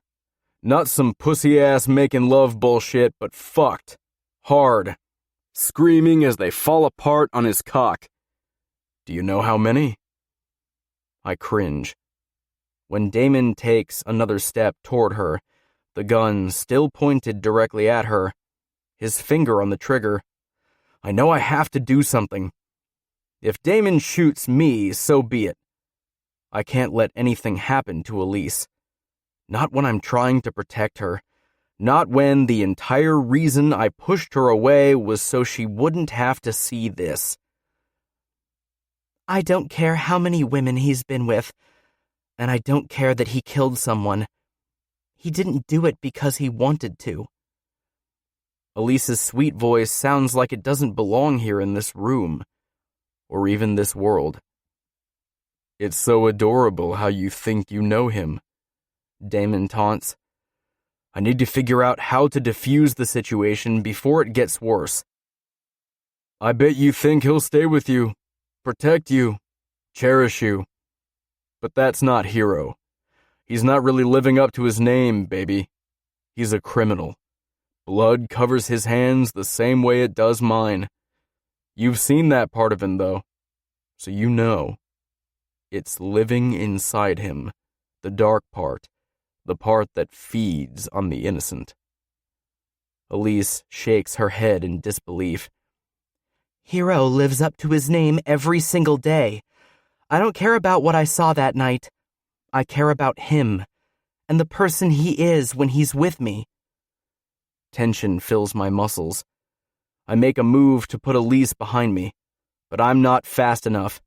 Damon reaches out for her, his fingers sinking into her golden brown hair. Her neck twists as he drags her from my grasp, forcing her eyes to meet his. He brings the barrel of the gun to her lips, and my entire world sinks away. Do you care about him enough to take a bullet for him? To fucking die for him? Damon acts as if I'm not standing right here. I clench my fists and unclench them, every possible scenario running rampant inside my mind. What if he accidentally pulls the trigger? My heart beats for the person in front of me, for Elise. If he kills her, if he harms her, I'll kill him and everyone else in this fucking building. Let her go, Damon, I order, not wanting to make too much of a scene. There is no hiding Elise from this life anymore. There's no point in me denying us what we want. Not after this moment. A sinister smile pulls on Damon's lips as his grip tightens into her hair. A whimper escapes Elise's lips, and I move without thinking, letting instinct take over and direct my body. With the element of surprise, I push the gun in Damon's hand upward with my right and punch him in the ribs with my left. The gun goes off in his hand, a bullet hitting somewhere in the ceiling above us. Damon releases Elise, and I push her out of the way with my elbow. She staggers to the side before landing on the hard ground. For a split second, I want to grab her and hold her to my chest and tell her everything will be okay. But I don't know if it will be. And I can't do shit for her while Damon is still a threat in front of me. His face is contorted with anger and betrayal. He snarls at me like a wild animal. You're going to fucking regret coming here. He's still holding his gun, finger on the trigger. If I let his hand down, he will shoot us. He swings for me with his free hand, hitting my jaw. My head snaps to the side, but I don't feel pain. All I can think of is Elise, and how she's in danger because of me. I'm going to get her hurt, all over again. How many times am I going to fuck up? Hero. Hearing her say my name like a prayer is all I need to find that extra strength to twist Damon's hand, making him drop the gun to the floor. He reaches for it, but I'm faster. I lift the gun, pointing it in his direction, something I would have never thought I'd be doing. Damon takes a small step back, putting his hand up, showing me his palms. He shakes his head at me tightly, as if he can't believe I'm holding a gun on him. I can't let you hurt her. I look into his eyes so he knows I mean every word I say. I love her, and I will not let anybody hurt her. Not even you. At my admission, his face changes. I lower the gun to point it toward the ground between us. I don't want to hurt him, but I will. I know I will. We have been through a lot together, Damon. You are the closest thing I have to a friend. Don't ruin it over this. Don't get all sappy on me now, he huffs. Fine, I'll leave her alone. But I'm warning you, if I hear of her yapping about me to anyone, she is done. Hearing him threatening her doesn't put me at ease, but this is the best I'm going to get out of Damon right now. I change the grip on the gun to hand it over to him before I crouch down to Elise and pick her up from the ground. I slip my arm around her waist and pull her close to my side. She hasn't stopped shaking, and I doubt she will until we are out of here. I'll make this up to her tenfold, but right now, she's going to have to deal with it. She leans into me, and I pull her even closer. I still need to figure out who's watching Elise. If it's not you, then it's someone else. I could use your help with that. I'll pay you, of course. Friend or not, Damon doesn't do anything for free. You either work for him or you pay him. One way or another, I'm at his mercy. He puts his gun back into his holster and takes a seat in the large leather chair behind his desk. His fingers drum against his chin, his eyes narrowing in thought. I don't need any more money right now. What I need is some extra muscle around here. I'm down a guy, and it just so happens you would be perfect for that job. I don't want to be involved in any more of this, Damon. That's the deal. Take it or leave it. He smirks, knowing damn well I'm going to take it. My eyes skirt down to Elise. Her body is still trembling slightly. Her blue eyes sad. I don't want to agree to any more shit that could potentially endanger her or what we have, but I have to protect her.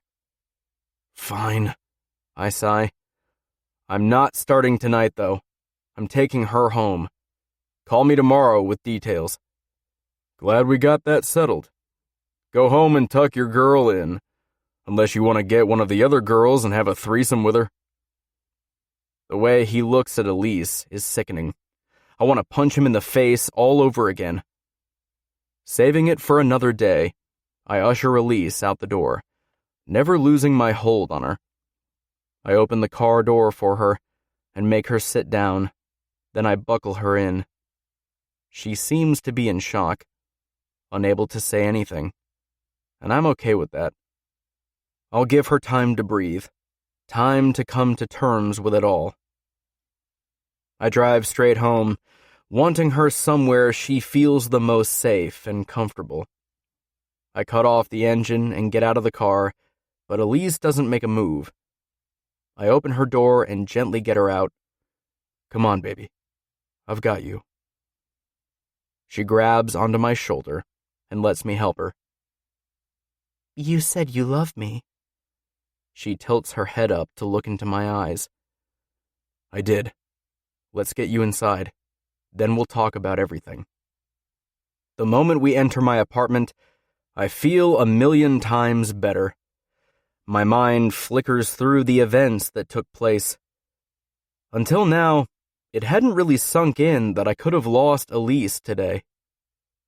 She might be the one in shock, but I am a fucking mess.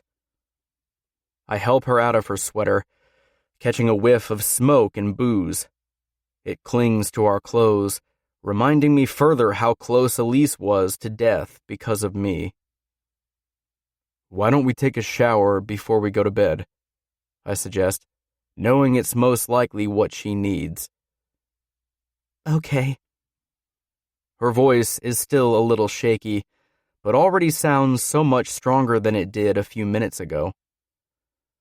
We walk into the bathroom, and I start undressing her, leaving all her clothes in a pile next to the tub.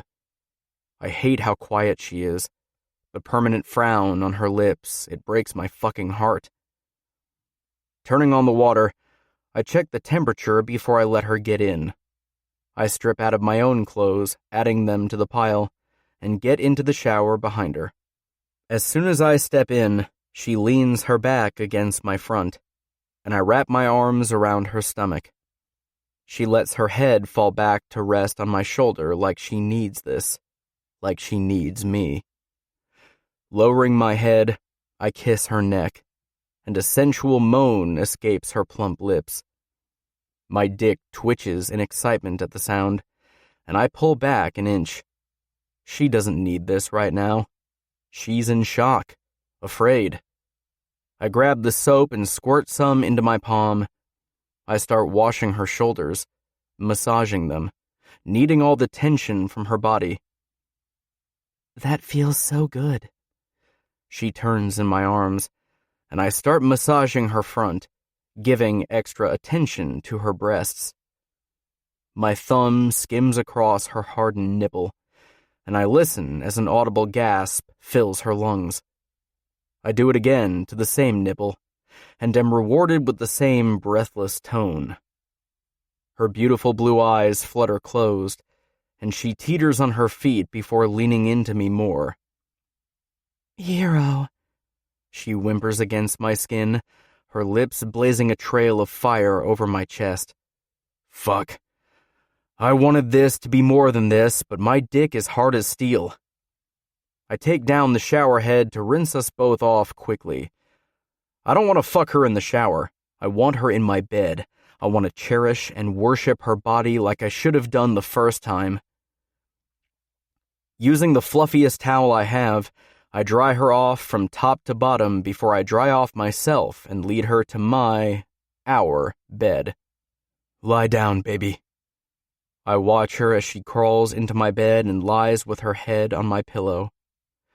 Her still wet hair falls around her, encompassing her in a halo of golden brown. Her perfect body is spread out in front of me like a feast. Fuck. I can't believe how lucky I am that this beautiful creature is here with me. Even after all the shit I've put her through, she remains here with me. Looking up at me with nothing besides love and trust, she says quietly, I love you. I love you too. I climb over the top of her, pressing her small body into the mattress, bringing our bodies as close as possible. We're skin on skin. I can feel her heart pounding against my own. The need to kiss her consumes me. I dip my head and press my lips against hers. Her fingers run through my hair, her tiny nails indent into my skin, and I relish the feelings spiraling out of control inside me. Every inch of her I see, I want to touch and devour. I want to make every part of her mine. My mouth moves all over her creamy skin, my tongue dipping in and out, leaving a trail of fire behind.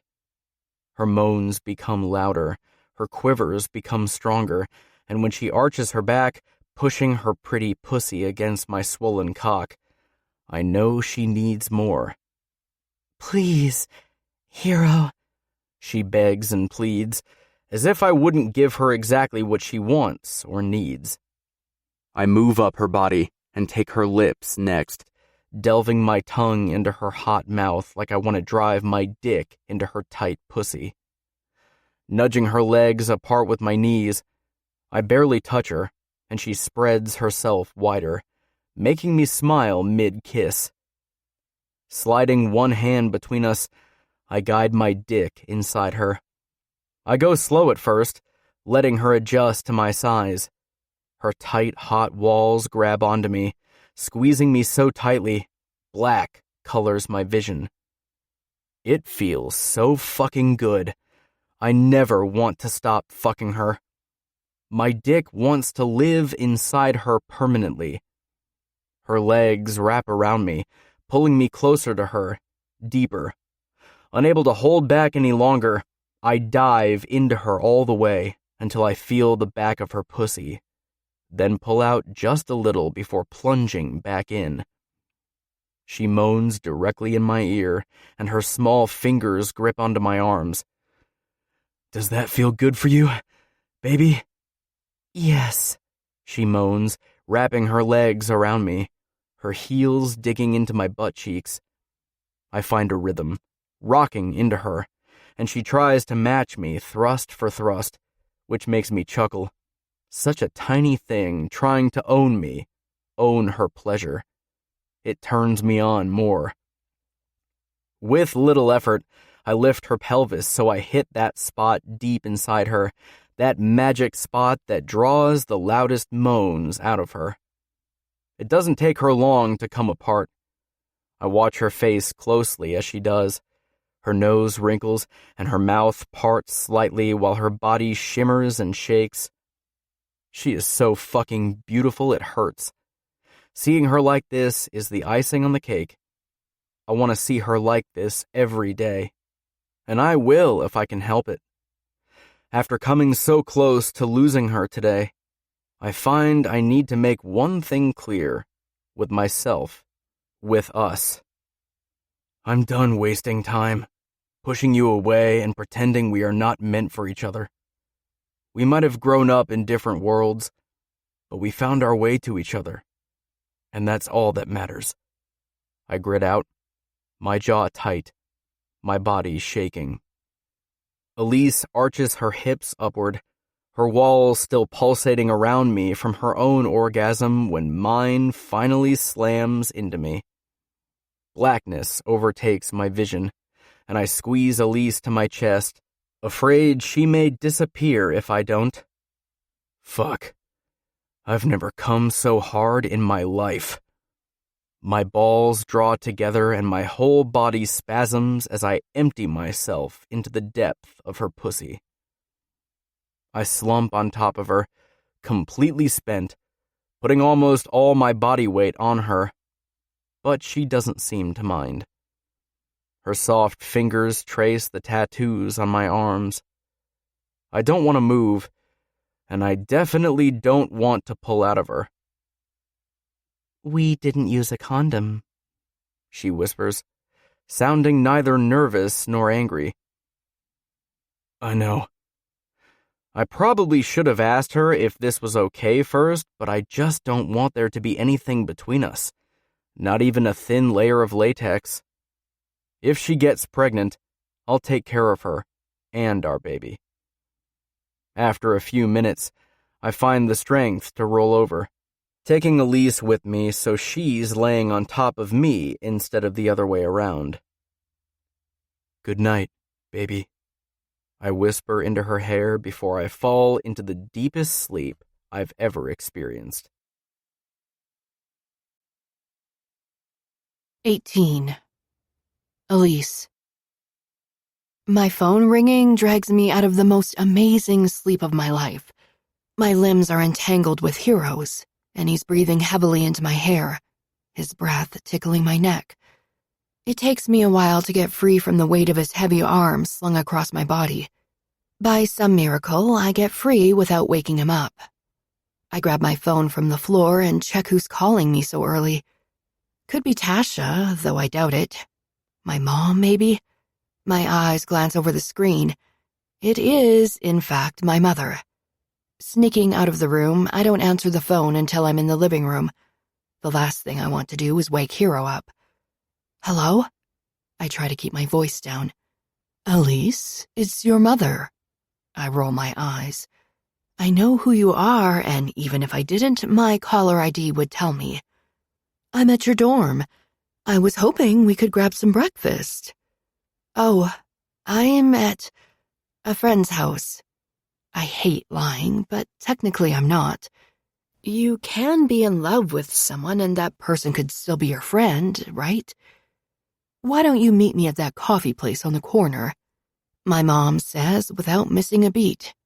But something about what she says doesn't seem right. Normally, she would have questioned my whereabouts by now. Has she finally realized I'm not a child anymore? I doubt that. All of this seems strange, even for her. The Starbucks? Yes, sure. I can meet you there in, say, 20 minutes? Maybe even 30. I smiled to myself. That's what she gets for showing up unannounced. Again. Perfect. I'll see you then. She hangs up and I shake my head. She's acting weird, and the fact that she's here to see me without my father is even stranger. I sneak back into the bedroom to check on Hero. Cracking the door, I peer inside. Thankfully, he's still sleeping peacefully, just like a baby. As I stare at him, I debate whether I should let him sleep or wake him up. The blanket is only covering him up to his belly button. His muscular chest, broad shoulders, and well-defined arms are exposed and on display. I wipe at my mouth as if I'm drooling. Holy hell. I never knew a man could be so gorgeous. My eyes make their way up to his face, relaxed in his sleep. With his constant frown gone, he appears years younger. It's a look I could get used to seeing on his face. Watching him sleeping so peacefully, I decide to let him be. I know he might be angry to discover I left without letting him know or waking him, but that's a risk I'm willing to take. I do not want my mother to see him and put him down some more. I'd rather skip that scene altogether. And honestly, I shouldn't really be gone that long. I continue to contemplate my options. I don't want to make Hero angry, not after everything last night. I nibble on my bottom lip. Maybe I could just go see my mom really quick, pick up coffee for us both, and be back before he even wakes up. And even if he wakes up before I get back, surely he wouldn't be mad at me for getting coffee, right? I softly sigh. I know what I have to do.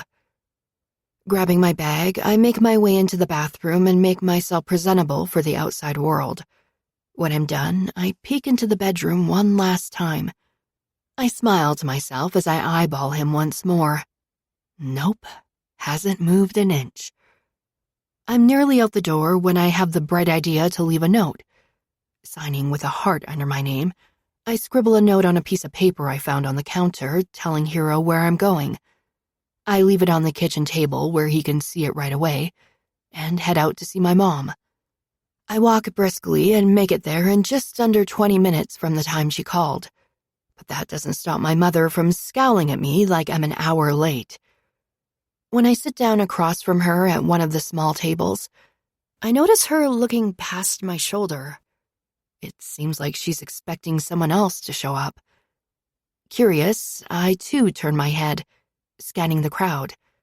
No familiar faces or abnormal people catch my eye, so I turn back around. Clearly my mother's paranoia is getting the best of her.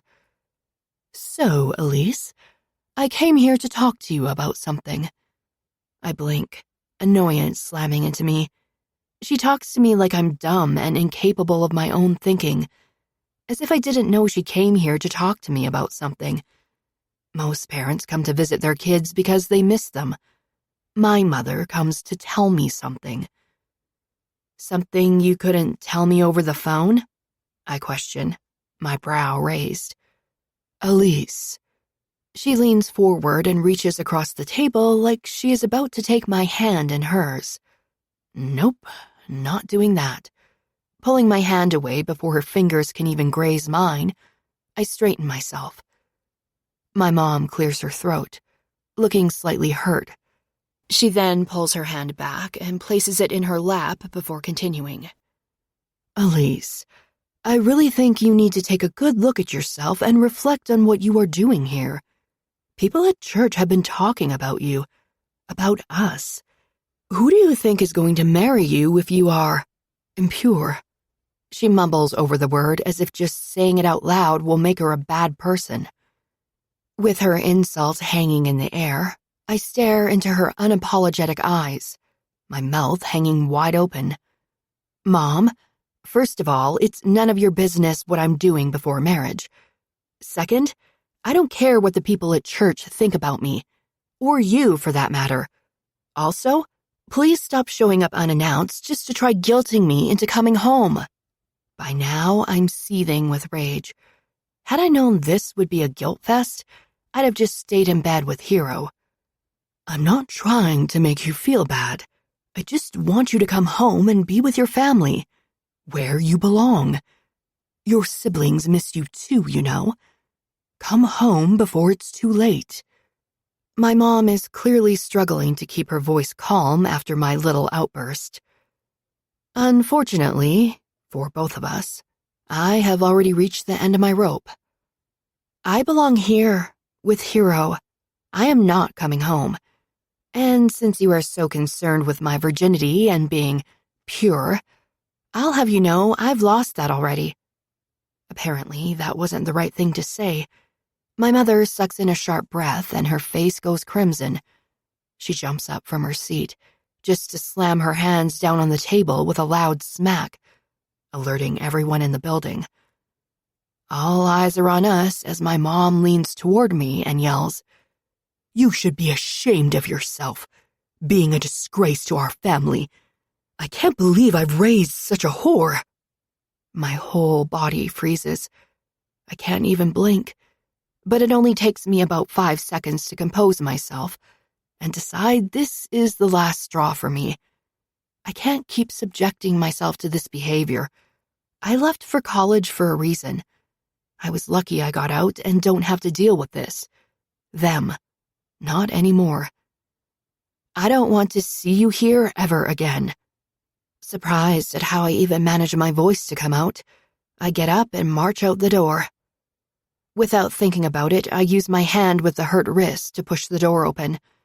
A sharp pain radiates through my arm, reminding me of my mistake. I grit my teeth and keep walking. Right now, I welcome that pain. I'd rather concentrate on that than thinking about what my mom just said to me. Rage simmers deep inside me. She didn't even ask about my wrist, or acknowledge it for that matter. What kind of mother does that? She had to have seen it, but clearly her concern for my well-being is not the most important thing. All she's worried about is what people might think about her, about my family, about my purity. Walking back to Hero's place takes me half the time since I'm basically speed-walking. I should have never answered that call. I could have stayed in bed with Hero, instead of allowing my mom to tell me what a horrible person I am. It isn't until I'm in front of Hero's door that I realize I don't have a key to his place. God, this is just getting worse by the second. Lifting my hand to the bell, I'm just about to press it when the door swings open. A now fully dressed Hero rushes out so quickly he almost knocks me over. I blink while steadying myself. Elise, what the fuck? Before I have a chance to respond or do a thing, his arms engulf me in a bear hug, pulling me to his chest so tightly I can hardly breathe. The air in my lungs stills, and I wonder if he's just happy to see me. He lets go of me, just enough to be able to pull me into the house and shut the door behind us. Why didn't you wake me up?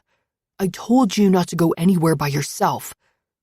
Caught off guard by his angry tone, I try to take a step back, but there's nowhere to go. Hero still has one hand on my forearm, his fingers wrapped around my wrist like an iron shackle that won't budge. I'm sorry. I thought I would be back before you woke up. I pout. Is that supposed to make it better? Do you not understand what it would do to me if something happened to you? Don't you understand what you mean to me?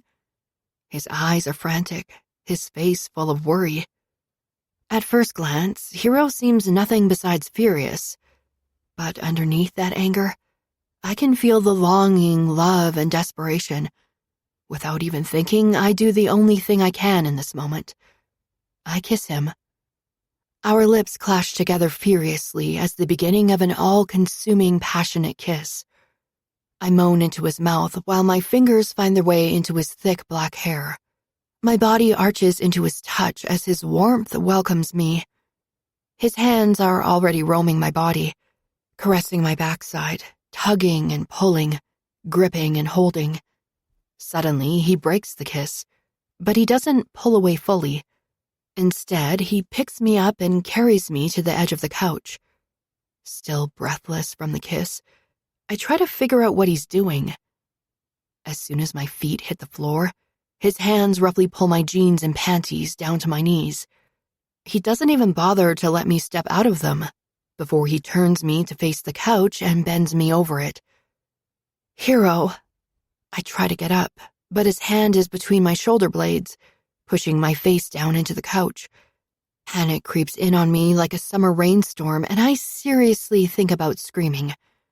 I have to remind myself this is Hero behind me.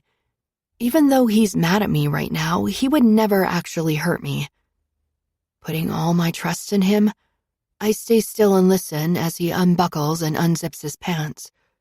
The smooth tip of his dick nudges against my entrance. As he leans into me, I feel his hot breath at my ear. Is this what you want? Are you trying to make me mad? Do you want me to remind you who you belong to? I didn't. At first, I just can't find the right words. Then he slams into me, burying himself so deeply I lose the ability to speak. He doesn't stop or slow down to wait for me to adjust to his length. His hands grip my hips firmly, holding me in place. I cry out in a mixture of pleasure and pain, my hands grasping the couch for dear life. I let him take me the way he wants, knowing full well if I ask him to stop, he will. But I don't want him to stop. The surprise and pain quickly disappear into thin air, leaving me with nothing besides intense pleasure. His cock slams into me savagely. His fingers hold on to me with a bruising grip. I feel satisfied, cared for, possessed. There's something so raw about this, it awakens a primal side of me. And just like that, I come fast and hard. Hero doesn't slow, though. He thrusts his hips harder, faster, pumping into me through my orgasm, intensifying it to the point where my vision blurs. I don't know how long he keeps this up. Time seems to stand still. After a while, I can feel myself being pushed to yet another peak. The pleasure is insane as my body shakes at the roughness of his touch. You going to come for me again? Hero leans over, pressing his sweat-covered body onto mine, and reaches around me. His fingers find my clit, making me scream out his name. I can feel every single muscle in his body tense. He's dragging this out, enjoying every single stroke inside me. That's it. Milk my cock, baby. His crude words, combined with his dick buried so deep inside me, while his fingers play rigorously against my clit, send me into a frenzy. I thought the last orgasm he gave me was intense, but this is out of this world. I can feel every fiber in my body all at once, all joined in one mind-blowing euphoria. Air, my heart beating, none of those things matter. I never want this feeling to end. I want to stay in this place of bliss and happiness forever. I'm faintly aware of Hero grunting and groaning behind me as he pounds into me one last time before stiffening. His hot cum fills me to the brim. He pulses inside me for a short time before relaxing on top of me. He gets off me a few minutes later, when my heart has finally slowed to a normal beat. I don't understand how he's able to make his body work after what we just did. My limbs feel like cooked spaghetti.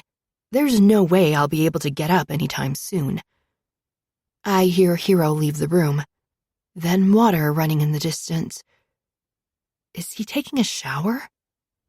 Footsteps approach a moment later, and two strong arms slide underneath me to pull me up. I'm back on my feet, looking up at Hero as he gazes down at me, his expression full of concern and maybe a little guilt. "Are you okay?" His lips ghost against my forehead. His warm body encompasses me. I want to snuggle into his chest and never leave. Yes, just a little weak in the knees. Even my voice sounds strained. I feel like I could sleep another 12 hours if he'd let me. "Okay, let's get you into the bath." That sounds like a great idea. My thighs rub together and I feel Hero's release sticky against my skin. I don't think I can walk right now. At my admission, Hero just picks me up like I'm a small child and carries me into the bathroom. I'm still shocked at his strength to just move me around like I weigh nothing. My thoughts shift as he steps into the tub and lowers both of us into the water. It's hot and burns my skin slightly, but feels glorious with each second that passes. Positioning us just like last time, he takes the spot behind me and pulls my back flush to his chest. Unable to even hold up my head, it bobs back, rolling back onto his shoulder. My hair sticks to his sweaty chest. "I'm sorry if I was too rough with you. I didn't mean to be. I thought I lost you and something overtook me. It won't happen again," he murmurs into my hair. His lips feel like heaven, and I want to do it all over again. "You scared me for a moment, but mostly because I didn't know what you were doing. Then, I don't know, I started to like it, and by the end, it was great," I say shyly. I feel weird admitting that to him, or myself for that matter. What does that say about me? Is it weird I liked it? No, not at all. A lot of girls like it rough. His words make me cringe and think about what Damon said yesterday. Is that what he wants? A girl who likes it rough? Wants to be manhandled? Though I liked it, I don't think I'd want to do it like that all the time. My thoughts swirl crazily now. I feel jealous and don't really understand why. I know I shouldn't be jealous of the girls Hero slept with before he even knew me, but I can't help how I feel. "Is that what you want?" I ask him. I need to know more now, after experiencing his dominant side. "Do you like to be rough with me? Is that what you'd want all the time?" I can feel him shift nervously behind me as his body stiffens uncomfortably. He gives me an answer before he even starts speaking, and that hurts. It really hurts. "I do, but I don't want to hurt you. Ever. I'm scared of losing you, Elise. I'm terrified of hurting you or scaring you. And if me being rough does either of those things, I'll just learn to deal with it." What does deal with it mean? Is he just not going to be satisfied, or is he going to satisfy himself? Or maybe he'll find someone else who does like it that way to get him off. Every impossibly bad scenario runs through my mind. I don't say anything for a long moment. I think Hero realizes something is wrong, because he tips my head back and angles me so he can reach my lips. He kisses me so fiercely, I can't even remember my own name. When he pulls away, I'm breathless and a goopy mess of nothing. "I know you're probably thinking the worst things possible, wondering if I'll keep you, if I'll find someone else to satisfy my needs." My breath hitches at the very thought. Hero grips me by the chin, forcing me to look into his soft green eyes. His touch makes me shiver, and I feel at home in his arms. If I ever lost him, if he ever told me he didn't really want me anymore or tossed me away, I'm not sure what I'd do. He continues, refusing to let me say a single word. "There's a difference between the man Damon told you about yesterday and the man holding you right now. The man who gives you pleasure like you've never felt before." "Yeah? And what is that difference?" I ask nervously, afraid of the answer I might receive. He smirks, 2 perfect dimples appearing on his face. "I'm in love now. in fucking love with you.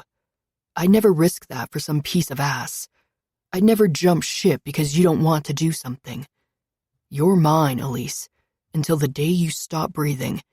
And if you think you can get rid of me that easily, then you're in for the ride of your life.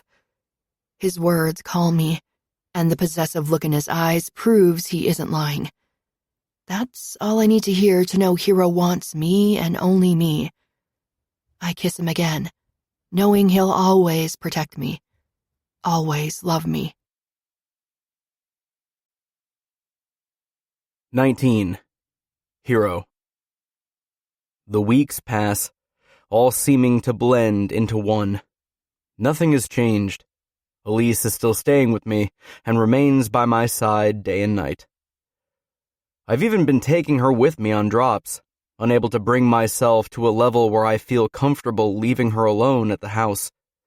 And to make matters worse, she has been asking to go back to classes. I don't want to be a bastard, the asshole who is overprotective or possessive as hell, but this is how it needs to be right now. Until I know she's absolutely safe, secure, and no one is after her, she won't be attending classes. I don't care how much she fights me on it. Get dressed, babe. We've got to meet someone. I don't ever tell her what exactly we are doing or who we're meeting. Not because I don't trust her, but because if I were to ever get caught, she technically wouldn't be lying to the cops when she said she didn't know what was going on. Okay. She gets off the couch, without questioning me even a little bit. I watch her walk into our bedroom and over to the dresser holding most of her clothes. I can't pull my gaze from her. The way the fabric covers her perfectly sculpted body, those hips I love to dig my fingers into while I'm fucking her, and her curves that give me enough cushion, enough to hold on to. Fuck. I can feel myself getting hard, and all she's doing is putting clothes on. Damn. Everything she does is sexy to me. I'm so enamored by her getting dressed, I almost forget to get dressed myself. After quickly pulling on my own clothing, we head out the door. Like the gentleman I am, I hold Elise's door open for her and let her get in the car before I get into the driver's side. Where are we going? Meeting a friend at the football field. I just need to give him something. Then maybe we can go out for dinner or something? We've been cooped up in the house the last couple days. Maybe a night out is what we need. I'd like that.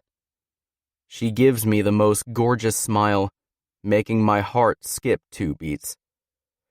It doesn't take us long to get to the football field. When I pull up to the field, I spot Gunner's car parked at the far end of the lot. As I get closer, I see he is not inside. Instead, there's a girl leaning up against the hood. Strange. It isn't normal for Gunner to have a girl with him. I take the spot next to him and cut the engine. Just sit tight for a minute. I've got to see where he is. Getting out of the car, I feel myself getting pissed off. I told him what time to meet me, and I expect him to be here. Everyone knows you don't make your dealer wait. The girl sitting on his car straightens. She eyes me nervously, a lot like Elise did when I first met her. Where is Gunner? I growl, a little harsher than necessary. She flinches at my tone, and I feel a little bad for acting like an ass. It's not her fault he's not here. He went to the locker room, I think. He said he'd be right back. She tells me with a shaky voice. The passenger door of my car opens, and Elise climbs out. Fucking Christ. What are you doing? She yells at me, like she's accusing me of a crime, her eyes narrowing. Don't you see you are scaring her? I inhale a calming breath, but it doesn't really help. Not with Gunner not being here. All I want is to finish up business and take my girl out for dinner. How fucking hard is that? Elise stomps across the parking lot and goes to stand next to the girl. She holds her hand out as if she's offering a handshake. Hi, I'm Elise. Don't mind him. He can be a little grumpy sometimes, but once you get to know him, he becomes a sweetie. Elise! The last thing I need is her making customers think I'm weak. When you're weak, you get taken advantage of. The girl visibly relaxes with Elise's friendly gesture. In fact, she takes her extended hand and shakes it. Hi, I'm Lily. She gives Elise a soft smile, and I can easily see them becoming friends. Out the corner of my eye, I see Gunnar walking out of the locker rooms. As soon as he sees me, he picks up speed, almost running straight toward us. Jocks. They're always buying some shit. Today's pick is Molly. I hope like hell he's not using it on the girl with him tonight. Then again, it's none of my fucking business. I'm the dealer, not a guidance counselor. I'm sorry, man. He apologizes once in earshot. Don't ever make me wait again, I say through my teeth. I don't want to get violent, especially with Elise here, but the job means I have to get my hands dirty sometimes, and this might be one of those times. Elise, get back in the car, I order, and by some fucking miracle, she listens to me without question. She gives Lily a small wave as I walk to the trunk of the car and pop it open to get out the package he orders. He slips me a wad of cash without me asking for it, and I hand him what he paid for. See you next time. I get back into the car, glad this is all over with. I hate doing these drops. I hate working for Damon. And more than anything, I hate bringing Elise out to do bad shit when she's the purest fucking thing in my life. Gunnar gives me a nod as I get back in my car and race out of the parking lot as if I can't get away from this shit fast enough. Elise fumbles with her seatbelt, my reckless driving throwing her all over the car. She's got a worried look on her face, and I wonder what she thinks of me doing all this shit. She could have someone better. Hell, she deserves better. But I'm selfish. Too selfish to let her go and be with someone else. Where are we going? She questions cautiously. My grip on the steering wheel tightens, my muscles bunching together. Fuck. Why was I given an angel when God knows I'm the fucking devil in disguise? Wherever you want, baby, I grit out, refusing to take my shit attitude out on her. I've been treading lightly lately, not wanting to set her off. The day I lost it and took her roughly, I could have sworn I saw some type of fear in her dazzling blue eyes. After seeing it, I never want to see it again, especially not when she looks at me. Then, during the bath, the way she looked at me and the things she asked me. Like I'd ever fucking give her up for some whore I could fuck however I want. Yeah, no. Elise is worth cherishing, worth protecting, and making love to. She is what I want, what I always want. Can we go to Chips? The smile she gives me lessens the tension building deep inside me. I can't help but smile back at her. It's a tight smile, but a smile nonetheless. I want a strawberry shake, double cheeseburger, and French fries. I chuckle. Wow, that's a lot of food, baby. Where are you putting all that? Elise shrugs.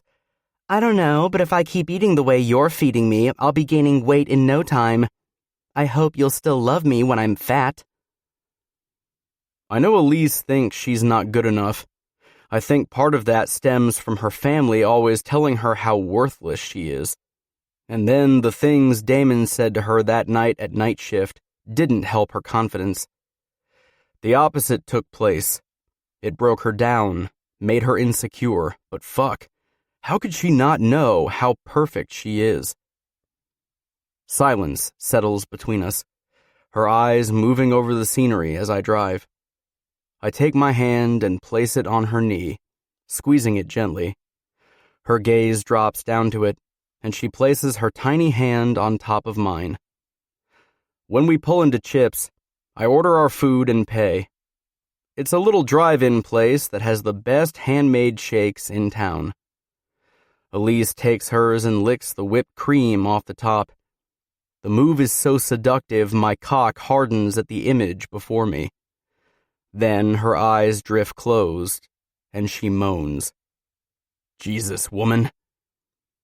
Growing up, my parents never let us have ice cream or cake, Elise confesses, her eyes back open as she places a big spoonful of strawberry shake into her mouth.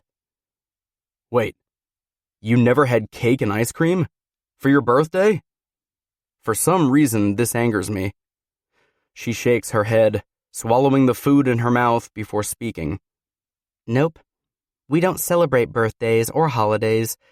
We go to church. That was our exploration outside of the home for the week. The women stay in the house, cooking, cleaning, and taking care of the children. You left the house once a week? What the fuck? I shake my head in disbelief. Now I feel bad about not slugging your dad in the face when I had the chance. I should have knocked him right the fuck out. Elise giggles, her eyes sparkling, her hair flowing in the wind as a light breeze blows through the rolled-down windows. It's okay. I got out. I feel bad for the rest of my siblings, though. She frowns. Was it hard leaving them behind? I ask, unsure why I want to know. Our pasts don't matter. Not really. But knowing where Elise came from helps me understand her better. She's so sweet and innocent and gives everyone the benefit of the doubt. But only because she doesn't know better. And I finally get a glimpse of why. A couple of them I miss. She shoves a fry into her shake, then into her mouth. But most of them hated me when they found out our parents were letting me go to college. And the only reason I think they let me go was because they knew I'd do it anyway, even if they didn't want me to. I've always been kind of the troublemaker. Did what I wanted and got the belt a couple times. She pauses briefly. The idea of someone spanking her, touching her porcelain skin.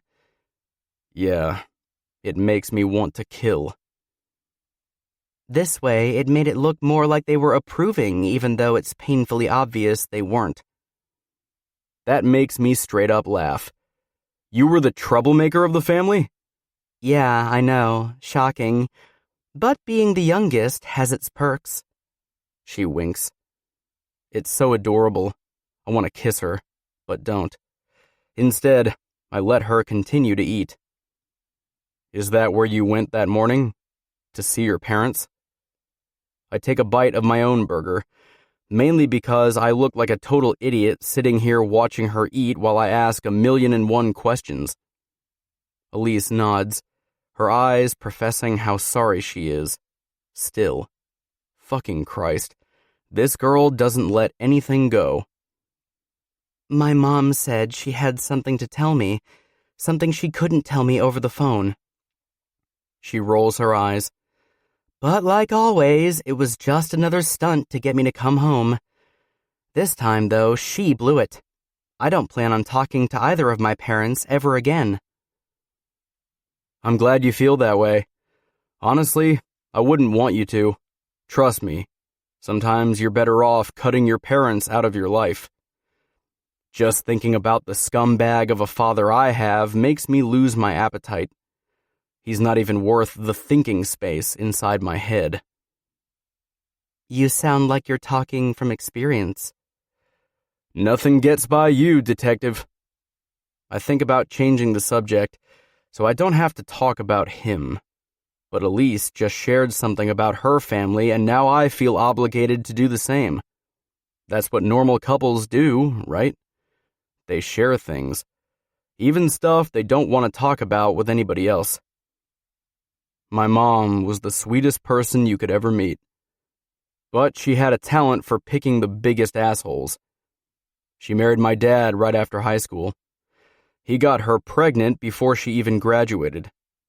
I think they might have gotten married just because of it. Anyway, he started drinking, cheating, and abusing her when I was just a baby. My mom was scared of leaving him and raising me on her own, so she just let it happen. My grandma told me years later it wasn't until he put his hand on me that my mom got up and left his ass. Of course, the guys she dated after weren't much better. Like I said, she had a talent. I'm so sorry. Is your grandma still alive? I can tell Elise feels bad for me, but there isn't any point in it. I don't want her pity. No. She died a year before my mom did. Elise frowns even more, and I hate the look on her face. I want her smiles, always. I'm really sorry, Hero. She places her hand on my knee. I welcome the warmth of her touch. What about your dad? Is he still alive? The subject of my father stings and leaves me feeling angry and disappointed. Unfortunately, yes. I wish the fucker would die, but that'll never happen. No. God, no. Why take a piece of shit junkie who's wasting their life when you can take a caring mother from her son? Elise seems a bit wary, her eyes bleeding into mine. You don't really mean that, do you? I swallow down some of the anger I was about to unleash. Her question pisses me right off. You can't be serious, I growl. Elise's eyes widen with confusion. He abused my mother and me. He's the reason my mother married my now dead stepfather. I'm seething. My entire night is ruined, and all because of him. You know, Elise, you're naive to the world. You believe everyone has some type of good in them. I get that. I clench my jaw. But he doesn't deserve an ounce of space in our conversation. He doesn't deserve anything but a bullet in the head. I let the words hang in the air, my eyes refusing to meet Elise's. This is where we are not alike, the part of us that would always remain different. Elise sees the world as her oyster. I see it as something that could destroy you because despite what Elise believes, there are more bad people than good in the world. I'm sorry you feel that way. I don't want a relationship with my parents anymore, but I can't imagine ever wishing they were dead.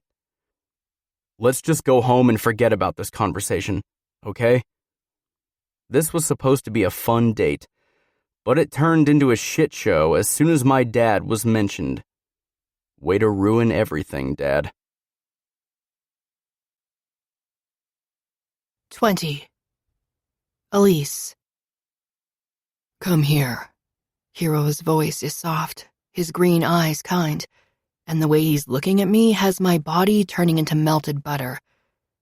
I walk across the living room slowly, my hips swaying, a sultry smile on my lips. What if I don't want to come over there? I bat my eyes, playing hard to get. I like seeing Hero smile and laugh. It reminds me there is more to him than what he lets the world see. And right now, he's smiling like he never has before, amusement twinkling in his eyes. He's happy. If I could bottle up this moment and save it, I would. My chest heaves as his pink tongue darts out over his bottom lip, a playful grin pulling at his lips. Then I guess I'll have to bring you over here myself. I wiggle my eyebrows and make a move toward the kitchen, but I know before I even take a step that I'm not fast enough to get away from him. At 6'3", Hero could eat up the distance between us like it's nothing. In seconds, he has me in his arms, his lips on mine, his hand tangled in my hair as he drags me back with him in the direction of the couch. I'd let our slight argument from the night before go. There's no point in fighting with him on something he's set in his ways about. I want you, he murmurs into my ear, his teeth breaking against the sensitive lobe. I arch into his touch. My panties are already drenched, my need for him all-consuming. I let him make quick work of my clothing while I grasp his pants and t-shirt, undressing him just as hastily. "Come sit on my lap. Straddle me," he instructs, sitting back on the couch. Taking my hand, he pulls me forward. "I want you to sit on my dick and ride me. You're in control today. Use me as you please. Take what you want, baby." Not knowing how to do any of that, I give him a confused and apprehensive look. Familiar doubt fills my mind faster than I can handle. I don't know if I can be what he wants me to be. I don't know how to. "Don't worry, babe. Just go with it. Trust me and trust yourself. Your body knows how to move all by itself." He sounds confident enough for us both. I try to draw on that confidence as I lower myself onto him. His cock is intimidating as hell, even more so with the little barbell at the end of it. I've felt it many times inside me, but I'd never watched it slide into me. Hero growls softly as his hard length enters my soaking wet pussy with ease. I moan when he hits a new spot deep inside me. This position feels different, deeper, fuller. "That's it. God, you feel so good." I don't even realize I'm moving until he points it out. My hips rock into him all on their own. It feels so incredibly good, and every move drives me higher. I start rolling my hips more and more, my pelvis grinding into him, claiming him. Hero puts his hands on either side of them, moving me gently, guiding me to go faster. The pace is relentless, but it's also what I need.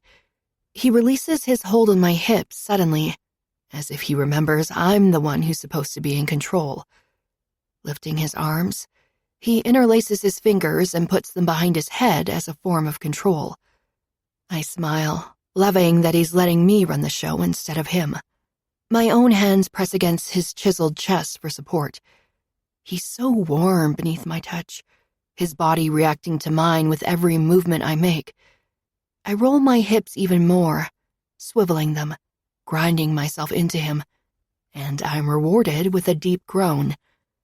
Hero's eyes close and his head leans back. "Fuck," he hisses out. It's barely audible, but I hear it and take that as encouragement I must be doing this the right way. Moving harder and faster, I get into a rhythm, feeling my own peak forming deep down inside my core. I'm panting so hard, I'm starting to sound like I'm running a marathon. Sweat forms against my brow as I lean into Hero, pressing a kiss to his lips. He's so caught up in the bliss of it all, he gives me a sloppy one, which only makes me smile more. My nails dig deep into Hero's skin as I'm on the verge of losing control. The sound of my ass slapping against his thighs fills the room, my body vibrating, my legs shaking, my mind thinking of only this moment between us. When I started out, I was more worried about pleasing Hero, but somewhere along the way, it became about me. Now I grind into him, chasing my own orgasm. The tip of his cock presses against something wild inside of me. The pleasure owns me, moving in just the right spot, at the right speed for myself. I let that selfishness take over and do what Hero said. I use him and take him as I please, do what I want with him. The fact that he's given me this intensifies everything. Every emotion is magnified. My head falls back and my eyes squeeze shut as my whole body explodes. My womb flutters, literally flutters, like it has a damn heartbeat of its own. And I'm pretty sure I scream Hero's name, but that might have been inside my head. My release is so strong I can't think clearly. Everything is floating and my body feels like it's not even in this world anymore. When my mind returns to the present, I lean forward and put both of my hands on either side of Hero's face, pressing my still trembling lips to his. "That was the hottest fucking thing I've ever seen," he tells me after I peel my lips away and rest my head on his shoulder. It takes me a few moments to realize he didn't come yet, his still rock-hard cock inside me. I sit up and grip onto his shoulders. As I start moving my hips again, my still overly sensitive clit rubs against him with every swivel, making me hiss out. His arms come around my back, holding me tightly to him. This time he does guide my movements on top of him. Gripping onto my hips a little tighter, he takes even more control. "Is this okay?" he whispers. "Yes, it's your turn now, to use me as you please." At my words, a primal grunt rumbles from his chest, and his grip tightens almost painfully. He moves me with a thrust of his hips, driving into me impossibly deep. I bite into the flesh on his shoulder so I won't scream and scare half the neighborhood. How deep he is, combined with the constant friction against my clit, draws yet another orgasm out of me. My walls clench around his dick, setting off his own release. He pulls me in one last time before he stills. Both of our bodies are covered in sweat, making every movement between us feel slimy. Still, I relish in the feeling of his skin against mine. Our combined smells mix together, and I want to stay like this forever. Hell, who knows? Maybe if I knew sex was this good, I would have tossed my V-card out the window a long time ago. We need a shower, but I can't move. Even saying the words is a struggle. Breathing is a struggle. Hero chuckles. "Give me a minute and I'll carry you." Just as promised, a minute later, he picks me up and carries me into the bathroom. Hero turns on the shower and makes sure it's the perfect temperature before stepping into it with me. He sets my feet down onto the ground, steadying me before removing his hand from my hip. Once I have my footing, he washes me from head to toe, his touch gentle, then shampoos and conditions my hair before he washes himself. I feel like a damn princess. When we step out, he wraps me up in a large towel and takes me into the bedroom. Taking advantage of his good mood, I decide now is the perfect time to bring up me wanting more freedom. "Hero, I want to go back to my classes, to tutoring." I keep my voice strong. There, like ripping off a Band-Aid, quick and pain-free. I spit the words out. "No." I wait for him to say something else, but he just gets dressed, as if that's all he is going to say to that. "Just no?" I place my hands on my hips, not quite understanding what he is saying. No? Like he can tell me what I can and cannot do? "I already told you, you are not going to leave my side until I find whoever is watching you. The answer is still no and will remain no until I find the person I'm looking for." He pauses, his eyes meeting mine, an unsaid promise shining back at me. "And I won't change my mind. If I were you, I would just stop asking." I cannot help but roll my eyes. "Hero, I left my family to be free. I left so I could make my own decisions and not have people tell me what is best for me. I didn't leave one prison to become trapped in another. Plus, we don't even know if this person is real. I just felt like someone was watching me, just like you used to. Maybe I was just being paranoid." "Don't compare me to your parents. I'm doing this to protect you, not harm you." He completely ignores my other comment. I laugh, but nothing about this conversation is funny. Funny, because that's exactly what they used to say. Hero's features darken. "I don't care what you think or say. You are not going." I tell myself to tread lightly, not to push him over the edge. But it's been 2 weeks and nothing bad has happened. I can't help but fear that maybe Hero is just trying to keep me here with him. So I dig deep inside myself and find my lady balls. "Hero, I'm not asking you. I'm telling you. I'm going back to class. If you don't like it, then I'm moving back in with Tasha. I won't be controlled, and I won't trade one prison for another." I see the moment he snaps in his eyes. Disappointment and hurt seeping through his furious gaze. It pierces through my heart, but I can't let him gain control over me. Not like this. I want to have a normal life, and I can't hide out here forever. I can have Hero and still be a normal college kid, right? Fine then. Go. Go back to your precious classes. Go be a tutor for pennies. And don't forget to get drugged and raped at parties between all your studying. He pulls his shirt on and storms out the door. I think about stopping him, but decide to let him cool off first. I know he didn't mean what he said, but that doesn't make his words hurt any less.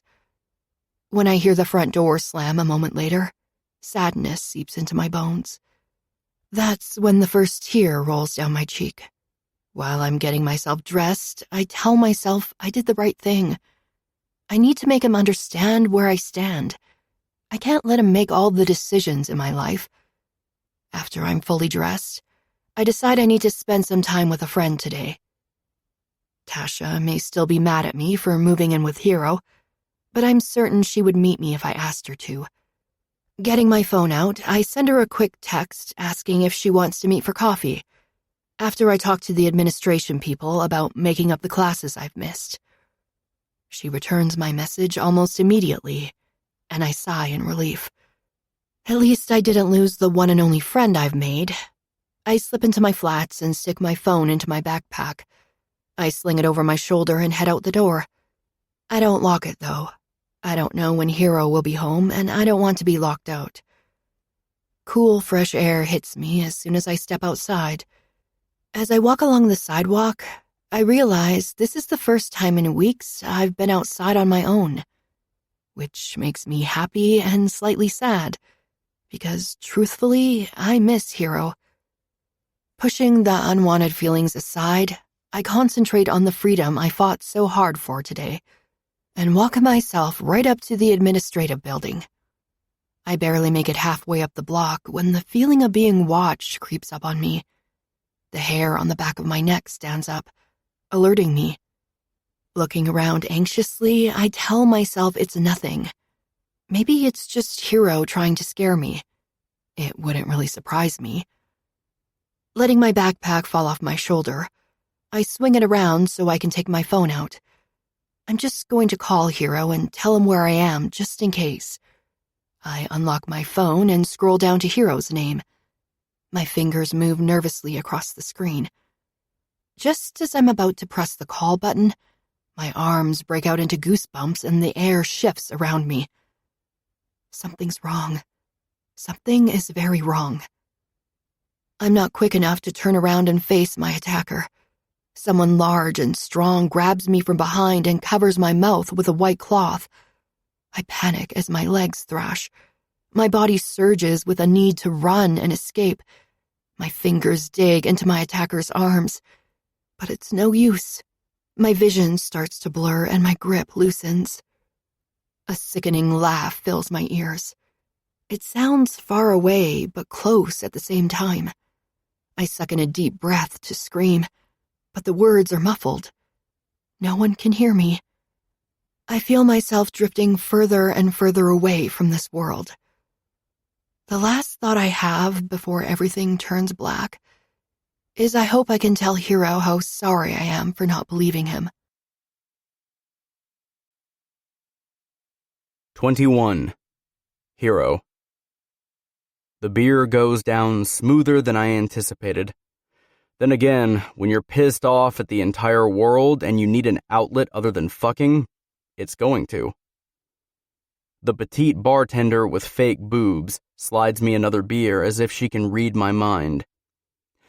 I get off in an hour if you want to drink some free beers at my place. She bats her eyelashes at me. Huh. As if there was a fucking chance in hell I'd take her up on the offer. No thanks. I like spending $9 for a beer at a strip club. She gives me an eye roll and walks back down to the other side of the bar, probably on a mission to find her next one-night stand. I can't hold it against her, though. She doesn't know the organ beating in my chest isn't my own anymore. Damon takes the seat beside me and slaps a hand on my shoulder. Did you see the new girl on the stage?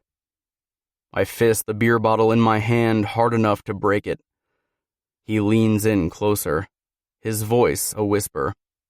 That one likes it rough. She'll give you exactly what you want and need. You want me to send her to the back room to meet you? I have to remind myself he means well in his own fucked up Damon way. That doesn't mean I don't want to smash his face in any less. No, I don't want to fuck your stripper or strippers, I sigh. Explaining this to him is going to eat up most of my patience. I know the concept is foreign to you, so I don't know how I can make you understand it. But I love Elise. Anger festers. I love her, even though she's the biggest pain in my ass. Even though she tests me and pushes my buttons. Fuck, I love her. Damon's eyes go wide. He has no fucking idea what I'm talking about. I realize this would be like trying to explain algebra to a toddler. Okay, well, I'll be in my office if you change your mind. I shake my head, completely dumbfounded at his response, and watch him walk through the place like he's in a hurry. All right, so he doesn't really care to hear about things with Elise. He disappears to the back office, and I continue my crusade to drink the entire place out of beer. But as I do so, my thoughts change. The feelings I've pushed down rise to the surface. I come to terms with the fact that I shouldn't have walked away. I should have fucking stayed at the house. Tried to talk to her about everything. Tried to reason with her and explain how her safety is my greatest priority. My anger toward Elise shifts, and now I'm madder at myself than I was at her in the first damn place. I'm so mad at myself, I consider starting a fight with one of the assholes in this place just so I can get my ass kicked. Music blasts through the speakers, making my head pound. I down the rest of my beer and stand from the bar stool. I nearly collapse against the bar, my feet not quite ready to carry me. I know I need to get home to Elise, but I'm not sure how I'm going to do that. Forcing myself upright, I drunkenly walk toward Damon's office. Maybe he can give me a ride home. As I get closer to his office, the voices get louder. Damon's not alone. I lean closer to the door so I can hear them without looking conspicuous. In my mind, I'm doing a good job. Sober me would probably say I'm not. You will listen to me, Kira, or you will die. This world isn't the same as yours. You're walking into a fucking nightmare. One wrong move in this world will get you killed. Do you understand me? Kira. I can't remember anyone named Kira. In fact, I can't remember the last time Damon let a woman into his office. Just tell me what happened to him, Kira pleads, her voice tiny, just like my Elise's. First rule, don't ask questions. That's exactly the kind of thing I'm talking about. Questions like that will get you killed. Just keep your mouth shut and do what I say. Otherwise, I'll find another job for you, and you don't really look like the sucking cock type. I hear a sob, and curiosity finally gets the better of me. I knock 3 times in quick succession before opening it without bothering to wait for his invite to come inside. He looks furious for a moment, then sees it's me, and sighs. Changed your mind about the girl I offered? Of course, everything is about business with this man. No, I came to ask you for a ride home, I slur, almost collapsing into the chair at the front of his desk. My eyes move around the room as it spins. This is not fucking good.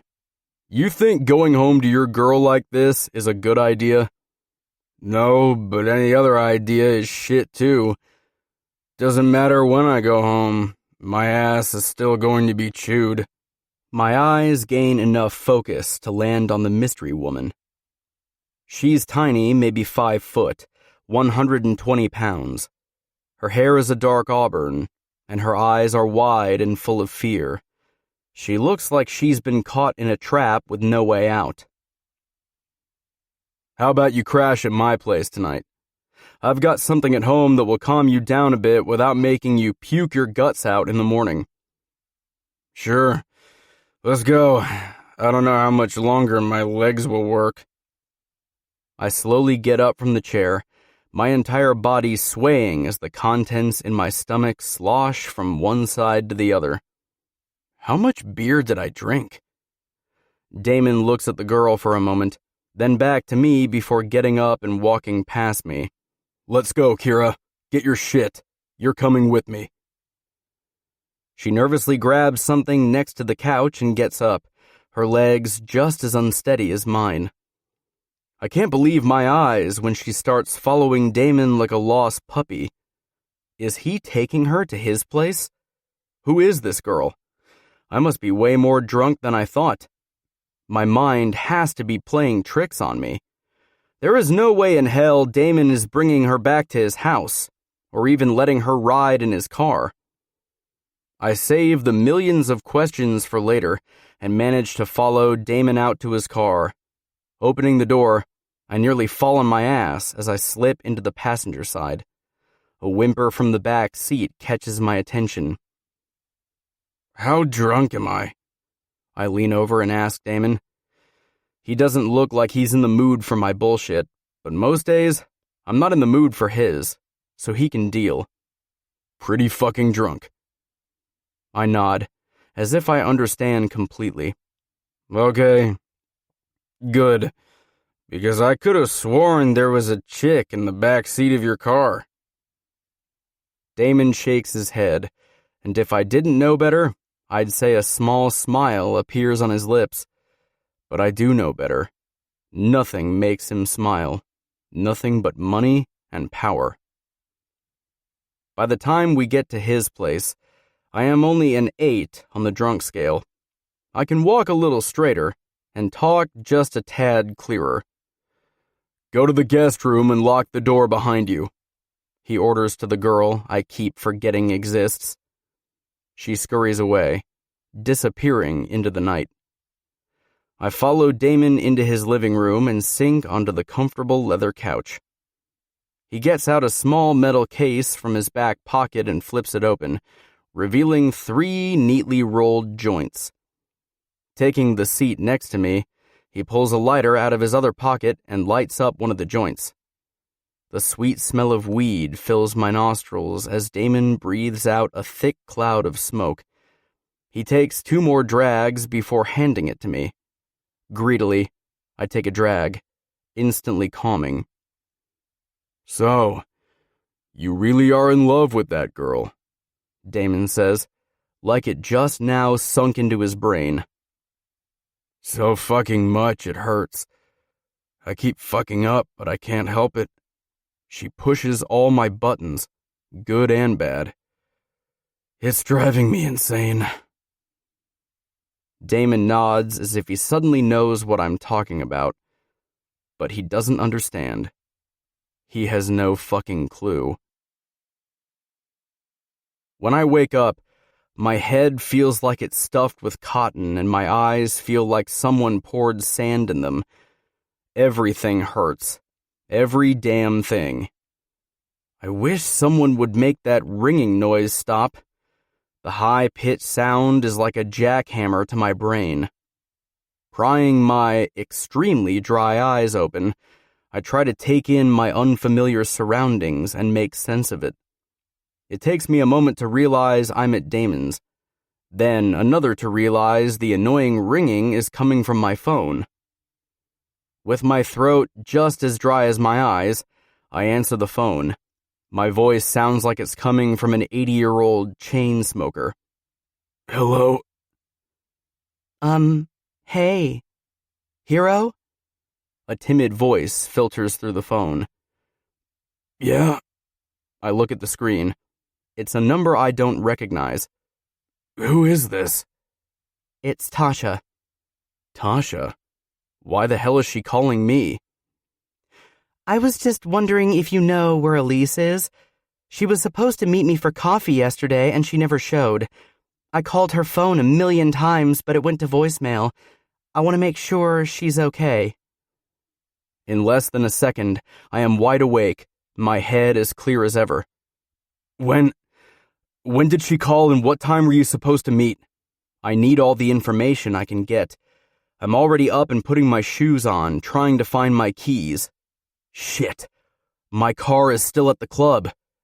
I run down the hallway to Damon's bedroom, not bothering to knock before I storm in. Damon, get up. I need you to drive me to my car. Now. He sits up in the bed, staring at me like I've just lost my mind. Are you serious? I'm not fucking with you. Get the fuck up and dressed. Elise is missing. He grunts in annoyance, but gets up and throws on some clothes. I don't have the patience to stand around and wait, so I rush outside, nearly running over the girl from last night in the hallway. I don't pay her an ounce of attention. I can't. Not when my thoughts are on finding Elise. I can't fucking believe I left her alone, that I let her have her way out of anger. I clench my fists, wanting to punch myself in the face. We hop in the car, and Damon speeds off down his driveway. His phone rings shortly after we're on the road. What? He growls before he goes silent for a moment, listening to the person on the other end. Shit. Meet me at the club, right now. He hangs up and floors it. My body slams back into the seat at the force. That was one of my bookies. He was supposed to pick up cash this morning, but the guy couldn't pay. They were about to break some bones when the guy told them he could pay us back double of what he owed in the next few days. He pauses like he doesn't want to tell me the next part. I know it's going to be bad. I brace myself for the worst. Deep down, I know it has to do with Elise. Spit it out, Damon. I don't even recognize my voice. I feel myself disconnecting from the world. My thoughts on one singular thing, getting Elise back. He said he kidnapped a girl last night and he was going to get ransom money for her soon. Didn't say who he kidnapped, but I'm sure you can put the pieces together. I can't breathe. Preparing myself and actually hearing him say it are two very different things. This is real, and it's all my fucking fault. Listen, hero, this is good. You might not see it this way now, but he wants money, so he won't hurt her, and we know who he is. We'll find her. I hear the words, but they're just jumbled up words with no meaning. But the one thing Damon says does ring out inside my head. We will find her. When we do, I'll take the bastard's life for touching what is mine. Damon breaks every speed limit on the way to the club, but we're still not going fast enough. The thought of Elise scared and hurt somewhere guts me, ripping my insides apart. If something happens to her, I will never forgive myself. When we finally pull up to the club, someone is waiting at the back entrance. I pray to God it's the guy who has information for us. I throw open the door and get out before Damon even puts the car in park. What do you know? Tell me everything. Where the fuck is she? I shout, grabbing 2 fistfuls of the unknown man's shirt. I slam him against the brick exterior wall. I don't care about anyone but Elise. If I have to, I'll kill the fucker in front of me to get the information I need out of him. Calm down, man! He shakes me off. I don't let him up. I keep him pressed against the wall. I'll tell you everything I know, just let me up. Damon appears beside us, nodding at the guy. Did he tell you anything else about the girl and where he took her? What's the guy's name? I shove the guy against the wall and take a step back. My thoughts are muddled, my body filled to the brim with tension. I have to find her. I have to. I clench my jaw and slam my fist into the brick wall, over and over again, until warm blood drips down my hand. He didn't say where he took her. We tried to follow him, but he got away. I don't know the guy's full name, but he goes by the nickname of Rocky. Something inside me snaps. It awakens that feeling of death and floods my veins. No fucking way. I can't believe my ears. It can't be him. You know the guy he's talking about? Damon eyes me curiously. He seems slightly afraid of me, and that only sets me off more. Oh yeah, I fucking know him all right. I'm seething, hanging right on the edge of insanity, ready to fucking jump off into the deep end.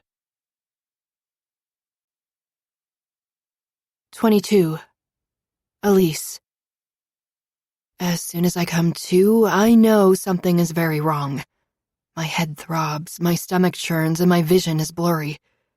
I try to organize my thoughts, make sense of everything, but nothing fits like it's supposed to. With a stiff neck, I turn my head to take in my surroundings. I'm in some kind of basement. Different smells assault me, but I can't place them. The room smells like mildew and dirt. I try to move my arms, quickly realizing I can't. Panic grips me like a hand closing in around my throat. My ass throbs as if I've been sitting for hours. I try to push from my sitting position, but can't. My eyes slip down over my body to see a thin rope wrapped around my ankles and calves. I realize my hands are tied as well as I try and flex them. Hello? I barely recognize the raspy voice coming out of me. My throat is so unbelievably dry, and my lips are painfully cracked. The door at the top of the stairs creaks open, throwing rays of sunshine down the steps. Heavy footsteps follow, and every single one makes my stomach twist a little bit more. I'm so scared. My whole body is tremoring in fear. I try to remember how I got here, but my thoughts are fuzzy, as if I've been drugged. The man who kidnapped me comes into view. My heart beats so hard, I'm worried I may have a heart attack. My eyes take in my attacker. He is a big guy with broad shoulders and midnight black hair. As he comes closer, I see a sickening smile on his face. I'm so glad you were finally up, princess. His voice is cruel and as dark as his features. Who are you and what do you want? I ask, my voice so jittery I'm surprised the words come out at all. I've been trying to get my hands on you for a while now. He reaches a meaty hand up to my face. I cringe, not wanting him to touch me. I try to pull away, but there's no room for me to move. The look in his dark gaze is filled with excitement, longing. He drags his rough knuckle down my cheek. I'd say you were worth the wait. So pretty, pure. I understand why Jonathan is so caught up in you. Jonathan? I never heard anyone call Hero by his actual name. Confused, I look into my captor's eyes. Eyes that are somehow familiar, though I'm positive I've never met the man in front of me. Or have I? I take in the rest of his features. Black hair, strong jawline, and dark eyes. Oh my God. Could he be? Are you? I stutter, my body quaking. He must see recognition written all over my face, because he finishes the sentence for me. Jonathan's father? His smile widens, and I know I'm going to be sick. Why, yes, I am, dear old dad. Why are you doing this? I croak. I don't understand. Why would he want to take me? Hurt me, hurt Hero? None of it makes sense. He has nothing to do with Hero and hasn't for years. I took you so my son would give me what belongs to me. His whore of a mother left everything to him. All the money, her car, the house we bought together. All of those things should have been mine and not his. His words flow from his mouth like venom, full of hate and resentment. Then your parents came to me. I met them at that cute little church you all go to each Sunday. I saw the perfect opportunity and your stupid fucking parents played right into it. He laughs a humorless laugh. The fucking dumbasses paid me to kidnap you. Now I've got their money, and I'm going to get a ransom for you on top of that. My parents? His words sink in, slow and painful. My parents hired him to kidnap me? This can't be happening. This must all be a bad dream I'm about to wake up from any minute now.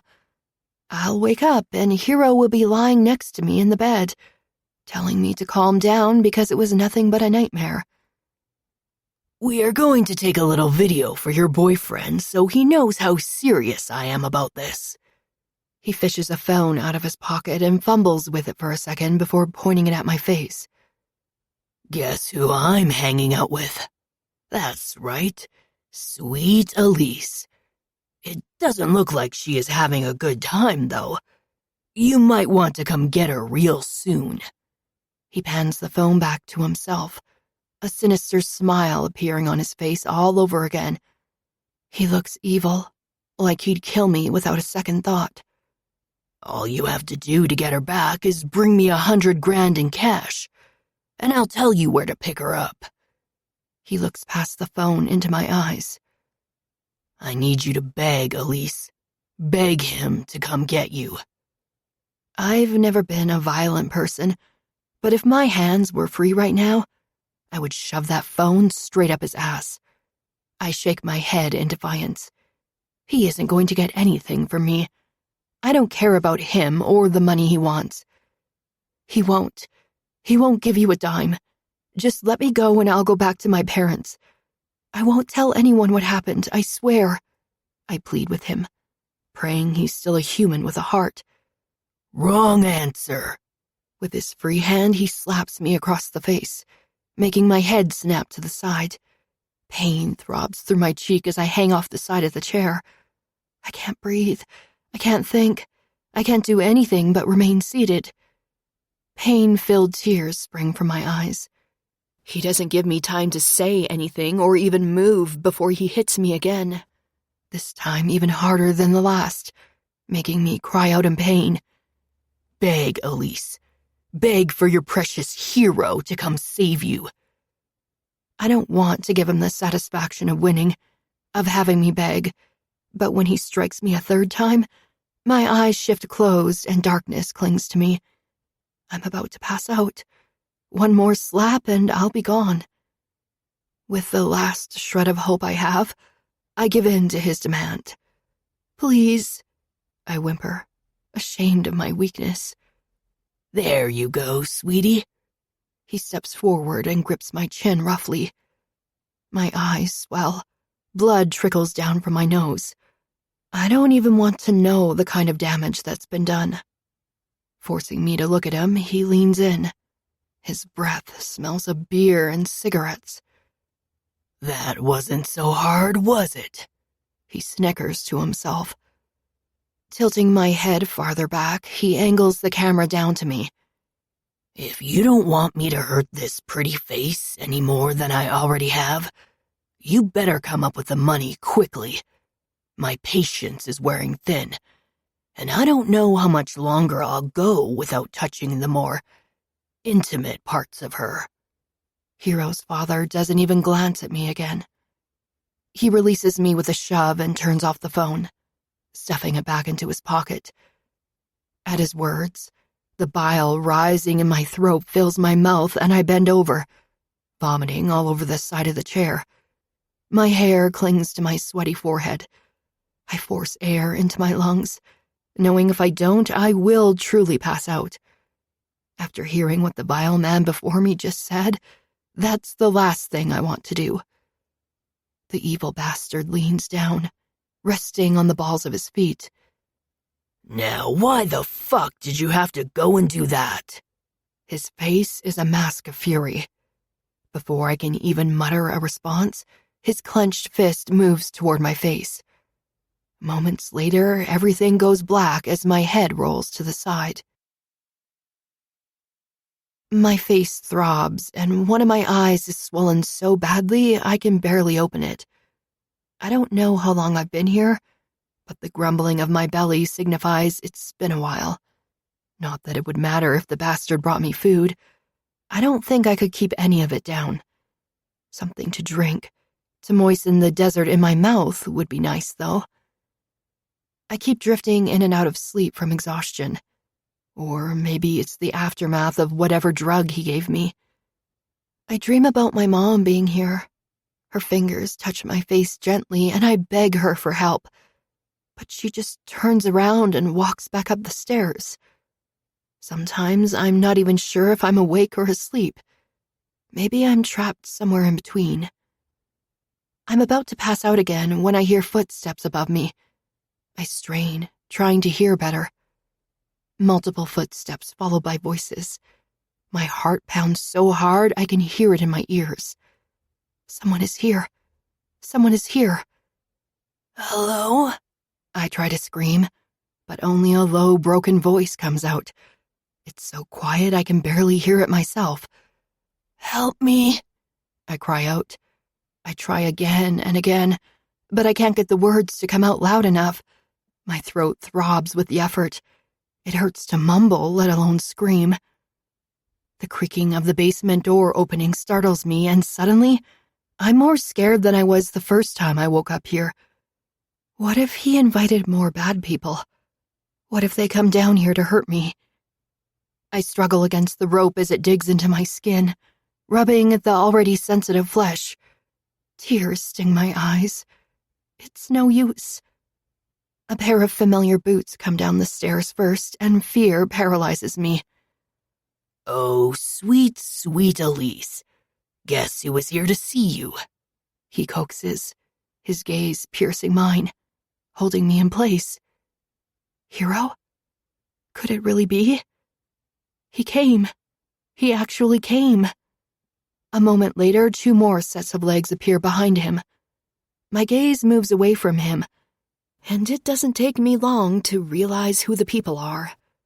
All 3 walk fully into the basement, stopping directly in front of me. Mom? Dad? Disbelief drips from my lips. There is a moment where we all just look at each other. I blink slowly. They can't really be here. If they were, they'd be helping me, right? That's what parents do. They help you.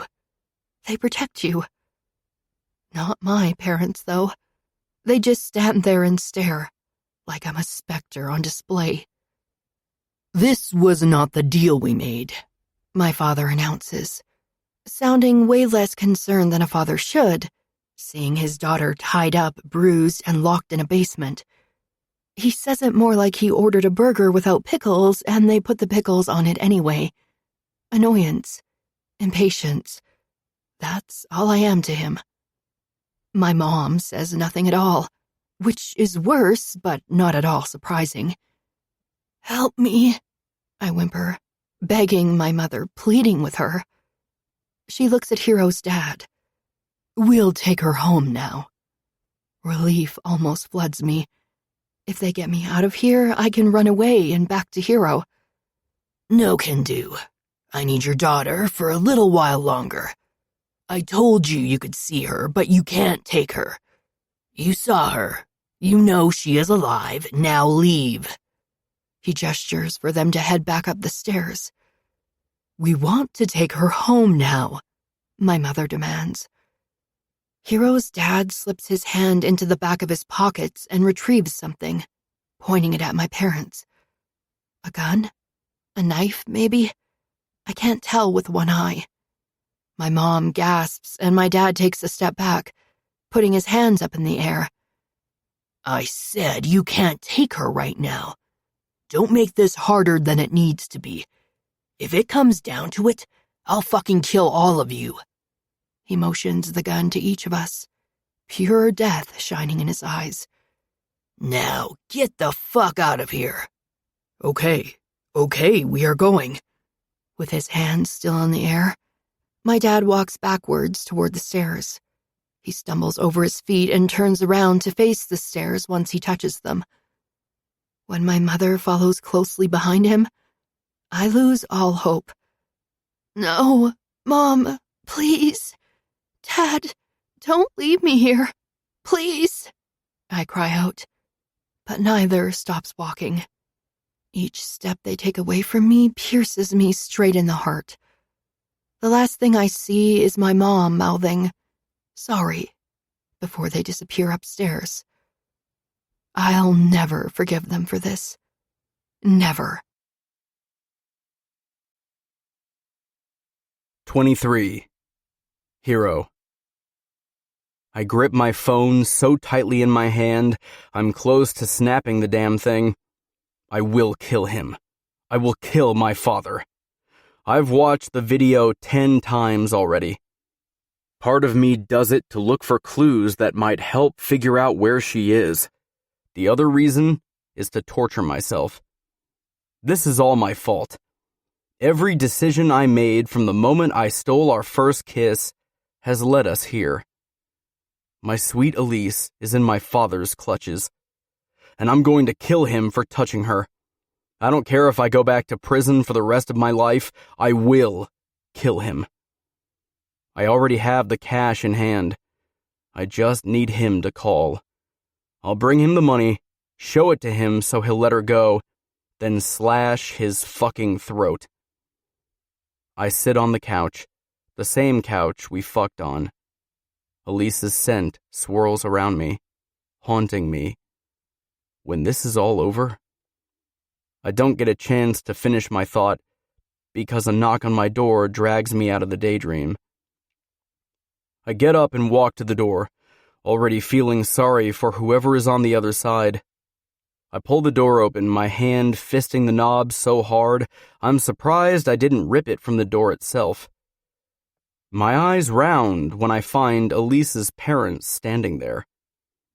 Her mom is crying, holding a tissue at the tip of her nose. Her eyes are bloodshot, and she looks like she's going to be sick. "Can we come in, Hero?" her dad asks, catching me off guard with his tone. What the fuck? I'm a second away from slamming the door in their faces when her mother starts talking. "Please, Hero," she sniffles. "It's about Elise. She's in trouble." I know she is. The question is, how do you fucking know? I snarl, on the verge of coming unhinged. This doesn't make sense. Is my dad asking them for ransom too? We know where she is. Elise's dad hands me a piece of paper. If they didn't have my full attention before, they have it now. I unfold it immediately and read the address scribbled on it. This is where she is? You're sure? I don't even care how they got this information or how they found out about it. All I care about is finding her, now. The thought of her remaining in his hands a second longer has me dashing out the door. I push Elise's mother out of the way and half knock over her dad. I couldn't care less, though. I have one thing on my mind. I sprint to my car and climb into it. My tires squeal against the pavement as I haul ass out of the parking lot. I honk my horn and blow through every stop sign along the way. Staring at the address on the paper, I make certain I'm going the right way. Then I pull out my phone and call Damon. I don't have time for pleasantries, so I give him the address and tell him to meet me there. Not that I'm going to need help with the killing part. It's the cleaning up I'll need Damon for. I pull onto the street, searching for the house number. As soon as I spot it, I drive into the middle of the front lawn, cut the engine, and jump out of the car. I don't knock or check if the door is open. Being in a do things, ask questions later kind of mood, I run toward it and kick it open as I go. My foot lands a few inches away from the doorknob and the wood around it gives way with a loud crack. Another kick at the same spot, and the door swings open. As soon as I step over the threshold, I know my father is here. The house is vacant, not a single belonging, and though I can't explain how I know, I just do. It's dark now, and there is no light filtering into the house. I see a shadow moving to my left, and follow it.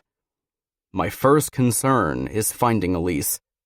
And then I see him, another shadow. You've always been a fucking coward.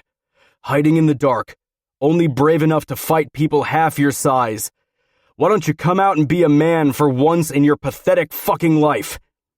I say, as I creep through the house, my feet agile, my body ready for a fight, hoping I can draw him out. Oh, that's right. I forgot you can't be a man. Never have been one. You are nothing more than a fucking loser who can't keep a job or a woman. And you'll never be anything besides a My words are cut off as a body slams into me. I stagger to the side, but stay on my feet. Who do you think you are talking to, boy? He growls into my ear while swinging at me furiously. He gets a couple good jabs in, but I barely feel those. I grab his fists and twist his arms until he grunts in pain. Then I kick his legs out from under him. He falls to the floor with a hard thud. And a thunderous feeling encompasses me. Grabbing a fistful of his hair with my left hand, I hold his head in place and pull my other hand back. I make a tight fist and slam into his jaw, hitting him over and over again. Eventually, he stops struggling, and after a few punches, his body goes limp in my hold. I snarl, angry he's such a piece of shit. He couldn't even stay awake. My muscles are burning from exertion. Air fills my lungs, but I don't fully breathe. Every time I think of pulling away, I see Elise and her beautiful face covered in blood and continue punching him until his face is completely unrecognizable. How dare you fucking touch her? I seethe into the nothingness. You piece of shit! I yell. I push onto my feet and start kicking him, wishing he'd wake the hell up so I could do it all over again. Blood drips off my hands onto the floor, and I enjoy it. I enjoyed killing him, more than I enjoyed killing my stepfather. I smile, staring down at his pathetic body. I don't even hear Damon come in, so when he appears from around the corner, I lunge at him. It takes me a moment to get my bearings as Damon's words echo through my mind. Jesus, fuck! Hero, we've got him. Go get Elise. He shoves in the opposite direction of my father's body. It occurs to me I never asked him where she was. I run out of the room and start searching through the entire house. Elise? I call out her name, over and over again. Dread creeps in, and I worry he may have killed her. I keep running from room to room, yelling her name. Then a door under the staircase catches my eye. Of course, the fucking basement. I rip the door open so harshly the old piece of shit comes off its hinges. I fly down the stairs and come to a sudden halt on the bottom step. I wish more than anything I could unsee what I'm seeing right now. Her small, fragile body sits in a wooden chair, her limbs tied with rope, her beautiful face swollen, bloodied, and beaten. She doesn't move, not even as I walk toward her. Her head remains hanging to the side, and those beautiful blue eyes I love so much are firmly closed. Staring at her there, I think she might be dead, and in that second, I know I won't walk out of this house alive if it's true. If she is dead, my life is over. A low whimper is what makes me take another step forward. I kneel in front of her, afraid to touch her, afraid I may hurt her even more. Elise, please, baby, can you hear me? She tries to open her eyes, but she's too weak. Hero? Her angel voice is low and raspy, but it's the most beautiful sound I've heard in my entire life. I move behind her and retrieve my pocket knife, then start cutting through the rope. I'm here, baby. I'm so sorry. I am so fucking sorry. I'm going to get you out of here, okay? Hang on. We'll get you to a hospital. I'll make this right. I'll never let you go again. Never. The moment I free her from the restraints, she falls forward, her body too weak to even sit up on her own. I catch her and pull her into my chest.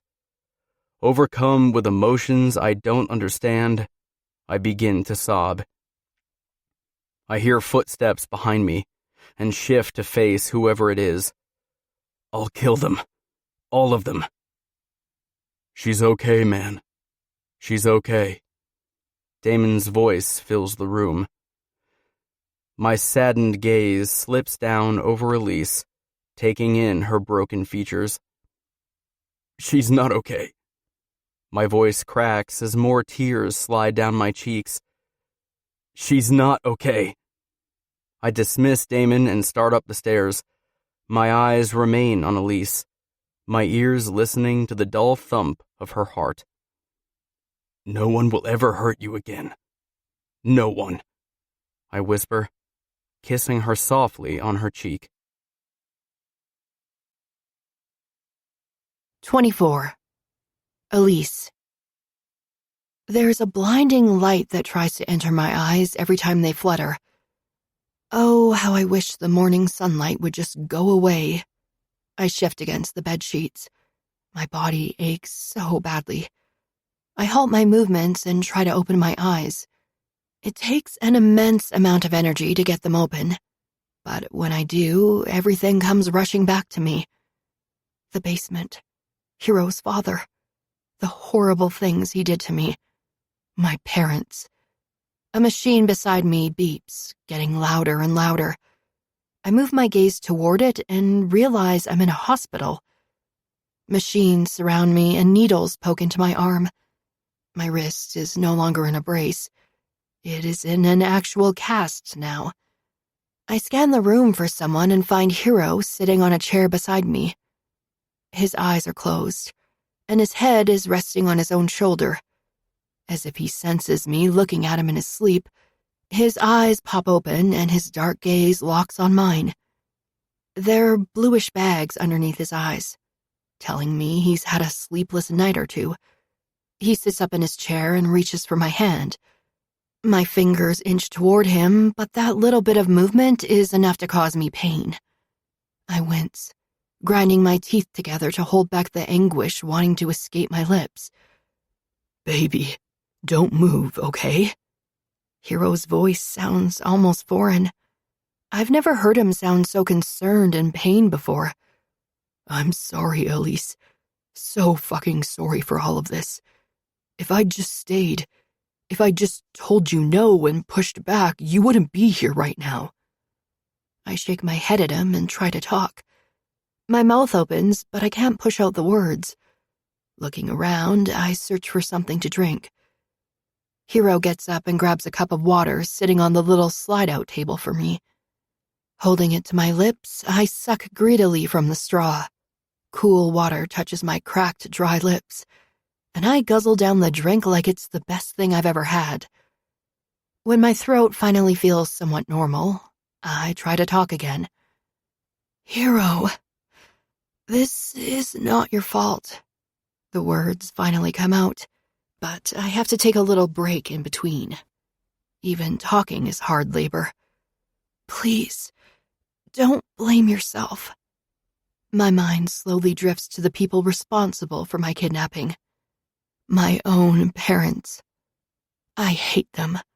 I never thought the day would come when I would feel that way, but it has. If I would have listened to you and stayed home, this wouldn't have happened. There are so many what-ifs. You can't claim full responsibility when it wasn't all your fault. He shakes his head like he doesn't want to listen to anything I have to say. Like always, I know how stubborn and set in his ways he can be. But I'm stubborn too, and there's no way I'm letting him take the blame on this. He lets out a heavy sigh.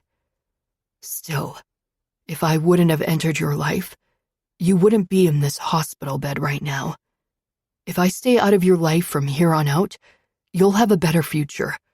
I know it, and I'm sure you know it too. You just don't want to admit it. His words shock me so much, I try to sit up. A sharp, radiating pain fills my body, reminding me of my injuries. What are you saying, Hero? I'm afraid to even ask. I'm saying I'm going to do the right thing and leave as soon as you're better and out of here. His words hurt more than the current pain I'm feeling. Don't worry, though. I can give you some money so you don't have to work while you're in school. I always told you I'd take care of you, and I'll help you out financially. But that has to be it. I can't do the love, the touching and kissing. I can't have you, Elise. After this, I'll stay out of your life. I don't want your money, I growl, angry he even brought money into this conversation. I could be dirt poor and on the street, and I'd still choose him over anything else. I want you. I'm not good enough for you. He holds his head in his hands, his fingers threading through his dark locks. Stop it. Hero's head snaps up at my loud voice. I'm proud of myself, of how strong I sound.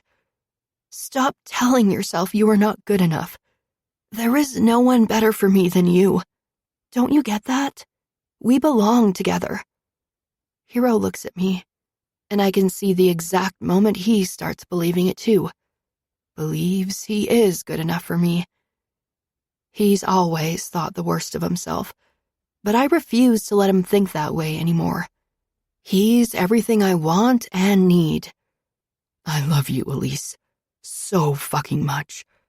I love you so damn much it hurts me. It fucking hurts me to think of losing you again. I cannot lose you again. I can't. He leans in to kiss me. His lips are so gentle and soft. I want to deepen the kiss. A dark stubble covers Hero's face. It's the very first time I've noticed it since I woke up. I love you too, I tell him, nuzzling into his cheek. His touch makes me feel alive. Our little moment is interrupted with a soft knock against the door. When neither one of us say anything, the door opens and a woman pops her head into the room. She smiles when she sees me looking at her. You're awake. She is way too damn happy for someone like me. She opens the door the rest of the way, putting the doorstop into place before walking inside. I take in her light green scrubs and the stethoscope hanging around her neck.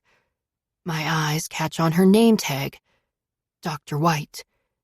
I watch her as she casually grabs a clipboard hanging from the bottom of my bed. Her eyes go to whatever is written on the clipboard. Then she starts talking. Elise, my name is Dr. White. I've been overseeing your care for the last 5 days. 5 days? What the hell have I been doing for 5 days? It looks like you have been healing well.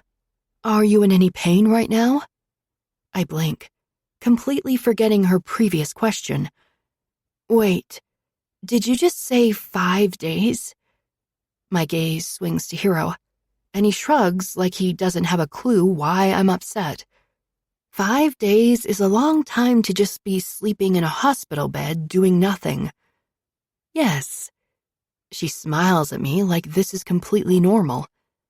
Don't worry. You went through a very traumatic experience. Your body needed the rest. So we made the decision to put you into a medically induced coma to help you heal faster. You are doing well now and should be able to go home in a few days. I feel a little less tense hearing her say that, but going home scares me. Now that you are up, we are going to run a few more tests and make sure everything is all right. We've also got you going home on some prescriptions. Okay, is all I can say. What else am I supposed to say? This entire thing is a mess.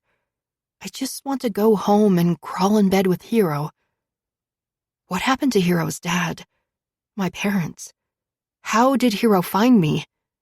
After she leaves, I turn my attention back to Hero. Hero, what happened to your father? Just thinking about him makes my stomach churn, the contents threatening to come up. Watching Hero's face fall at the mention of his dad lets me know he feels the same way. Don't worry about it, baby.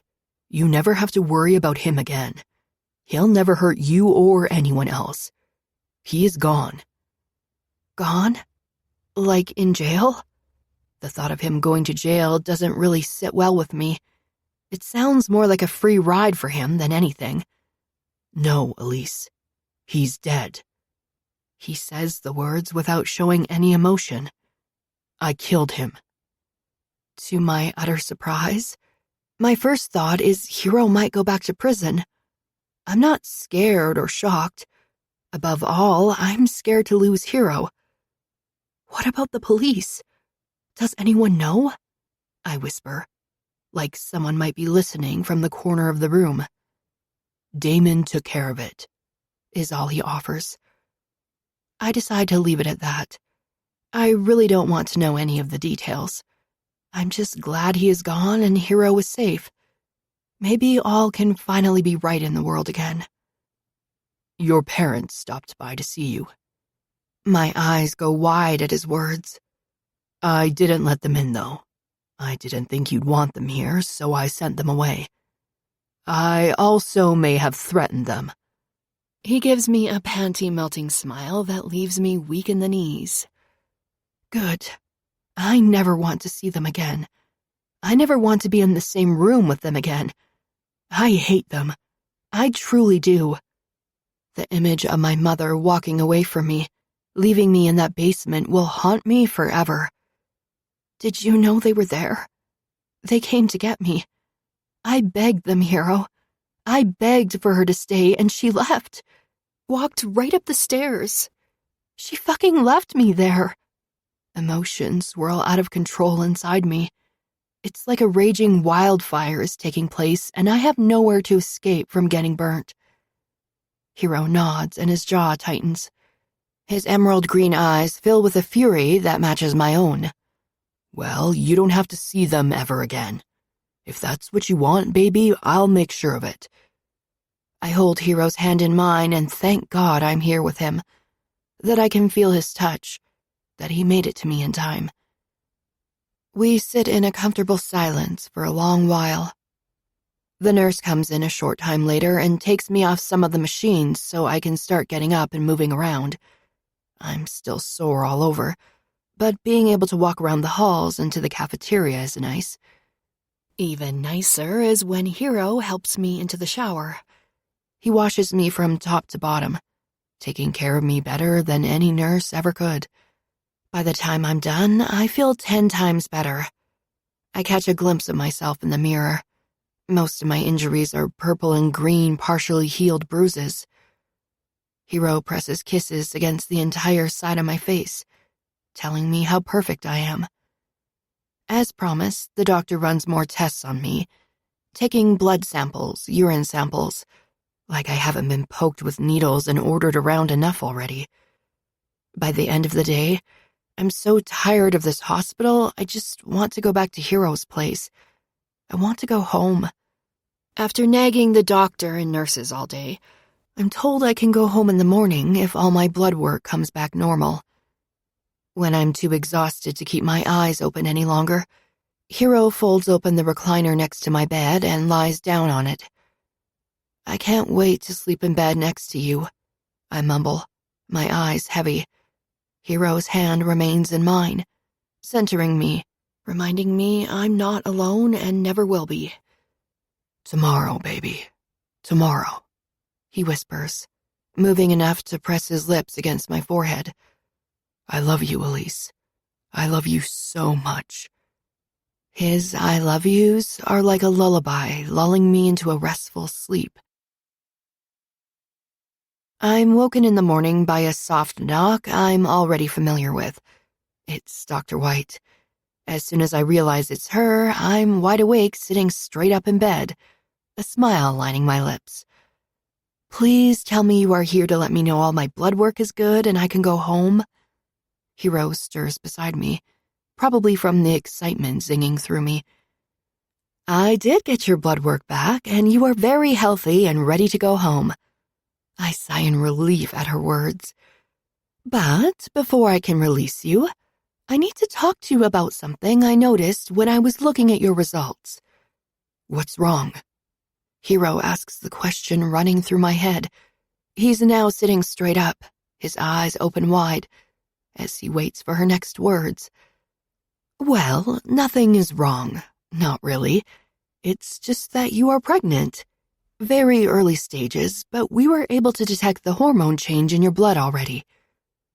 I keep blinking as if to make sure I'm not imagining this. It takes a minute for what she just said to sink in.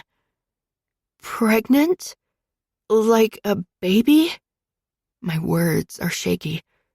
Yes, she chuckles. Pregnant, as in you are having a baby. I know you're young and you might be overwhelmed by all of this right now, but trust me, you are going to be fine. Of course she'll be fine.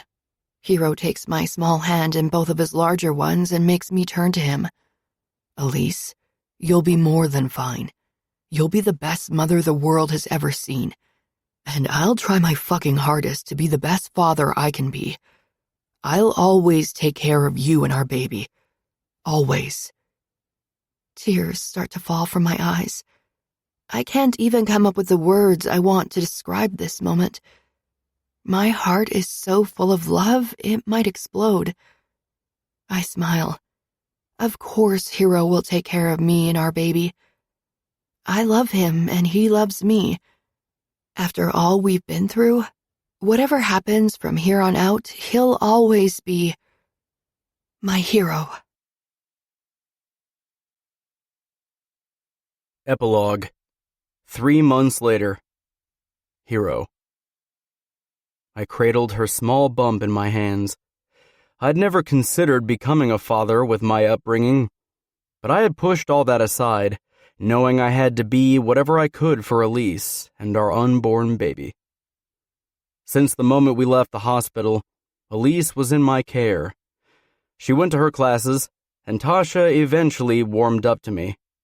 I apologized to her for my behavior, and after seeing me take care of Elise, she started to come around more often. In the end, she had the best interests for Elise, but that didn't mean I liked her snubbing her nose at me. Elise's parents tried to contact her one more time after we got home from the hospital. I answered her phone and told them she was pregnant. Her mom hung up, and we haven't heard from them since. Hopefully, we won't hear from them ever again. I had refused to let Elise go back to doing tutoring sessions.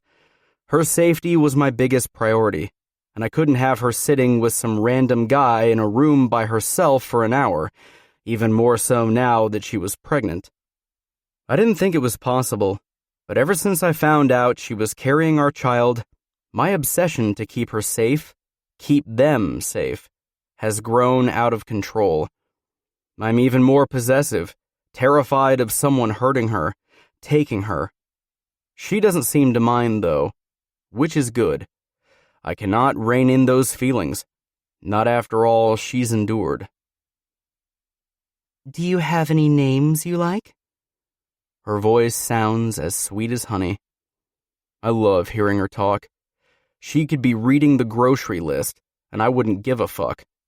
I just want to hear her talk. If it's a girl, I would like to name her Isabel. That was my mother's name. Isabel, she repeats, like she's trying it out. I like it. What if it's a boy? How about Dragon Slayer? I grin at her. Elise's giggle fills the bedroom. How about Isabel if it's a girl? And if it's a boy, I pick a name. I hate to say it, but it's not going to be anything even remotely close to Dragon Slayer. I nod. That sounds good to me.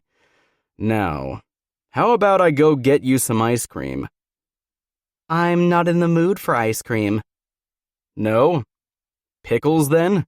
Wait, pickles and peanut butter again? I've always thought people made up the myth of pregnant women having these crazy cravings. Turns out they didn't. Elise has eaten some of the weirdest shit I have ever heard of. Nope. I'm in the mood for something else.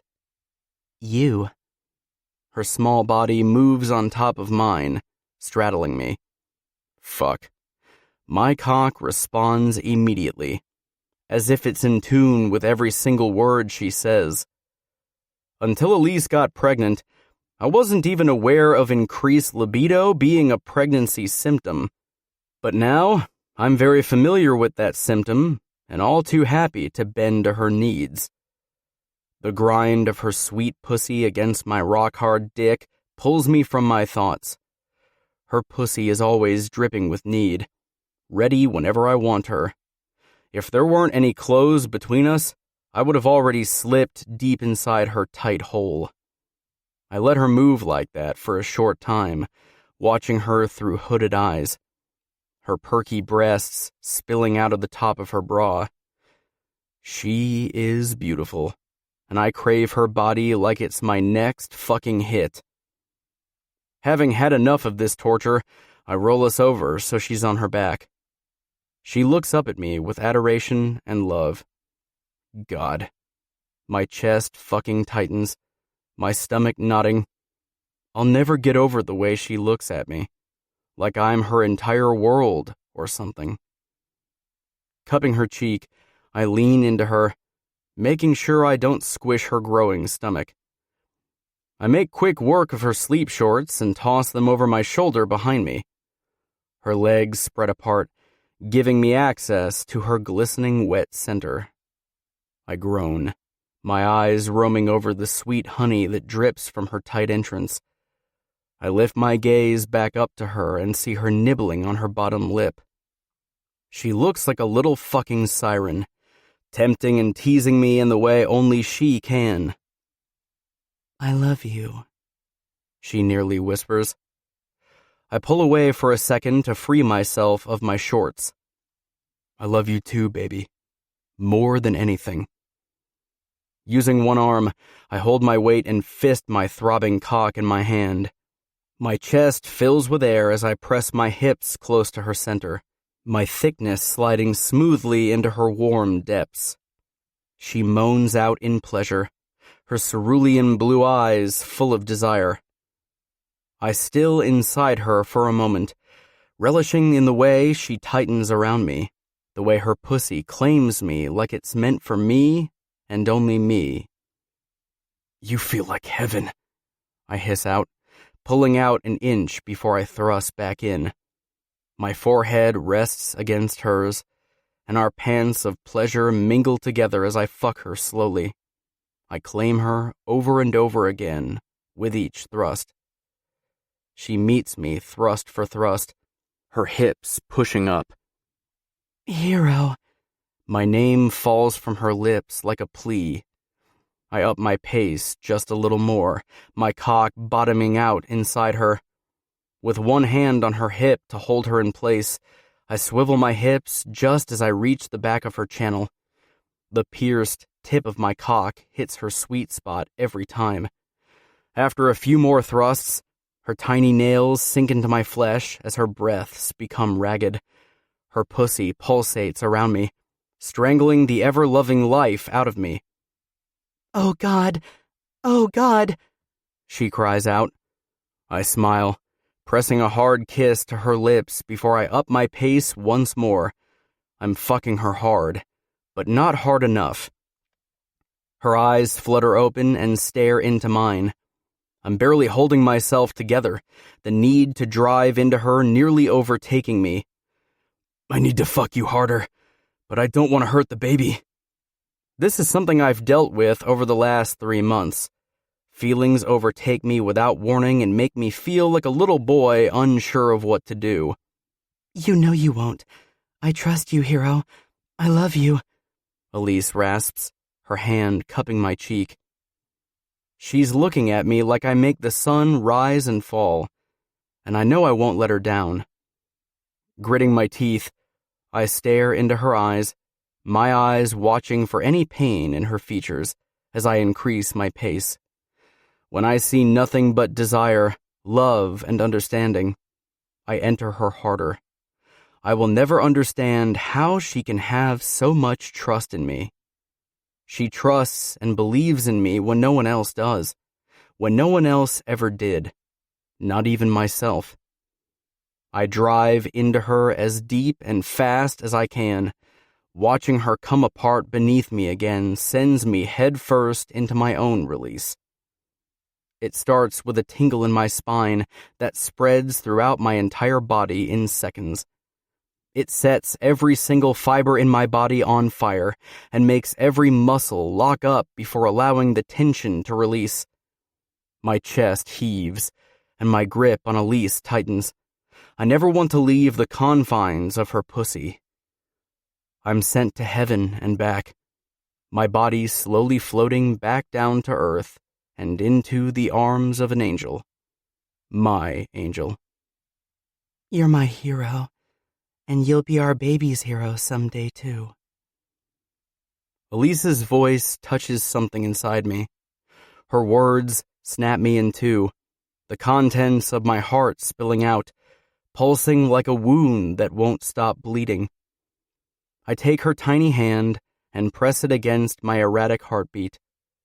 Her fingers splay against my skin, the warmth of my body seeping right into hers. I stare deeply into her eyes as I say the next set of words. I vow to always protect you, cherish you, and be the man you need me to be. I'll always love and support you, and I'll do whatever I can to make you and our baby happy. We might have met by accident, but I'm convicted to a lifetime sentence. Tears fall from Elise's eyes, her head nodding in understanding. I know. I've known all along. And all over again, she reminds me of the belief she's always had in me. The end. If you want to hear more about Elise and Hero, read Protect Me, Book 1 in the Rossi Crime Family series.